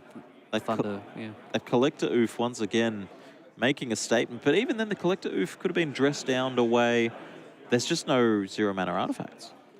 I mean, there's clues, but yeah, you're right. There's clues. There's no mana, right? There's no mana. Yep, no Mox. No Mox. Oh, wow. So many Moxons in this thing. There's 8 Moxons, right? But there's a Mox coming in off Urza's Saga. Right. Forgot about that. I'm not experienced enough to know whether there was lethal there. I'm sure that many of our viewers at home would know that there is lethal or there isn't lethal. If you can rely on anyone to find lethal, it's the viewers at home. Yeah, it's Chad, isn't it? Yeah. Chad always knows. They're actually mostly right most of the time. Yeah, they're always right, actually. But Sebastian choosing to mill the Underworld Breach, Urza Saga up a Mox Opal. It's definitely online right now. 3 clues itself and the Haywire Might. Not that it can tap for mana anyway. I still find it funny that the Amulet player doesn't have the Valakut playmat. Maybe that's the advantage, you know? You've got Valakut Walk or something like that going on. Oh, Valakut Walk, like non-basic land walk. Yep. Yeah, I love it. So looking in the hand here, I think I see another Mox Opal in hand for Sebastian alongside that Jace. And a red card that may be a Breach or maybe the second Unholy Heat in from the sideboard. Yeah, they definitely need to be conscious of time here since they've got 17, just under 18 minutes left. And if the Amulet player really wants to win, they need to win both games. That's true. That's true. And if I was in the Amulet player's seat, I would be sitting there just bouncing my leg, waiting. Come on, have you got something? Like, am I dead? If I'm dead, I want to go get food. If I'm not, then I want to get into game 3, you know? I mean, both players are 5-0, so they're doing pretty well here. That's right. Spending the one colorless floated from the Urza Saga, we see an Underworld Breach from hand. Okay, so that's why the Underworld Breach was milled. Yeah, gotcha. What does this do? What does it do? So you can technically cast an Emery. Get that You back. can cast Emery, you could cast The Unholy Heat. Dress Down. Oh, Unholy Heat would be a much better answer. You're entirely right. Kill the Oof first. Okay. That guy's been annoying, right? And Because you then- want to turn on your Mox, but your Mox is still online. Yeah. And then with the second Mox Opal in hand, if you find a grinding station, that could be it, right? do the thing. Surely? Well, he needs a land, right? Because you need to heat the... Oh, no, you don't need a land, technically. You just heat the... Oh, he's casting Emery first. Interesting. Okay, I thought you just killed that Collector Oof first. Because you want to turn on your Moxen. I guess he wants to mill more. Yeah, might as well, right? It's kind of free-ish. We don't know his hand, so... Get the information before you commit to other things. We see a Mox Amber, Mox Amber there. Unholy Heat, Mox Amber, Lightning Bolt. Well, 2 Mox Ambers means that you can still play the Heat, all right? You just play the Mox Amber twice. Get blue mana twice. So you can heat... you don't need the Ambers, though, because you have access to the Opal in hand as well. True, yeah. Oh, we know that he has an Opal in hand. Yeah. Gotcha. I'm curious to see where this goes, and there's a lightning he has a bolt lightning as bolt. He well. doesn't even That need the was breach. in the graveyard, yeah. Yeah. Oh, was that in the graveyard? Yeah, from the Emery. Gotcha. 2 Ambers, an Unholy Heat, and a lightning bolt. Gotcha, yep. Sort of all of the tools there, all of the choices. I'm not sure this is true. I think I heard it as a rumor. But I think one of the content creators, one of the pro players said that Breach potentially had Escape first. Really? Yeah, then they took it away in R&D. Okay, that would... But it was like 5 mana. That'd be I mean, obviously a very different card to analyze. But gee, that would be some inevitability, similar to like Past in Flames, I guess, in that point. With, you know, you can cast it up front and then you can escape it back later. I mean, think about the flavor, right? You like get to open the doors to the gateway of hell, like through the graveyard. What do you think about this this token here that's been put onto the battlefield by Sebastian? Just bubble trigger. I love it.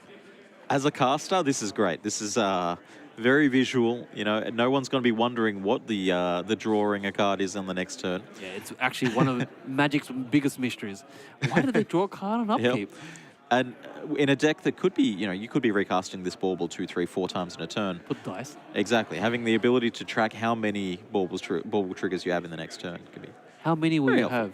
How much? What is the desired amount? Well, it's not going to be infinite because we don't have a grinding station or anything like that to really go deep on the graveyard here. There is only a measly, 12 cards in the graveyard right now, something along those lines. So we may only be drawing 4 cards. Only 4? Only. Oh, For 0 mana. I wish there was more. And we see the Unholy Heat here potentially being flashed back. So the Mox Opal tap for mana, another Mox Opal played from hand. An Unholy Heat. Do need to delve here. Sorry, not delve. It's delve, right? Delve 3 cards away here. Yeah. It's like, yeah. And Sebastian being very careful to make sure that he leaves Delirium in his graveyard after the delve. Very important to make sure that this Unholy Heat does 6 rather than dealing 2. Right, because he wants to have it turned on to kill the prime time, right? That's right. There we go. And that's the 6, sorry. Another Unholy Heat on the 6. So much value. It's as if the graveyard is his second hand. Yeah, this is a sort of quote-unquote fair Underworld breach, you know? It's not the most common way to play the card. Obviously, most of the time you cast this card, red and 1, and your opponent concedes, or you play a few more game actions and then your opponent concedes.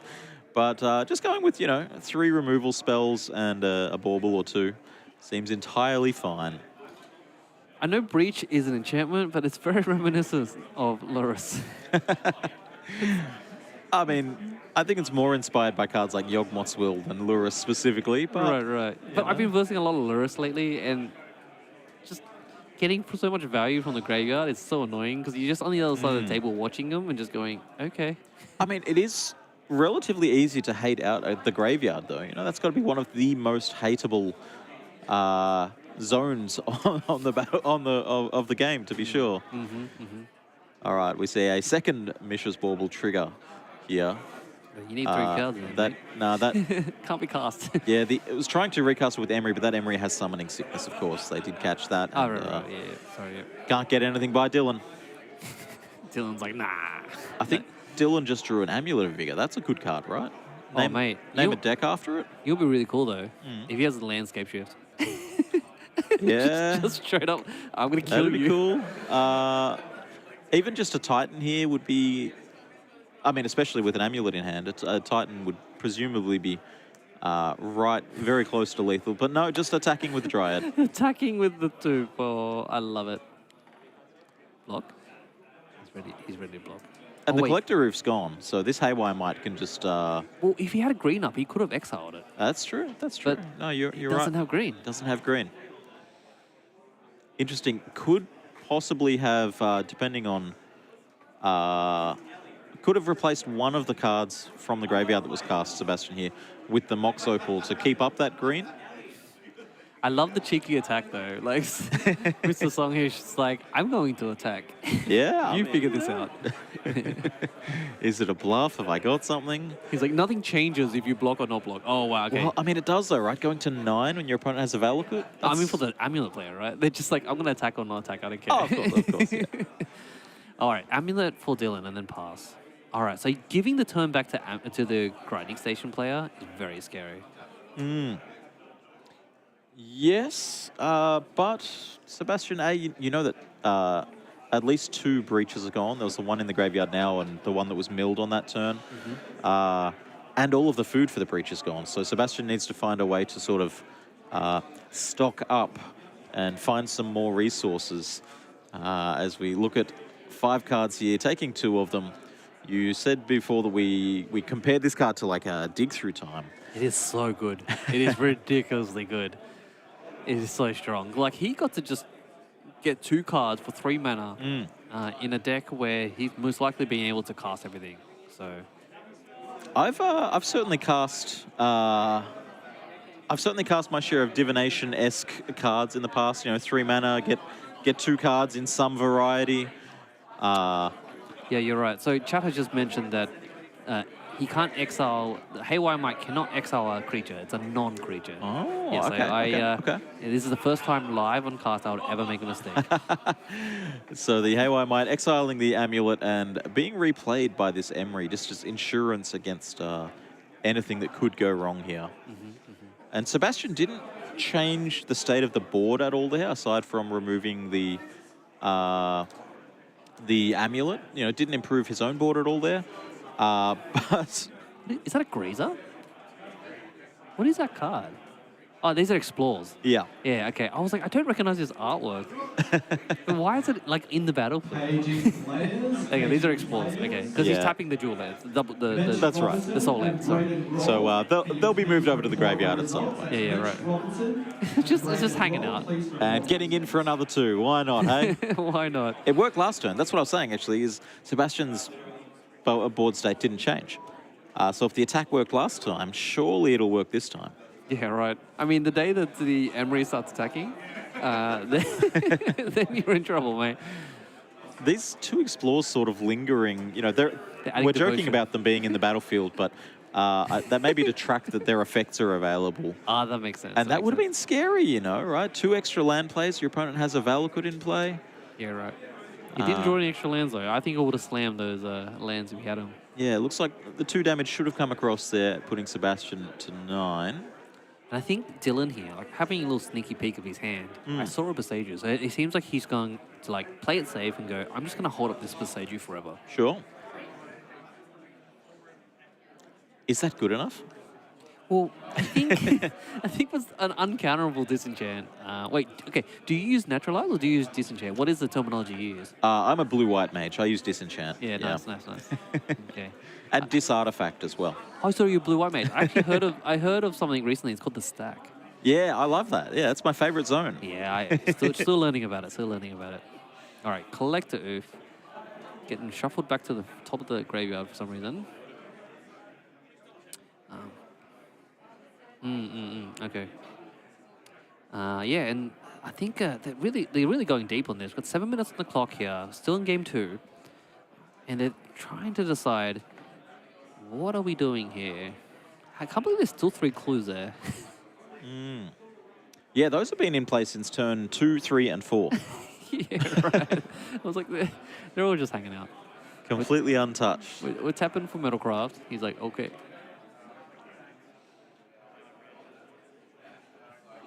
And I mean, those clues could become relevant any second now if an Urza Saga comes off the top, for example. All right. What are we doing with this this Mox Opal, this island?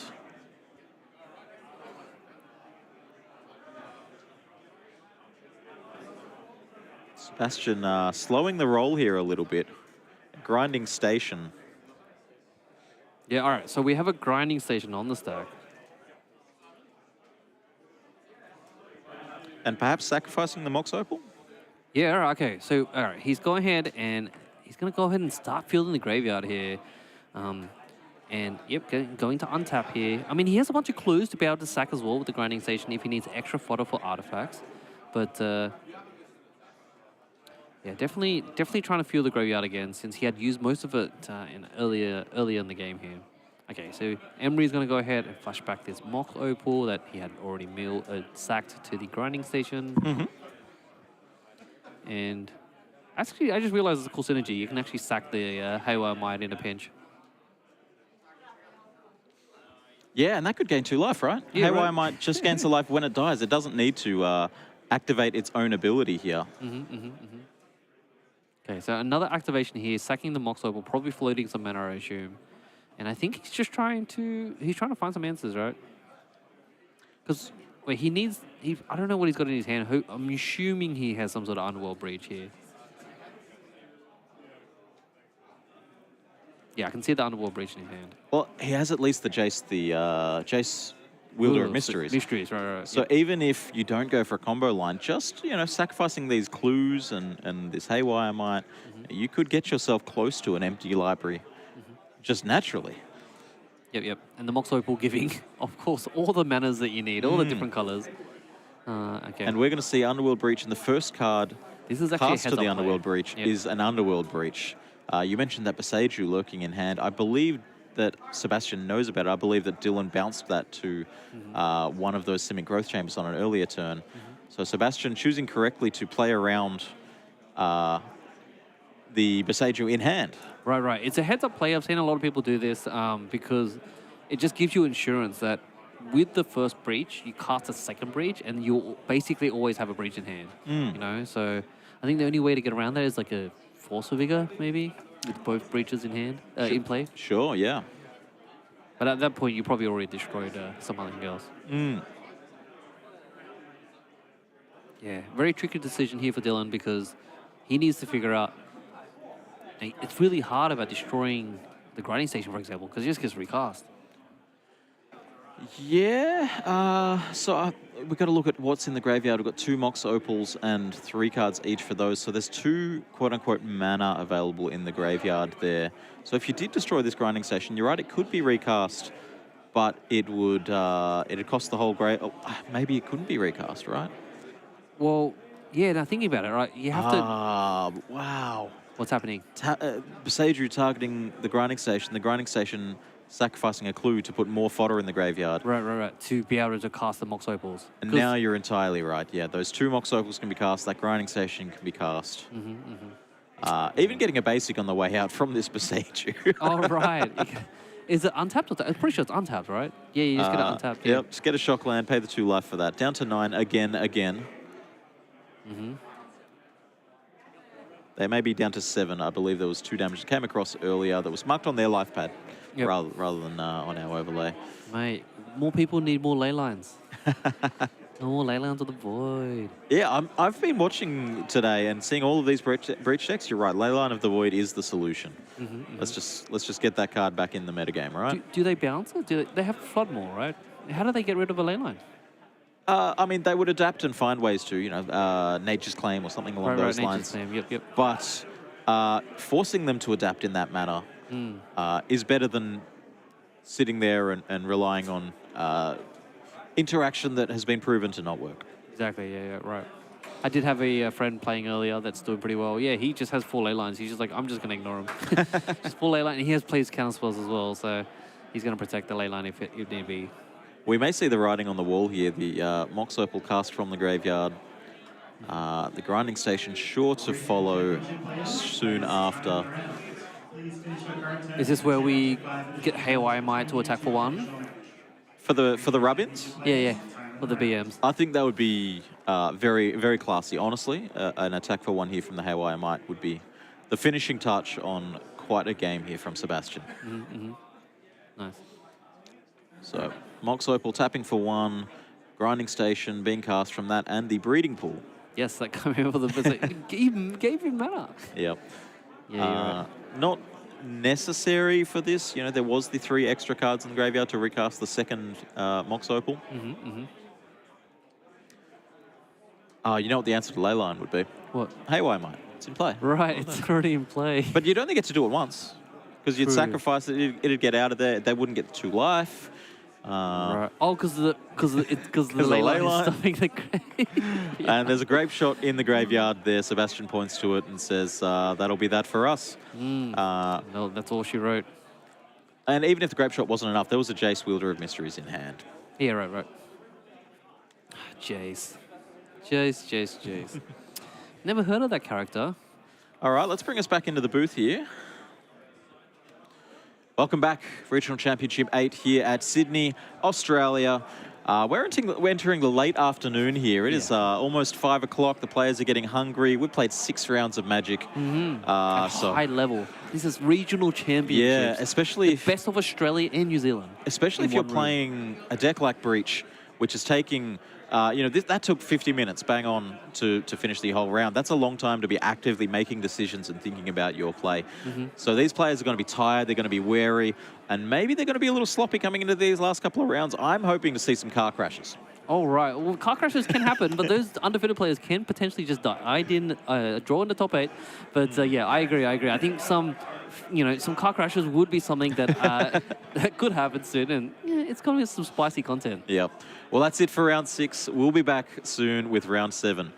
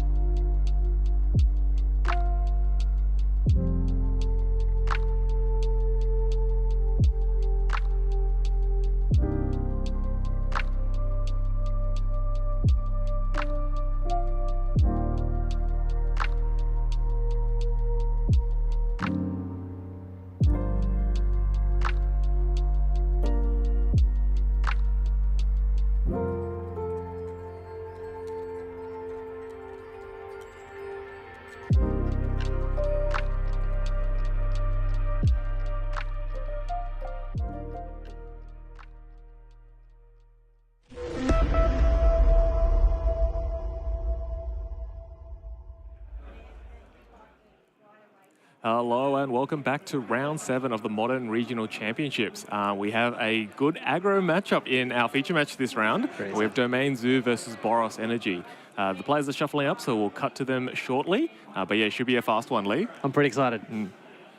Alrighty, so we have Ben on Boros Energy and James Arthur on Domain Zoo. We haven't seen Domain Zoo on the stream, have we? Yeah, no, not just yet, but it was a popular deck, and I guess it utilizes maybe earlier last year when it had Leyline of the Guild Pack and Scion of Draco as that big 1-2 punch. But yeah, I guess it's risen in popularity, and I guess it's fast enough and does enough damage that it maybe outrace some other decks. Honestly, I've been wanting to see this matchup for so long, mostly because Scion or Draco gets lifelink when you have the Leyline and the Guild Pack in play, and Boros Energy is an aggro deck. So yeah, we'll have to see what happens between them. Actually, I was watching Ben's game off camera last round, and he had a lot of Ocelot Pride tokens. I think he had in the 20s, so he definitely won that match through that. So it'll be exciting to see them sort of race each other. yeah, I'm excited to see this matchup. And James, I would imagine he's looking for those ley lines. He's looking for the hotness. One to, I guess, get rid of those problematic cards from Boros. But yeah, Domain Zoo is also a very quick deck, so we'll see how this race goes. Yeah, so we're looking at the deck list here. Ben has a card that I didn't even know people played this in Modern. Showdown of the Skull is a Kaldheim Saga. But one that's good for value matchups, I guess, against the more mid-range decks. I don't think it'll be that useful here unless they're both top-decking, but it's definitely a very strong card that utilizes a lot of card advantage. Yeah, right. I mean, exiling top 4 and being able to play those cards, it seems like a good value. Most definitely. Yeah, I think James's plan will be to try and find, 5 colors to fill in their domain and make his dudes as big as possible. Yeah, the fetch lands definitely defining the the craft of the format. Yeah, makes it fun. Yeah, so his Wild Nacatls should be 3/3s very early on, and his Territorial Copies will be 5/5. So yeah, it's a very big and quick deck. And he backs that up with counter spells and some burn spells. All right, turn 0 here. They've finished mulliganing. Let's see if a leyline will appear. Yeah. So, I can see it. Yeah. I can see his leyline. Yeah, it could be a very fast start for James. Yeah, very exciting. But yeah, we've had lots of lovely different matchups today. We've had, 7 rounds and 8 rounds in total, right? Yep. Yeah, so it's the penultimate round. I guess the players are smelling that Pro Tour invite. They're very close. Yeah.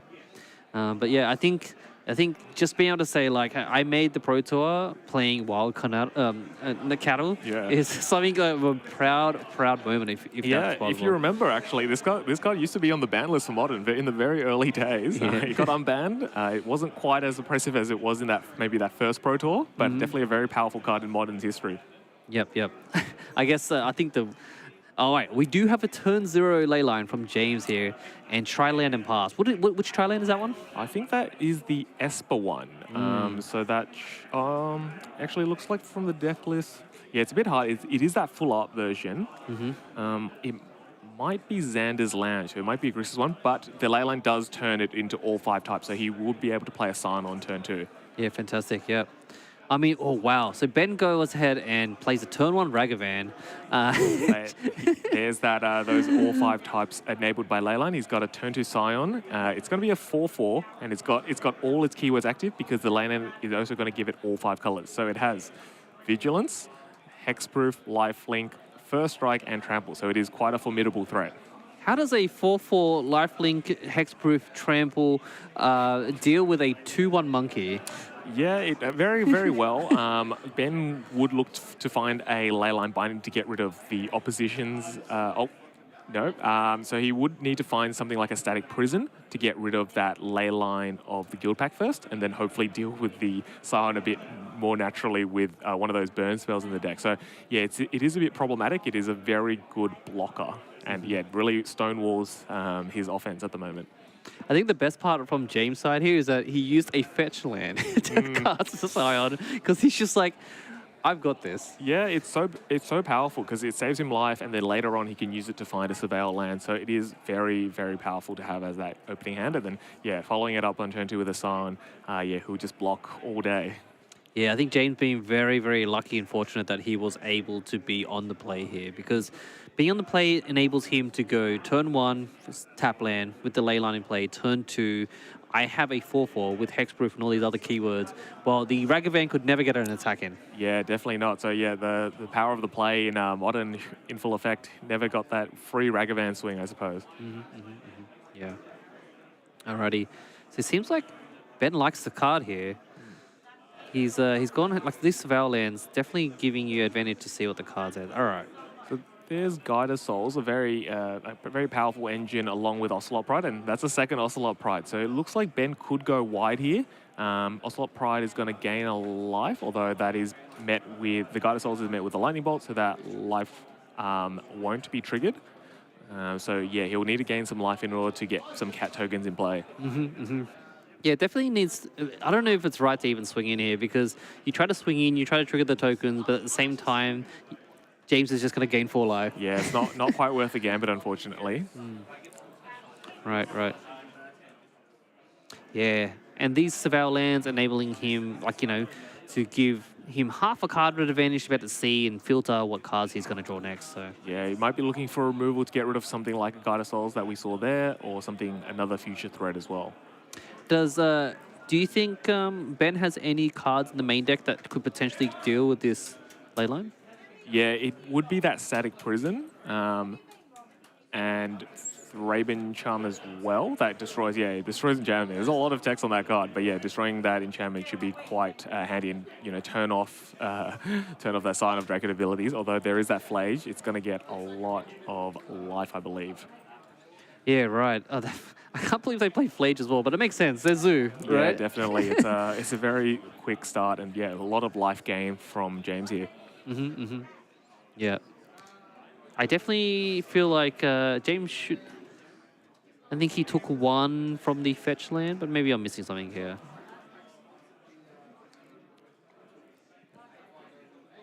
But yeah, I think potentially this game might be over quite soon. But yeah, that Flage is definitely... I think he's fueling his graveyard. He's getting there closer and closer. Yeah, he'll need 2 more cards. So if he has a removal as well, I think he had a Stubborn Denial in his hand, which will be very strong at protecting that Leyline and the Scion.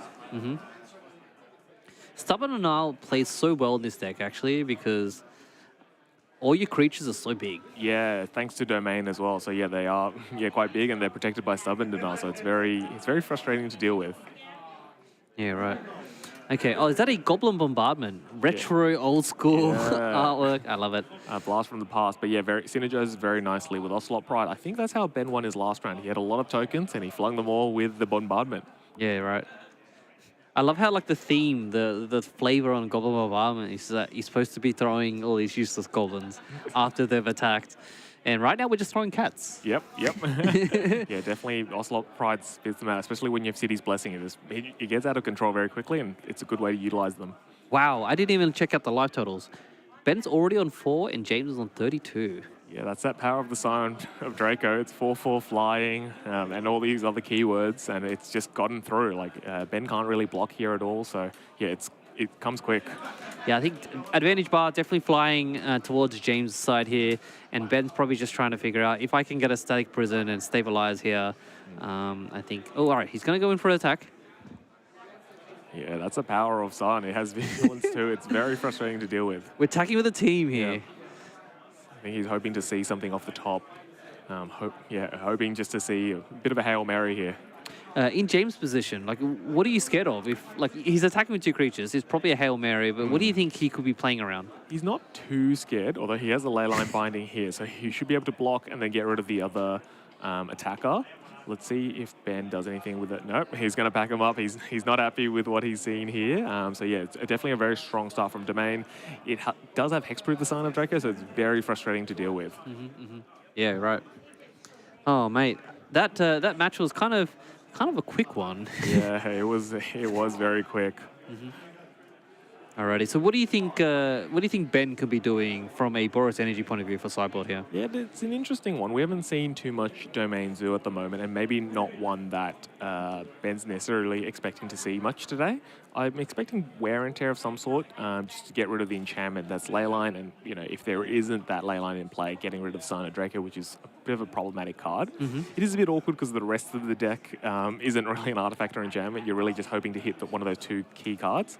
Otherwise, maybe the March as well. Exile a few cards from your hand, and yeah. Yeah. Do you think Wrath of the Skies has any place in the Boros energy deck? Yeah, potentially. It's a bit of an awkward one because you might have to lose some of your own guys. Right. But if you are, getting rid of these 5-power dudes, it could be worth the trade there. But it is a bit of an awkward one. So maybe. I think if he's on the draw, he's more likely to bring that in. Yep. But less likely on the play because he wants to be aggressive and try and answer that Scion early. Yeah, right. Makes sense. Because I always wondered why Boros Energy had Wrath, but it's kind of like if you're versing in an artifact deck that goes wide really fast.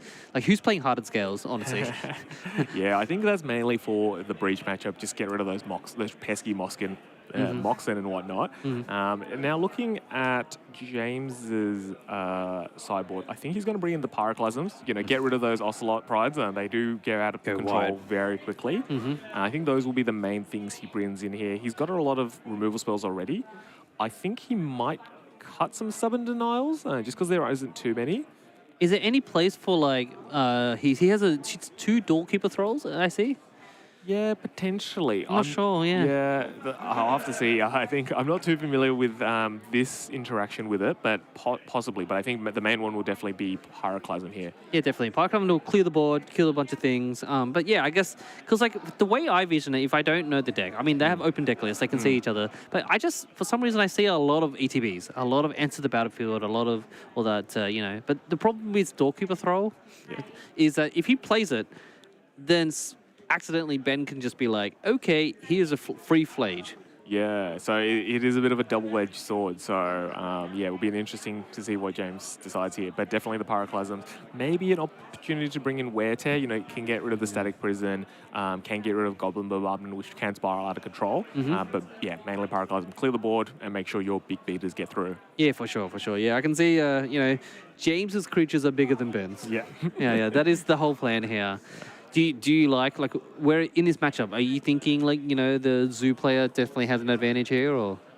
Generally, yeah.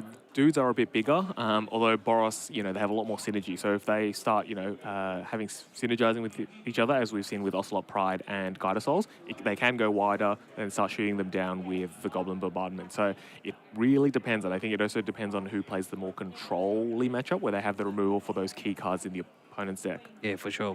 Alrighty. So I see the players here going to game 2, and I'm assuming Ben here is going to be on the play.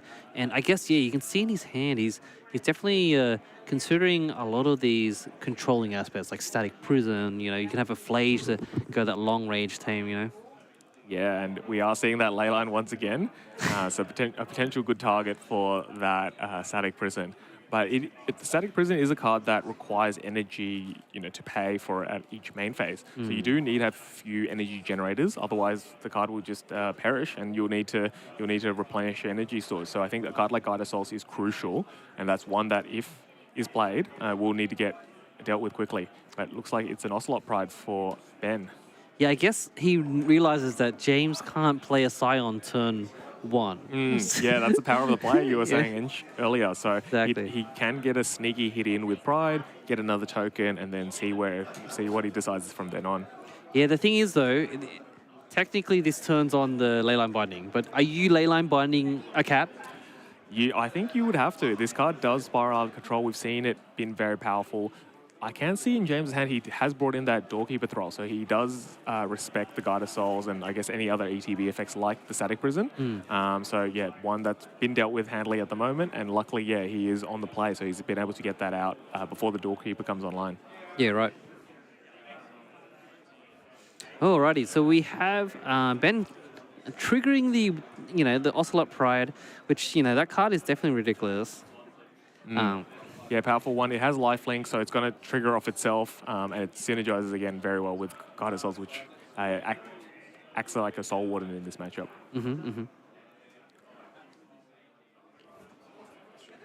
Alrighty. What cards James is looking for now?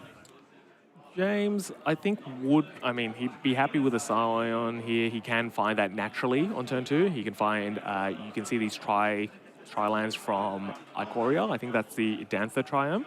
And then that coupled with a Steam Vents, and then you have 5 domain types just from those 2 lands. There is that Steam Vent, so he does have all 5 colors of domain available to him. So he could cast Scion of Urza, although he is opting for the Territorial Kavu, which will be a 5/5. So it does represent a really big blocker.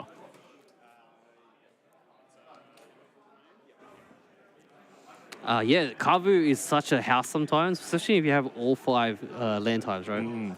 Yeah, it's got a lot of other text as well. When it attacks, it's going to exile cards from graveyard, so it can deal with cards like Flage as well, so it's very powerful. Yeah, and it's just like when it attacks, it's just a free thing, right? It is very powerful. And you can also filter your hand a bit by discarding a card and drawing a card there. So it's a big dude that stonewalls and does a lot of damage. Yeah. And it's always like really interesting where the zoo players, they're always like fetching the correct lands, specifically carving to their hand, and it's just always great because I think they're representing all 5 colors there, right? Yeah, it's a bit of an art. You definitely have to find the right one, and something that these zoo players are very masterful at. Oh, nice. All right, so we see cats appearing, Ocelot Pride doing the thing, and the Static Prison definitely changing the contexture of the game here. But it's gonna eventually wear out. Yeah, he doesn't have an energy generator at the moment, so I think that might be at least 1 energy gone from that. He needs to find something like a Guide of Souls that can, generate more energy and keep that ley line in check.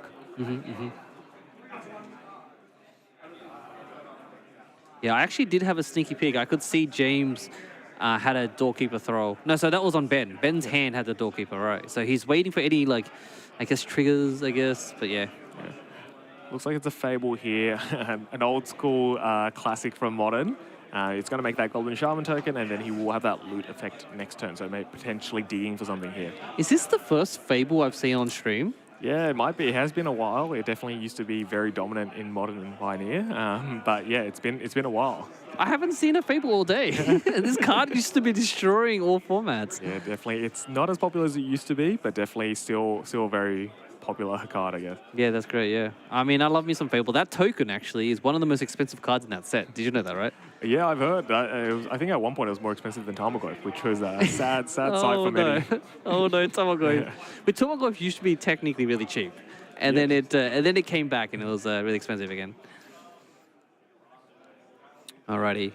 See, another Kavu. Yeah, he's got them in pairs. They are 5/5, so they are very big. I don't see James attacking though. What do you think he's trying to play around? Is he just trying to defend or? Yeah, I'm not sure. I think he's happy maybe playing that slower game. I think knowing that he has that Scion in hand and it looks like a Stubborn Denial as well. So he can counter anything, that Ben gets up to. Maybe he's just happy to keep the 5/5 and see how we go from there. Yeah, right. But Stubborn is a non-creature spell. So obviously he did not want to counter the Fable here. I think he's saving it for something maybe that gets rid of these Kavus. They are quite big, and maybe he'll try and look to overrun him, essentially. Yeah, right. But even that, I was thinking, if you know you're going to play the Kavu turn, as a follow-up, you might as well just attack with one of them, right? I'm not sure. Yeah, perhaps he's respecting something that Ben has, so he's just playing it safe, I suppose. Makes sense. Yeah. Maybe the Thraben Child. I don't know how does Thraben Child kills equal to the creatures you control, right? I believe it's double the amount of creatures. So it could potentially do 6 here, and it would be quite a big swing to get rid of one of these Kavus here. Yeah, the Kavus are massive. Yeah, normally a bit harder for Ben to deal with, especially without Guide of Souls and making that energy. Yeah, I mean, I think, wait, did he just trigger the Fable, right? He was able to discard a card. I think he's forgotten to move the dice. But, Showdown. There we go. All right, so this guy really wants card advantage. Yeah, see, that card's going to meet a Stubborn Denial. It does generate a lot of card advantage, so I think James is happy to get rid of that and not see too many more cards from Ben. Yeah.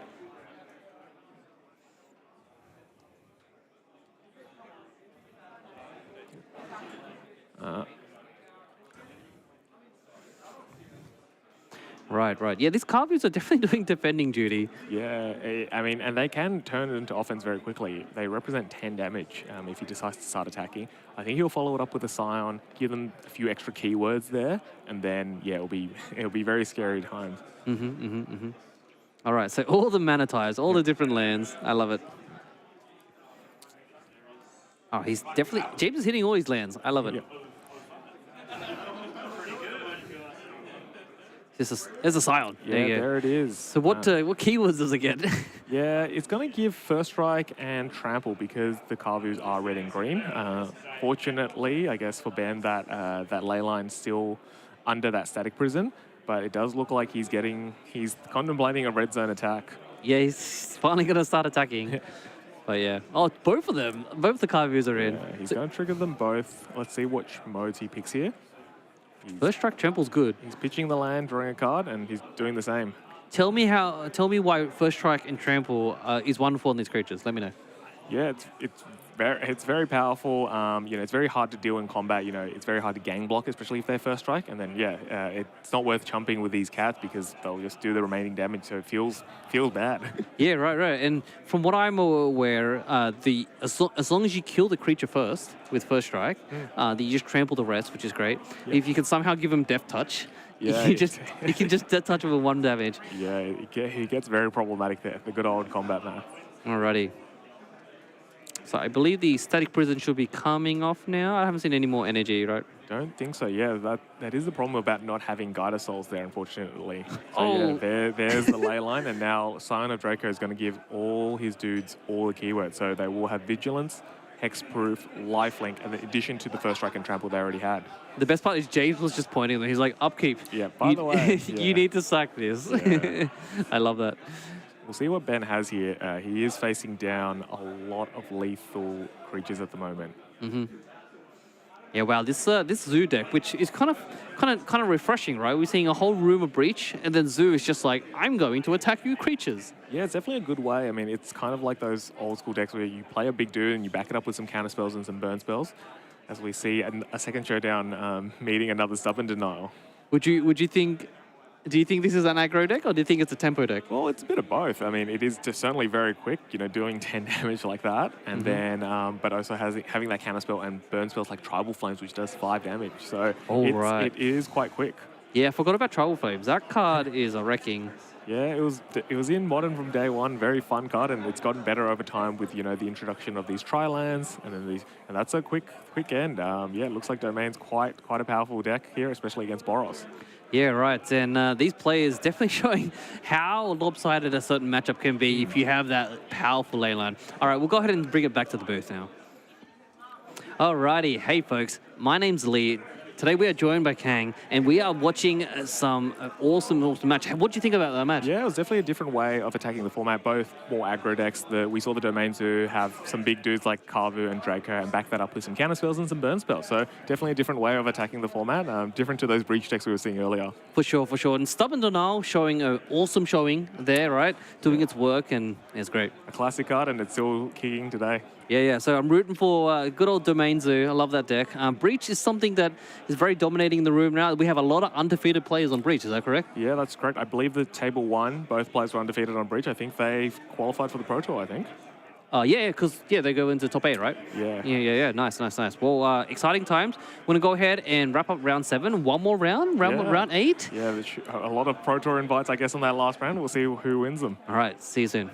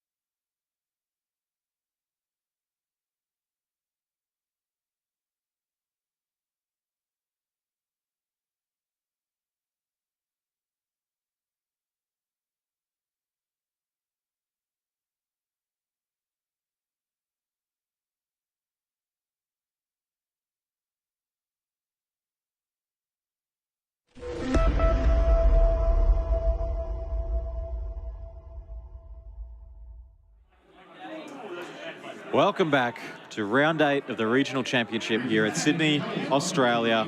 I'm Jim Dowling. I'm joined by Kwang Wu. One last round for the day. Yeah, one last time. We have an exciting matchup. We have Breach, which is currently undefeated on camera, but playing against Red-Green Eldrazi, another deck that's done quite well today. A few copies on those top tables, and these guys will be fighting for a Pro Tour invite. As well as the top 8 and potentially a Worlds invite. Yeah, it's a lot on the line, so it should be an exciting one and definitely a good matchup. Well, let's head down to the table then. Alrighty, on the left here, I see Henry Sams playing Gruul Eldrazi. On the right, I see Jacob Broom playing Grinding Breach. Yeah, it should be an interesting matchup. One key card that Henry will have is that Khan. An old favorite from War of the Spark, but one that can turn off, that can activate as a Stony Silence and turn off those troublesome artifacts from Breach. Yeah, I've actually had Breach players in my ear all day complaining about Khan. There was a lengthy judge call, including one earlier as well. But oh, I see. Yeah, so Khan's definitely advantageous to have in that main deck and, slow down what Breach is doing. Is there any main deck Relic of Progenitus or other incidental graveyard hate? No, it looks like it will be Khan who can find a potential Tormod script. So it is a Khan board, so he won't be sideboarding too much, but he has access to his sideboard thanks to Khan, the great creator. And what about on the other side? Is there anything different about this Grinding Breach deck to what we've seen earlier today? We've seen some players playing Jace as their win con, some playing Thassa's Oracle, some playing Grape Shots. Yeah, this looks pretty standard. It looks like it is the Thassa's Oracle in the main deck and then Jace in the sideboard. So, yeah, fairly standard list, and we'll see if he can avoid some of the Khans that might come down. I can see 4 Preordain in this Breach list, which is not a card we've seen in the previous. Yeah, certainly some of them don't opt for the full playset, but this, I suppose Jacob has opted for all 4, some strong card manipulation and definitely a card that used to be on the ban list. So a very powerful one in the past, at least. Very unassuming to look at this card, scratch 2, draw a card and think, wow, yeah, no, let's ban this. Yeah, the cantrips didn't used to be as powerful, but now we've got cards like Malevolent Rumble, which have been doing some work today in these Breach decks as well. So that is a card that both these decks share. Players looking at their opening 7s here, I do see that Malevolent Rumble you're talking about, Mishra's Bauble, Tameo, Grinding Station. Yeah, that looks like a solid hand for Jacob. I can't see much on the top here. I think that's a Devour of Destinies, that Khan you were talking about, Forest. Yeah, Khan has a Devour of Destiny has a pre-game action. You're able to reveal it kind of like a ley line, but then it manipulates the top 4 cards of your deck, so you're able to keep one on top and put the rest of them in exile, so you are able to manipulate the top cards. And if you know the matchup like we do because it's open deck list, you're able to find some of those cards, those key cards in the matchup. Henry's hand also looking quite good here. I think we can see a turn 0 Devour of Destinies, turn 2 Talisman, turn 3 Khan. If that goes unfettered, as you mentioned, Khan having a really good effect against all of these activated ability artifacts that we're seeing out of this Breach deck. Certainly, it is a very strong, and Henry's deck is looking to try and ramp up as quickly as possible. He's got cards like Utopia Sprawl, Ugin's Labyrinth, a new card from Modern Horizons 3. He can put that Devour of Destiny under it, and it will start making 2 mana. And then his other Soul Land would be Eldrazi Temple. That's a bit faster for his other 4-drop Eldrazi that he has in his deck, so he's able to turbo those out. So Jacob wasn't happy with that 7. Perhaps all of those cool spells we saw meant that there was 0 lands in the hand or something along those lines. But is happy with the 6. I see a Rumble, I see a red card of some variety, and a Mox Amber.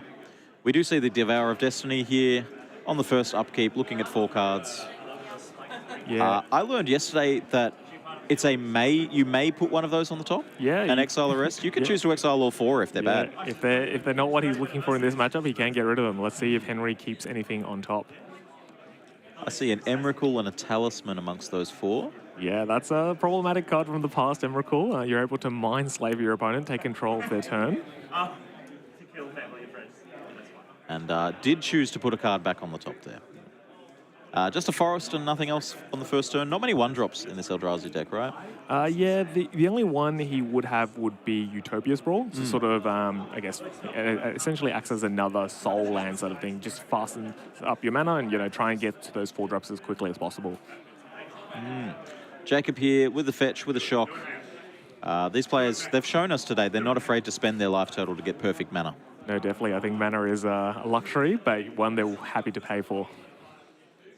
And when you're playing these decks with strict color requirements, you know, you've got, you're trying to cast turn 1 blue spell, turn 2 green spell, maybe splash a red spell.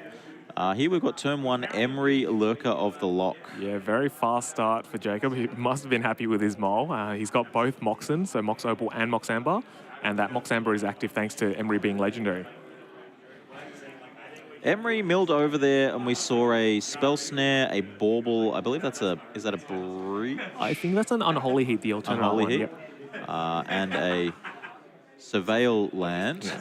We see a Rumble here out of Henry. So we're seeing Rumble from both sides of the field here. Yeah, the Eldrazi spawn does cheat out. It's able to find some of those problematic Eldrazi. I think he's picked up an Eldrazi Temple here, so he's able to speed out a 4-drop potentially next turn. Yeah, and the spawn, you know, the spawn seems not the most relevant for Jacob. Super relevant for Henry. Yeah, it helps that Writhing Chrysalis. I think I saw Henry utilize that earlier sacrifice and make it quite a big card. Yeah, a very strong card in that limited format, and now it's making its way into the modern format as well. Yeah, very sweet. We see, all right, so Jacob also played a Tameo last turn off the Mox Amber, getting into the red zone with that Tameo, of course, getting a clue, and that's the 3rd artifact. Yeah, very synergistic. We're seeing this deck come alive now. And a Malevolent Rumble cast off 2 Moxes, revealing Rumble, Otawara, Spell Pierce, and a Bauble. Yep. Taking the Otawara, perhaps a little light on land, or perhaps just looking for some interaction. Yeah, and he is able to potentially cast that Mistress Bauble with Emery as well, so he's got a few options here. It's a very fast start for him, and he's very happy with what he's got. Lovely Eldrazi spawn token onto the battlefield. Freshly drawn today, I'm told. We have lovely artists in our support team. Emery will target that Mistress Bauble, casting it from the graveyard. Just, you know, tap, draw a card, gain some information. Yeah, very, very solid, and a potential card that can hopefully unlock and flip that Tameo. He can use that on Henry's turn. He'll draw the additional card, although he is looking like he's going to use it now. Was that a Kozilek's command there? Yeah, a very strong card, and one that can hopefully deal with the Tameo or the Emery. Interesting to note that it is a Kindred spell Kozilek's command, so you're able to activate Eldrazi Temple's soul land ability and produce 2 mana to help, put that into play a bit earlier. Yeah, so if we have Eldrazi Temple in hand, we could be looking at a command for 3 next turn. Yeah, and it's wow good because you can sacrifice the spawn and then replenish it by making spawns as well. It's got quite a few modes, and they're all quite relevant in this matchup. Being able to exile X target cards from a graveyard as well, when they're trying to combo off with Breach. I learned that the hard way when I was playing against Henry. Instead, we're just going to see this Khan, the Great Creator. We saw it in the opening hand. We discussed how good it is in this matchup. Yeah, definitely one Henry is happy to see and hopefully shut off some of those problematic artifacts. Jacob has a few decisions to make to see what he wants to do with his artifacts while he still can use them. Yeah, deciding to crack the clue off the spawn just while that clue does have activated abilities. Yeah, I feel like he might be a bit short on lands, and now with the Khan turning off those Moxen, he might be trying to find another land and try and deal with the Khan. Yeah, we do see, there's 6 permanents in play here for Jacob. Yeah. But some of them just have no activated abilities. That Haywire Might, just a 1/1 that when it dies, you gain some life. The Mox Amber, the Mox Opal turned into a creature there from Khan's +1 ability. Yeah, very powerful one. Normally you use liquid metal coating to turn some lands into 0 mana artifacts, but Mox Opal's already a 0-drop artifact, so he's able to blow that up with the Khan's plus ability. Very cool that, the hate card for the matchup, not only does it disrupt all of the future plays, but it just immediately comes down and nabs a Mox. Yeah, Henry definitely happy to be here, and I think next turn he will look to tick that up and destroy another artifact. I think I caught a glimpse of Jacob's hand there. I saw a Mox Opal, a Lightning Bolt, and a Grinding Station, if I'm not mistaken. Interesting. Yeah, the Grinding Station turned off by that Khan, and I guess luckily these creatures from Grinding Beach are a bit smaller, so it does take a bit of time to put a bit of pressure on Khan, which is on 6 at the moment. Yeah, so even with the Lightning Bolt in hand, we only have access to 2 damage coming across in the red zone, plus potentially 3 from Lightning Bolt. So you couldn't remove this Khan even if you tried. Yeah, and those Moxen, and so even potentially the Clue token are sort of sitting ducks against Khan's plus ability. We do see the grinding station being cast here, committed to the board. I don't think you're particularly worried about the Eldrazi list destroying your grinding station. I don't believe so. He might have some cards in his sideboard, so Khan is able to fetch some cards like Haywire Might from the board, maybe an Engineered Explosives. So there are some options. Khan has great utility, so he is able to potentially find some stuff. And notably, the Devourer of Destiny that we know about in hand for Henry, that can only exile permanents that have colors, and the grinding station just a colorless artifact. Yeah, if he can land that, he will be trying to exile the Emery or the Tamio that are a bit problematic. Luckily, Khan is dealing with a lot of those at the moment, so we'll see what Henry has here. Is there any way that this Tamio could transform? I know the obviously the clues are not an option. Bauble's not an option anymore. Yeah, certainly a lot harder. I'm not sure if he has another way to flip it, at least with Khan in play. Maybe he's trying to put some pressure on the Khan and hopefully flip it eventually after that. Jacob's deck does look like he has a sink into Stupor. He has played that Ottawara at the moment, so that might be his main out, apart from attacking it, which might be a bit slower process, but that coupled with the Bolt, he could be able to get rid of it next turn if Henry doesn't represent another blocker here. I suppose the other cheap and easy out to Khan would be Unholy Heat. Yeah.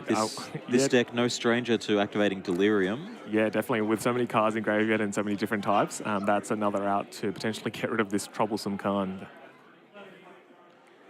It feels wild to me that we've had this many turns and both players are on 17 life. Yeah, definitely. I think they're trying to deal with the permanents in play.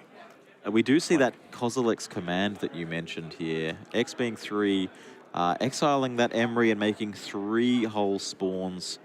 Following up with Kozilek's command for 1 mana. Yeah, replenishing those tokens and getting rid of those troublesome blue creatures on Jacob's side of the board. And now, I guess, he's able to potentially protect that Khan as well, while also blowing up that Mox Amber. Yeah, Jacob did have the extra fetch land here. So it does have access to 3 whole lands. We're probably going to see a Surveil land here. Is that what you expect? Yeah, he'll try and dig for that Unholy Heat or that Sink. Yeah, transforming that Tamio would have given access to the Unholy Heat in the graveyard, but alas, little too difficult to do underneath the Khan. Very strong position from Henry.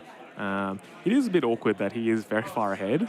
So that Devourer of Destiny doesn't have anything to really destroy on the board. But that is a good position to be in. You'd rather be that than behind. That's very, very true. Surveilling another Tamio into the graveyard, just deciding it's a little too slow. Yeah, unfortunately, it doesn't have any power, so it isn't able to pressure that Khan, and those Clue tokens, unfortunately, aren't doing too much, especially with that Khan in play and stopping them from being activated. What are you worried about from the sideboard here for, Khan having the ability to go and grab an artifact from the sideboard?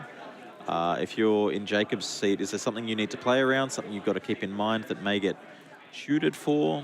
He could find an Engineered Explosive, so I think he's quite happy with his position at the moment. The Khan isn't really threatened by this Haywire Might. It's only doing 1. Khan will tick up, so it kind of nullifies that. I think he just wants to keep it as high as possible and then, get it out of that Unholy Heat range if he can. But then otherwise, if he does start tutoring, he can find cards like Engineered Explosives, Tormod's Crypt to exile the graveyard, and maybe a Haywire Might to exile another artifact or enchantment that Jacob has. So definitely a few options available to Henry. So we see Utopia Sprawl for turn there. I think the 3 cards in Henry's hand, I saw a Talisman, a Malevolent Rumble, and the Devourer of Destinies. All right, Henry's going to activate the Khan here, and there is another card in the sideboard that is very useful, and I believe he's finding it now. I think it might be the Stonebrain. I think that's what I see on the screen there. Yeah, Stonebrain's a very powerful card from Brothers War, I believe it was. So, you use it, you activate it, and then you name a card and you search your opponent's library for them and exiles them. And with the combo deck, you do want to get rid of a combo piece like Underworld Breach, and it can stop them from comboing off. Yeah, there's always the thought of, can I just name Thassa's Oracle here? Yeah. But the Breach player is more than happy to just kill you with lightning bolts. Yes, yes. It does look like that Khan has met its end because it has used that tick down, and now that it meets that lightning bolt. So those artifacts are now active. The flip side to that is, though, that you've already destroyed 2 Mox Opals and a Mox Amber with it. Yeah, certainly already got good bang for buck. But at least that Khan's off, and Jacob is slightly unlocked here. And the Haywire Might, Yeah, because that Haywire Might was active and Stonebraid is only activated at a sorcery speed, he was able to get rid of it on board. So that Lightning Bolt was very pivotal for Jacob and unlocking that grinding station in play and potentially that clue, so he could hopefully dig for another combo piece. yeah, okay, wow. Yeah, big swing there. That Lightning Bolt doing some work, a classic card from Modern's past, and doing work in this Breach deck. So is Henry down to just the Devourer in hand now? Yeah, that is that awkward point where it is a 7 mana 6/6, but it's not getting that much value from that cast effect because all of Jacob's cards are colorless. And Jacob has no cards in hand and is casting this Underworld Breach. Yeah, he might have enough here. I think he's able to keep milling and playing that Mox Opal and then exiling 3 cards, although he is short on the graveyard, so this might be a value breach here, but let's see what he does. Does have Metalcraft with the one remaining clue. Yeah, that clue ended up being quite useful, so let's see what he does here. This seems risky. He has an Emery. He does mill additional cards, I think. So they're just clarifying something at the moment. I think Jacob's unsure whether he wants to cast this Emery, because if you cast this Emery, you're going to be escaping away these 3 more Moxen in your graveyard. How many more zero-cost artifacts have you got in your deck? Yeah. I know that there's at least 2 Opals, maybe an Amber as well, exiled.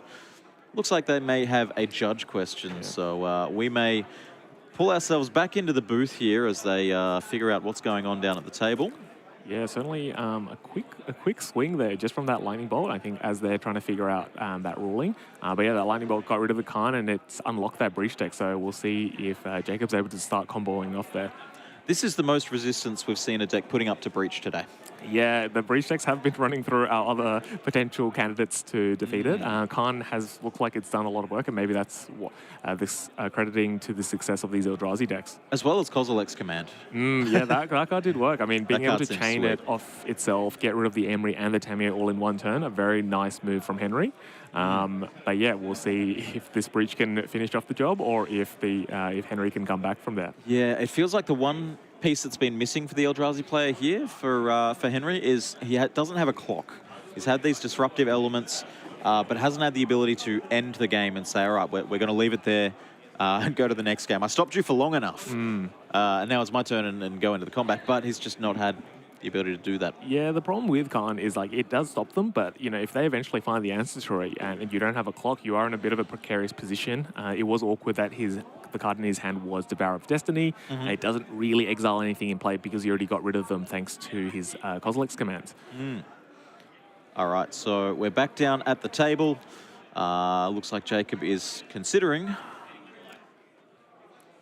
Yeah, he has that Breach active, so he has a few options available to him. I think he's just counting up what is in his deck to see if it's worth the gambit to play the Emery, mill 4 cards, have that extra card to potentially escape with. But yeah, it's a big decision for him and one that could change the outcome of this match. There honestly couldn't be much left in his library at this point, right? This has been a relatively lengthy game. There's already been an Emery trigger resolved, so... you know, that we've got to be pretty deep through this deck at this point. Yeah, I'm just wondering if he has enough to just keep sacrificing this Mox Opal, generating blue mana and milling out his entire deck, and then just using that blue mana to cast Thassa's Oracle. I think that's the decision Jacob's sort of mulling over at the moment. And yeah, it depends on what's in his hand and if he might face any resistance from Henry. So the Mox Opal sacrificed there to the grinding station, milling over, sink into stupor, Underworld Breach, and Malevolent Rumble.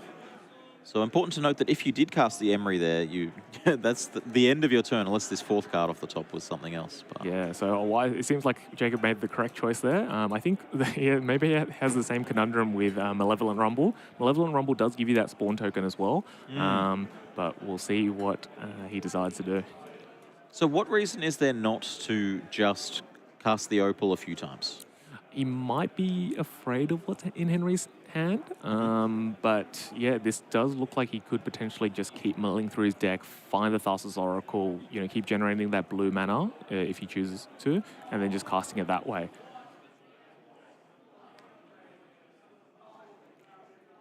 It looks like Jacob considering passing turn with this Opal in play. He's going to generate another mana, sacrifice it again. Milling Island, Preordain Misty Rainforest. It really depends on what Jacob has in his hand. How many cards does Henry have in hand? Is it just the one? It could just be that one Devourer of Destiny. We can't see for sure. But yeah, maybe Jacob is respecting if there is an additional card. Although it looks like he's passed turn here. Oh, that's another Khan off the top for Henry. Yeah, well, that's a big turn That's for him. crazy. Yeah, it could be that the Thassa's Oracle is exiled. That might be a reason why Jacob can't keep going. But Okay. yeah, we'll have to get that confirmed. Sure. So Khan coming down. Yeah, we saw how hard it was for Jacob to deal with that first Khan. And, Wow. yeah, we can only imagine how hard it is to deal with this second one now that he doesn't have, I guess, that lightning bolt. So we'll have to hope to get that Unholy Heat and turn on Delirium as well.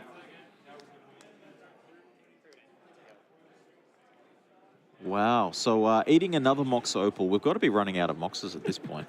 Yeah, he's definitely destroyed a lot of jewels with his +1 ability in this game. Very cool. Very cool. I mean, that's it. The Mox Opal being in the graveyard is not the worst thing that you could see. No, Second grinding station, that one's not as good as the first one. No, definitely not. Not with this Khan in play. So we'll see what Henry can do here. He does have the option now just to do what he, finish the job he did earlier and find the Stonebrain, which he does from exile. Yeah, that's it. We're seeing the Khan's ability not just to get a artifact from the sideboard, it can grab them from the exile zone as well. Yeah, very frustrating to play against. The cards are never really fully gone with Khan in play. Yeah. And at this point, do you name Thassa's Oracle? I think he's going to name the Underworld Breach and close this one out. But let's see what he looks for. Because if you name Thassa's Oracle, there is a world where your opponent can just get to one card in library from these two grinding stations. I guess there's a Khan in play, but yeah, we're breaking some boundaries here. Remove the Khan, grind yourself down to no cards in library, cast Oracle. Yeah, it seems Henry's taken the safer approach and just taken out the breach. He now has that Chrysalis as well, which represents a bit more damage and hopefully puts a clock on. I think we'll see that the Scion the spawn token got sacked to that to cast that Stonebrain and activate it, and it has pumped up that Chrysalis as well. Yeah, that Chrysalis with a die on there marking some counters on it. It feels like the ways for Jacob to turn this one into a victory are slowly narrowing. Yeah, we have seen Bridge come back from some troublesome conditions in the past. It would involve Tamio drawing a lot of the deck and then maybe oracling that way. Yep. But I suspect that Oracle might not be in there, and that's why he couldn't combo off the turn before. We'll have to confirm with the players a bit later. But yeah, it does look pretty precarious for Jacob here. And Henry could consider going for a liquid metal coating. It's a slower line, but could start, turning Jacob's lands into artifacts and then removing their activated abilities. Yeah, another one I'm potentially thinking of is that Engineered Explosive. Get rid of those grinding stations in play, at least get rid of another of those combo pieces. Sure. But yeah, Henry's in a great position. I think he might just get back that Stonebrain again and reuse it and name the combo card like you suggested, the Thassa's Oracle. And that's important to note. Again, earlier in the day, we saw one of these decks that played Jace instead of Oracle. But once again, we see the factor of the open deck list tournament, where Henry, at the start of the match, was given Jacob's deck list and knows all of the win conditions in the deck. Yeah, definitely an advantage, especially for these effects like the Stonebrain. He knows exactly what to name. He's marked his targets. Let's see what. Looks like there's another judge call happening at the table, so we will once again not air their dirty laundry. Yeah, it's a complicated matchup, so I'm sure there's a few rules that they need to talk through. And yeah, with Khan doing a good job shutting out Jacob at the moment. Well, what else do we know about the top 8 here today? I know that these players are playing, they're live for an invite to the Pro Tour and potentially making the top 8, making it to Worlds. Do we know anything else about who made the top 8? What's in the top 8? What are we looking I think at? we saw some of those breach players that we saw on camera earlier who were doing a lot of work. They look like they've qualified. So those 2 breach players that we saw earlier, I think we saw a few colourless Eldrazi decks.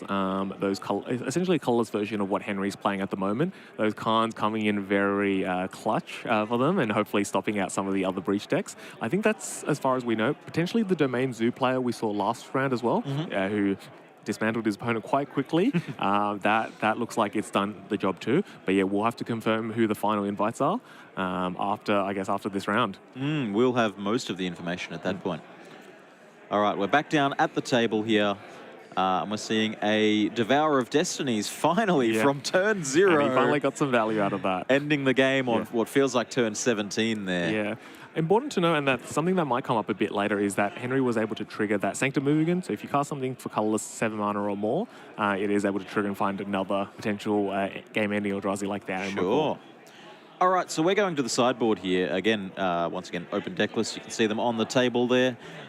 We know that Jacob has access to the card of the day to beat this Eldrazi deck. 4 copies of Consigned to Memory. Yeah, popular option and definitely one that was necessarily needed to be printed in Modern Horizons 3 as it does get rid of, those Eldrazi cast effects. It was very frustrating to deal with just Counterspell. You still got the cast trigger, but now it hits both of them.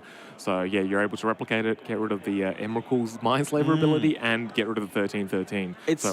It makes sense that, the same set that they printed 6 or 7, competitively viable Eldrazi creatures with cast triggers, the very same set they printed the answer to those cast triggers. Yeah, I think that we might have seen another Eldrazi winter if we didn't see that. So luckily Wizards have learned and they have added that consign, which has been very helpful to a lot of these blue players. Now, do you board in any of these other options? Unholy Heat, Flame of Anur, Boseiju, perhaps? I'm thinking maybe a Nature's Claim and maybe some Boseiju to try and slow down Henry and get rid of those problematic artifacts. I suppose Henry's combating problematic artifacts with problematic artifacts.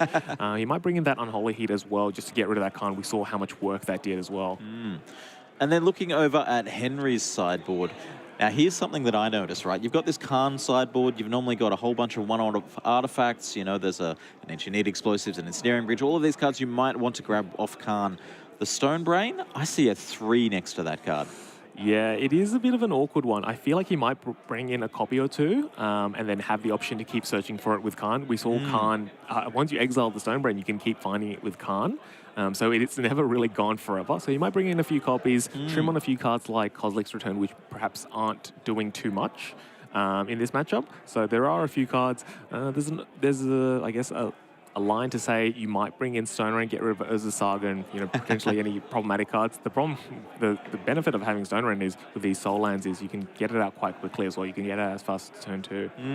The last card I'm seeing in Henry's sideboard here is Soulless Jailer.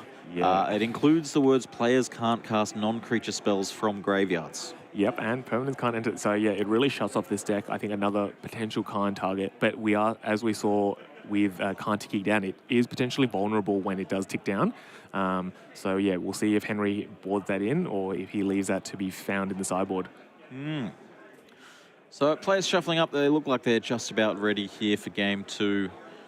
It's been a long day, and these players are exhausted. Yeah, I think I saw Henry drinking a Red Bull earlier. I think everyone needed a bit of energy for this final round. I mean, that's part of the skill of these large competitive Magic events, right? Is that these players have been here for 8 hours at this point, and they still have to make decisions that matter and can shape the outcome of their game. Yeah, it's a long day for a lot, and I think there is a bit of endurance when it gets to those final rounds with a lot on the line. And we'll see who prevails here. Looking at some opening 7s, looks like Henry throwing it back, going for a 6. Jacob, I saw a Consigned to Memory and a red card. I think when he saw the consign, he probably was pretty happy, and if he had enough lands and spells, he's probably keeping that. Sort of the ability to just, in one card, answer what could cost your opponent 7 mana, 8 mana, 9 mana. 2 mana and 1 card to answer that, super great. Yeah, definitely keeps this deck from running rampant. We're seeing a keep here on a 6 for Henry. That looks like a Ugin's Labyrinth. Oh, we do have a turn 0 Devourer of Destinies again. But yeah, we'll see what he finds with that. I think that will trigger in his turn, so he'll wait and see if he can draw it. So it is a slightly better on the draw. Jacob here, surveilling on turn 1, putting an Underworld Breach into the graveyard. Yeah, perhaps a bit too early for that one at the moment. Now, getting a better look at Henry's hand, I can see a couple of lands and a Utopia Sprawl and a Khan. Yeah, I think that Khan might come out very quickly, especially if that's an Ugins Lab, as I think it is. He has put some cards away. It looks like he didn't like any of them. So it looks like he's got 4 cards in exile, so he was happy with his opening hand. He'll go for a Utopia Sprawl here, so he's got 2 mana in play already. Yeah, I see a Talisman, I see a World Breaker, and a couple of lands there. What is that card on the top of the exile pile with alternate fancy artwork? I've spoken to Henry about this non-stop, but I think that's a fancy-looking Cavern of Souls. I think it's from Rivals of Ixalan. It was that highlighter version. But yes, Henry loves the alternate arts. Yeah, Henry here, he does have access to 4 mana on turn 2, so he could potentially slam the Khan straight away. But let's see what he has here. So he's putting that Devourer under Ugins Lab. He's got 2 mana. Let's see what he plays. He'll choose the Stonebrand, so he must have brought in a few copies of that. Yeah. And he's happy to... And it does look like Jacob doesn't have that green mana to activate Haywire Might at the moment, but it does meet the consign. Getting a consign out of this Stonebrain must feel so good if you're in Henry's seat. Yeah, it means that what's coming next is not going to be able to be counted. Like, you know that there's 4 of them in the sideboard, and you've beaten 1 already. Yeah, good start. Rumble here revealing Sowing Micah Spawn, Kozilek's Command, Emrakul Forest. Of course, can't take the command, even though you might like to. Yeah, looks like he's going to take the Micah Spawn. It helps develop his lands. Also, potentially, if he has another Soul Land, can get rid of that Saga as well. So, it's offense, and it helps develop his board as well. And Emrakul just a touch too early. Only like 1 or 2 turns too early here. Yeah. I would think maybe if that Rumble was cast next turn, you would think about it. Yeah, the Emrakul is able to get turboed out very quickly by this deck. I think as early as turn 3 sometimes, just because there's so many different card types. Kindred on that Kozilek's Command, sorcery creature, and artifacts as well. So yeah, it is quite quick. Yeah, it looks like just in those 5 cards in the graveyard, there's 6 types. So. Very cool. With Henry's deck being so quick and being able to make so much mana, the Emrakuls can come down very quickly. So, Jacob in the red zone, getting in for 1 with that Haywire Might, nibbling away at you. And a fetch land being cracked here. You have to imagine he's finding a green source here, so he can turn on that Haywire Might. Down to 17, it looks like. Surely a green source. Yeah, surely. There we go, there's the breeding pool. Do you pass and hold up Haywire Might and Urza's Saga? Potentially, although he's looking to use that offensively. Yeah, he's just getting rid of that Sprawl, deny that, 5th or 6th mana.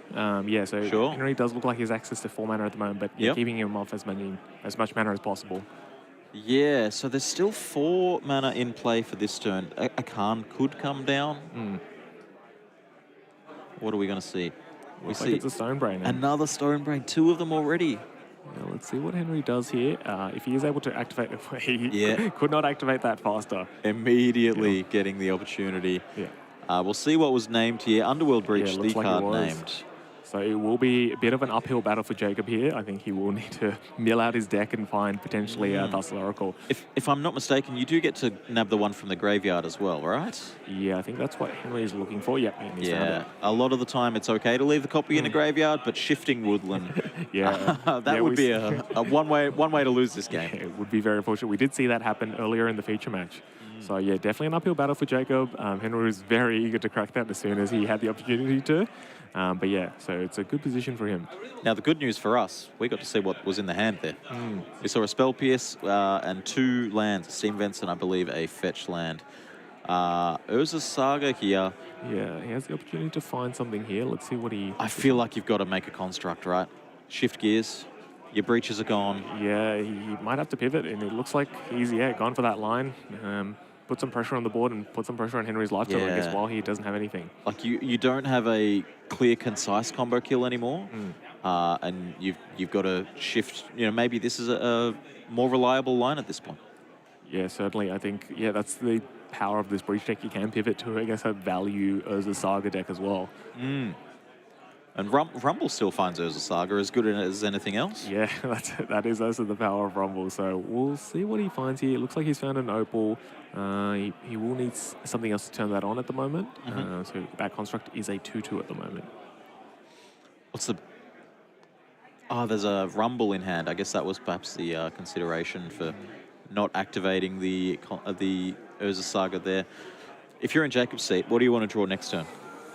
It's a bit tough here, I'll be honest. I think he is holding that. It's funny because that Stonebrain has seen the Spell Pierce, so now Henry might opt to play around that now and try and bait it out. But yeah, Jacob's in a bit of a tough spot. I think he'll cast the Rumble next turn, see what he's playing with, see if he can find another Saga, and see what's available to him. You know what I would want to draw if I was in Jacob's seat? Just Urza Saga off the top. Yeah, fair. Let's see if you can do Give me that. another one. Give me more of these artifacts, you know. Looked like a Mox Amber drawn for turn there. Casting a Preordain, just a little bit off the playmat there. Yep. As we see 2 lands there, perhaps an Otawara among them, and a Shifting Woodland. He kept one on top. Let's see what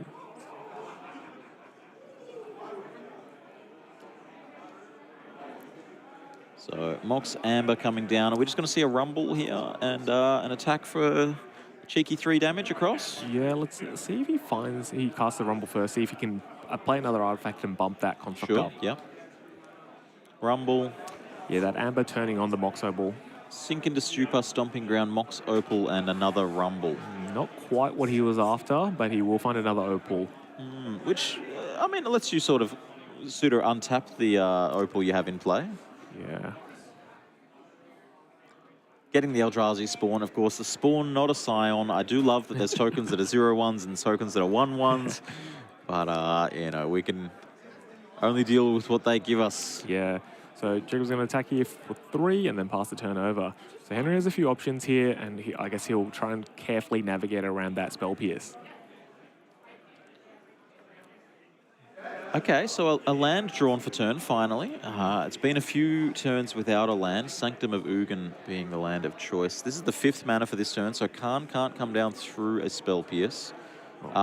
This is an upkeep Kozilek's Command. Yeah, I think he's trying to eat out that Spell Pierce and left the 2 mana up, especially with the Forest and the Utopia Scroll as well. So we'll see what Jacob does here. So I think this is exiling the construct and making a 0/1 there, yeah. Yeah, negates any threat from Jacob and really, I guess, sets him back and see what he has now. Test him out. Shifting Woodland there. The land for turn. I think that was kept off the Preordain on the previous turn. Yeah, it must have been. So we'll see what options are available to him. I think Jacob will also have a look through what he has. And I think Henry's asking that question for us now as well. It's a Haywire Might and an Urza Saga? Yeah, Urza Saga's really funny with Shifting Woodlands. I think there's some rules interactions where you can get some Saga tokens, but definitely a line that's a bit more complicated. It's definitely one of the more niche modern interactions, that's for sure. Yeah. You don't see this in other formats. Yeah, it's the ruling with Saga, so it is a bit of a complicated one. We'll see if he does opt to do that, and hopefully Joe can help us explain through that complicated ruling. Instead, Henry here has drawn another land, and that means that this Khan can come down through any potential Spell Pierce that he might have seen 5 turns prior. Yeah, that Spell Pierce is kind of not as powerful now that Henry knows about it, just waits it out, has that 2nd mana up to, I guess, potentially pay for any Spell Pierce. And we're seeing Urza Khan not committing to grabbing something from sideboard yet. Now it's committed. Yep. You'd have the ability to sort of look through your sideboard, decide what you want to do, and then pay the loyalty costs. And if you didn't find anything worth doing, you can just tick it up instead. Yeah, it looks like Henry opted for the Tormod script, wants to potentially get rid of, I guess, that Shifting Woodland to see if that potential complicated line. But yeah, he has that option to crack that at any point. So definitely holding Jacob at gunpoint, essentially. Yep. And look, if Henry gets to untap with this Khan, is going to feel pretty confident, you know? Yeah, I feel like some of those Moxen might get cracked again. Khan's done a very good job at doing that. I think it's cracked 3 at the moment in the first game, so let's see if he can add to that tally. Henry's tapping permanence, asking questions. My goodness. We see an Emrakul, the promised end. Yeah, he's going to get that cast trigger. He's going to mind Slaver Jacob, and we'll see what he can, how much damage he can wreak off this. Fresh out of Innistrad's 5th set here.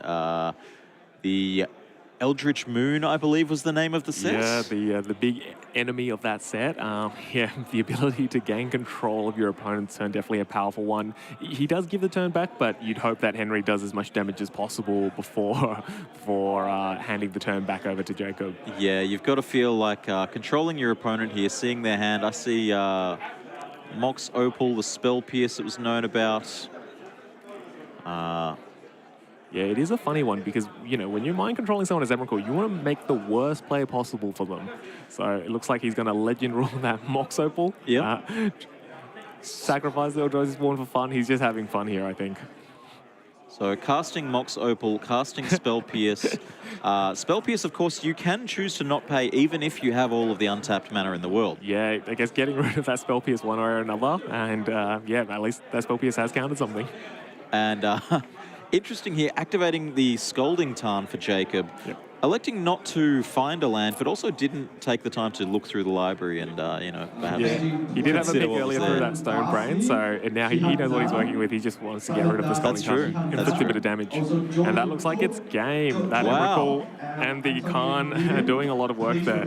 I think that means Henry is off to the Pro Tour again. So congratulations to him and a pretty clean game from him.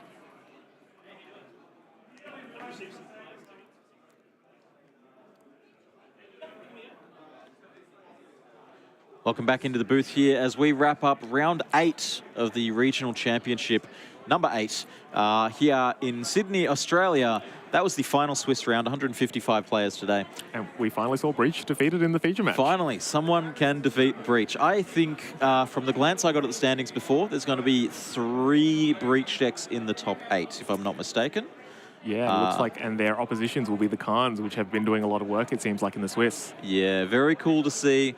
155 players this weekend, and we've narrowed it down to 8 players are going to be playing tomorrow for the World's Invite. Yep. The top 10 players, so even if you don't make it into tomorrow's top 8, the next 2 players, they'll get an invite to Pro Tour, Final Fantasy as well, and some cash prizes as well. It'll be exciting. Yeah, no, I guess the head judge will announce those final standings, and those players will feel a bit of joy. Yep. That may be us for today. We're going to at least head to a break. We'll see if we can get you the standings before today wraps up. But at worst, we'll be back tomorrow with the top 8 coverage. Thanks for joining us. Thank you.